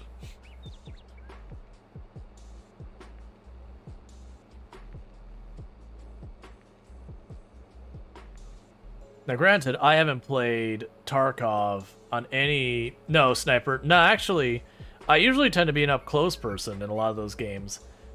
Because generally speaking, a lot of people tend to prefer the longer range. So if you just get on top of them and they're prepared for long range, it usually goes badly for them. To be honest, a lot of times I prefer shotguns in games. And you'll have people like, no, this shotgun, you play the easy weapon. It's like, no, I play the strategic weapon. I play the weapon that makes sense. You can be all, you know, gun nut about whatever you think is better. I'm still gonna pepper half of your body, and you're still gonna lose first. You know, in Tarkov, it's, I'm still gonna pepper your kneecaps, and that's the way it's gonna be.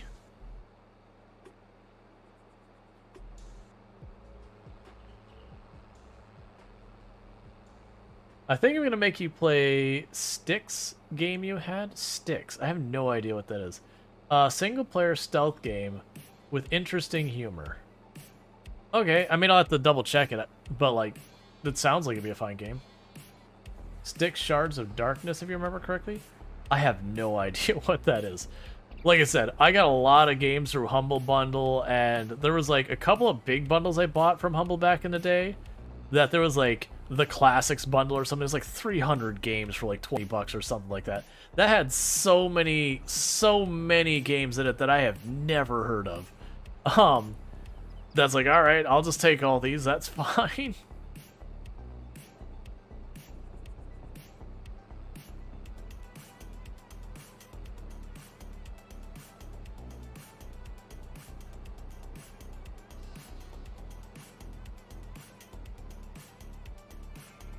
Let's see, Bentley said, I had fun first game of Styx, but never played the second one. You had, if you remember correctly? So it's a stealth game. Like, is it a stealth first-person shooter? Like, is there another game you can compare to? It doesn't sound like a game I'd have a problem with playing. Because for the record, the only things I refuse to play with that stuff is if something that, like, I have a problem with, like, the nature of the content or whatever. Like, it's just something really badly suited for the channel, or, like, it's something that I'm, like, morally against kind of thing, which I probably won't own a game like that. At least not deliberately. Otherwise, it's just, I either need to own it, so it needs to gift it, or it needs to be free. So I can't imagine it'd fit into any of those problems. Not unless the interesting sense of humor. So no, HLL, you're using abbreviations again. And considering you're talking about games, which could be literally anything, you're gonna need to not give me abbreviations.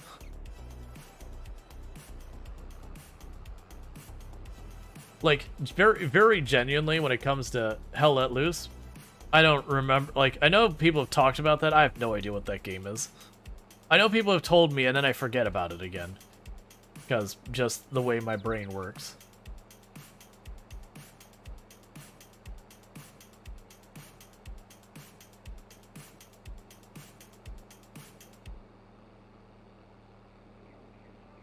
But yeah. No, unless, like, the interesting humor is interesting as in, hey, you probably don't want this on your channel kind of interesting. I don't see a reason why it'd be a problem.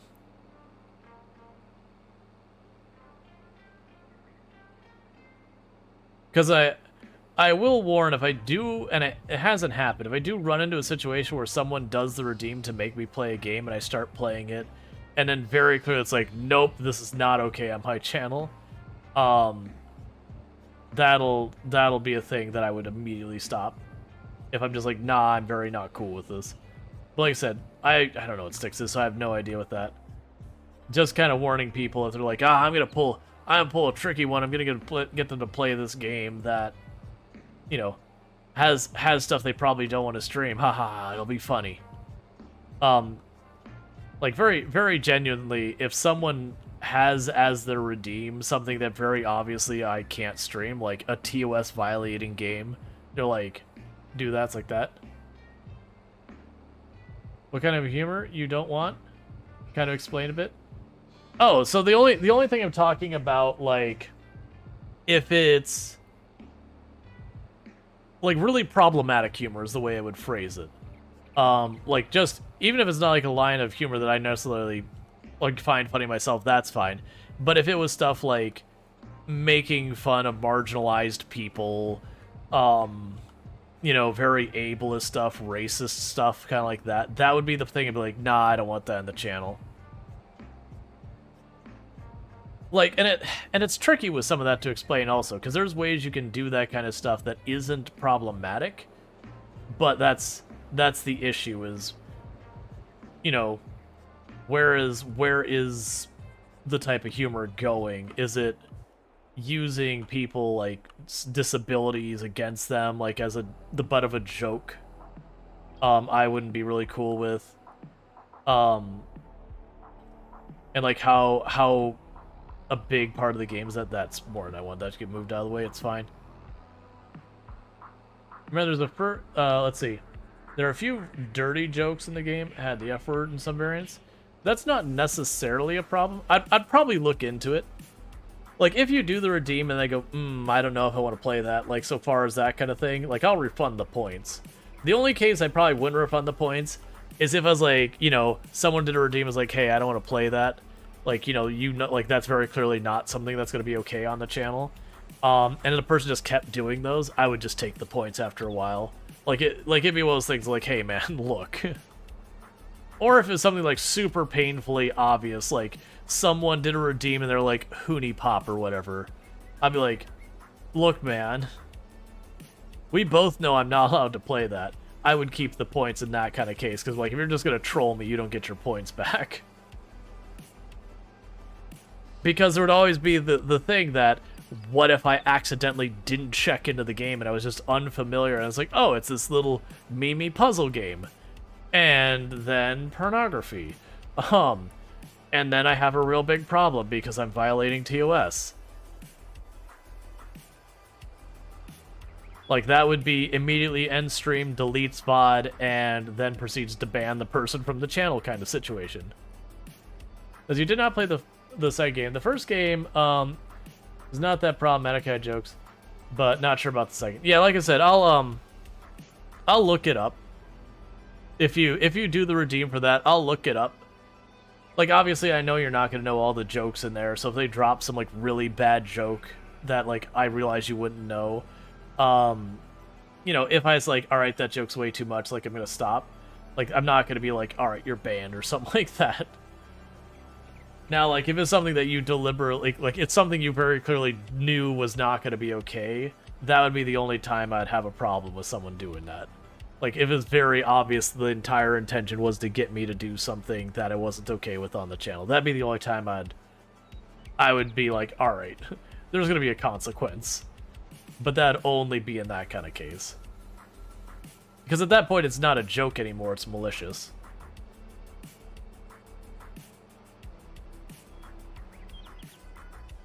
Now, granted, if you're gonna hang around and take the time to get 100,000 points to get yourself banned from a channel, you are a surprisingly patient person. I'm not saying this of you, Bentley. I'm saying this in the broader. If someone was a troll and wanted to collect that many points just to troll that way, it's like, thank you for all the ads you've seen right there that literally paid me to take the time to set up a troll that most likely I would catch and shut down on the spot. Because, like, so far, I think, like I said, there's only been one game that I've said no to. And that wasn't even, like, problematic in the sense of talking about there. It was the topics it got into got real heavy in a, it would be unsafe as in triggering post-traumatic stress syndrome kind of way. Like, real heavy stuff. I was like, Like, it's like, the game looks great. For the record, the game looks great, and it's definitely a game I could see checking out. But for streaming, it's pretty much the polar opposite of the vibe of the channel. Which, to be fair, the individual is like, you know what, that's fair. And they found a game that was kind of very similar to the same thing, but without the other stuff on top kind of thing. That, you know, like the narrated, because like it would honestly have been okay if it was like text, like there wasn't any narration. You could be like, oh, the bad thing happened, but it's like, you know, they had voice actors, so like the person's voice cracking as, you know, they're seeking medical attention for a loved one, or, you know, someone else is basically suicidal on the phone line. You're like, no, I'm not playing that on the channel. That's no. No. That's a no. All right, are you done making flour? Think so. I don't think you'll get enough to get another thing.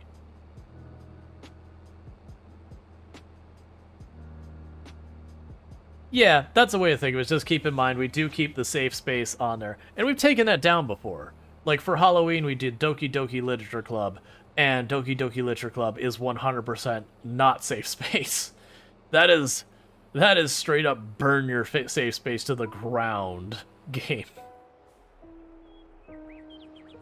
But yeah, so it's a thing to just keep in mind of like the channel. I think I am debating as I get the list of games farther along that I've been putting in the spreadsheet. I am debating eventually switching to using that as kind of a guide when it comes to what I will and won't do the make me play on. Like obviously there's games not listed there, you'll have to ask kind of thing. But adding a bunch of stuff to that as people ask and all that kind of stuff. Because it also makes sense for me to go through if like, hey, I played this game on the channel, I had a bad time, I really like there's nothing wrong with it, I just didn't enjoy it kind of thing. I could see saying, yeah, we'll make that a no on the make me play, which I'd probably do, honestly. And I've done similar that I've had redeemed. I mean, the one redeemed, they were going to make me play a game I was going to play, and he weighs like, you might want to take those points back. It's like, you're literally giving me 100,000 points to do what I'm already going to do. I've had people do the make me play Project Zomboid, which I found pretty funny as well.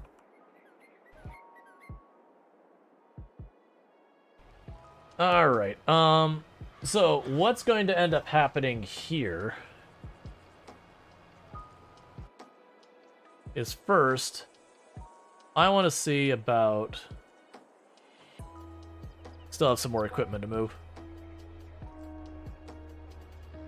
I'm trying to think of where I want to do the screenshot for the thumbnail for this one as well. Because, like, because we've been buying bigger tools and they take us a stream or two to make it happen, to save up the money, a lot of these streams I haven't had, like, you know, when we add a new field, it's like, it's a new field! Really big picture, look, excited new field. Hey, look, it's our brand new giant trailer. Hey, look, our new exciting big giant trailer. It's a bakery. Like, those ones are easy. I noticed I missed a stripe of weeds in the middle. It's deeply upsetting. But it's okay. It's too late to deal with it now. I'd have to drive over there and kill all my crops to move it. It's gonna be negligible impact on those, so it's fine. Because I missed you.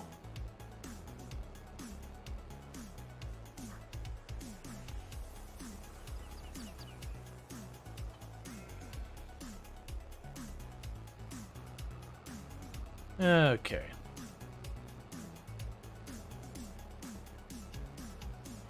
So stream will continue until new seeder? No. No, because it is one of those things that I'm only going to get the new seeder if it happens to go on sale. Otherwise I have to wait for the harvest. Which is fine.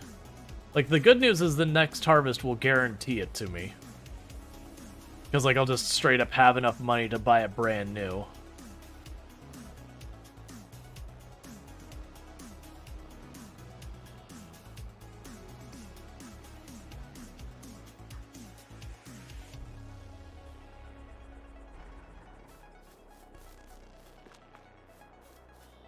Here.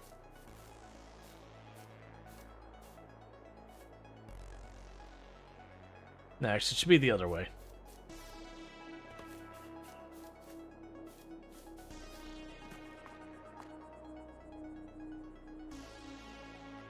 There. Now I got a screenshot for later.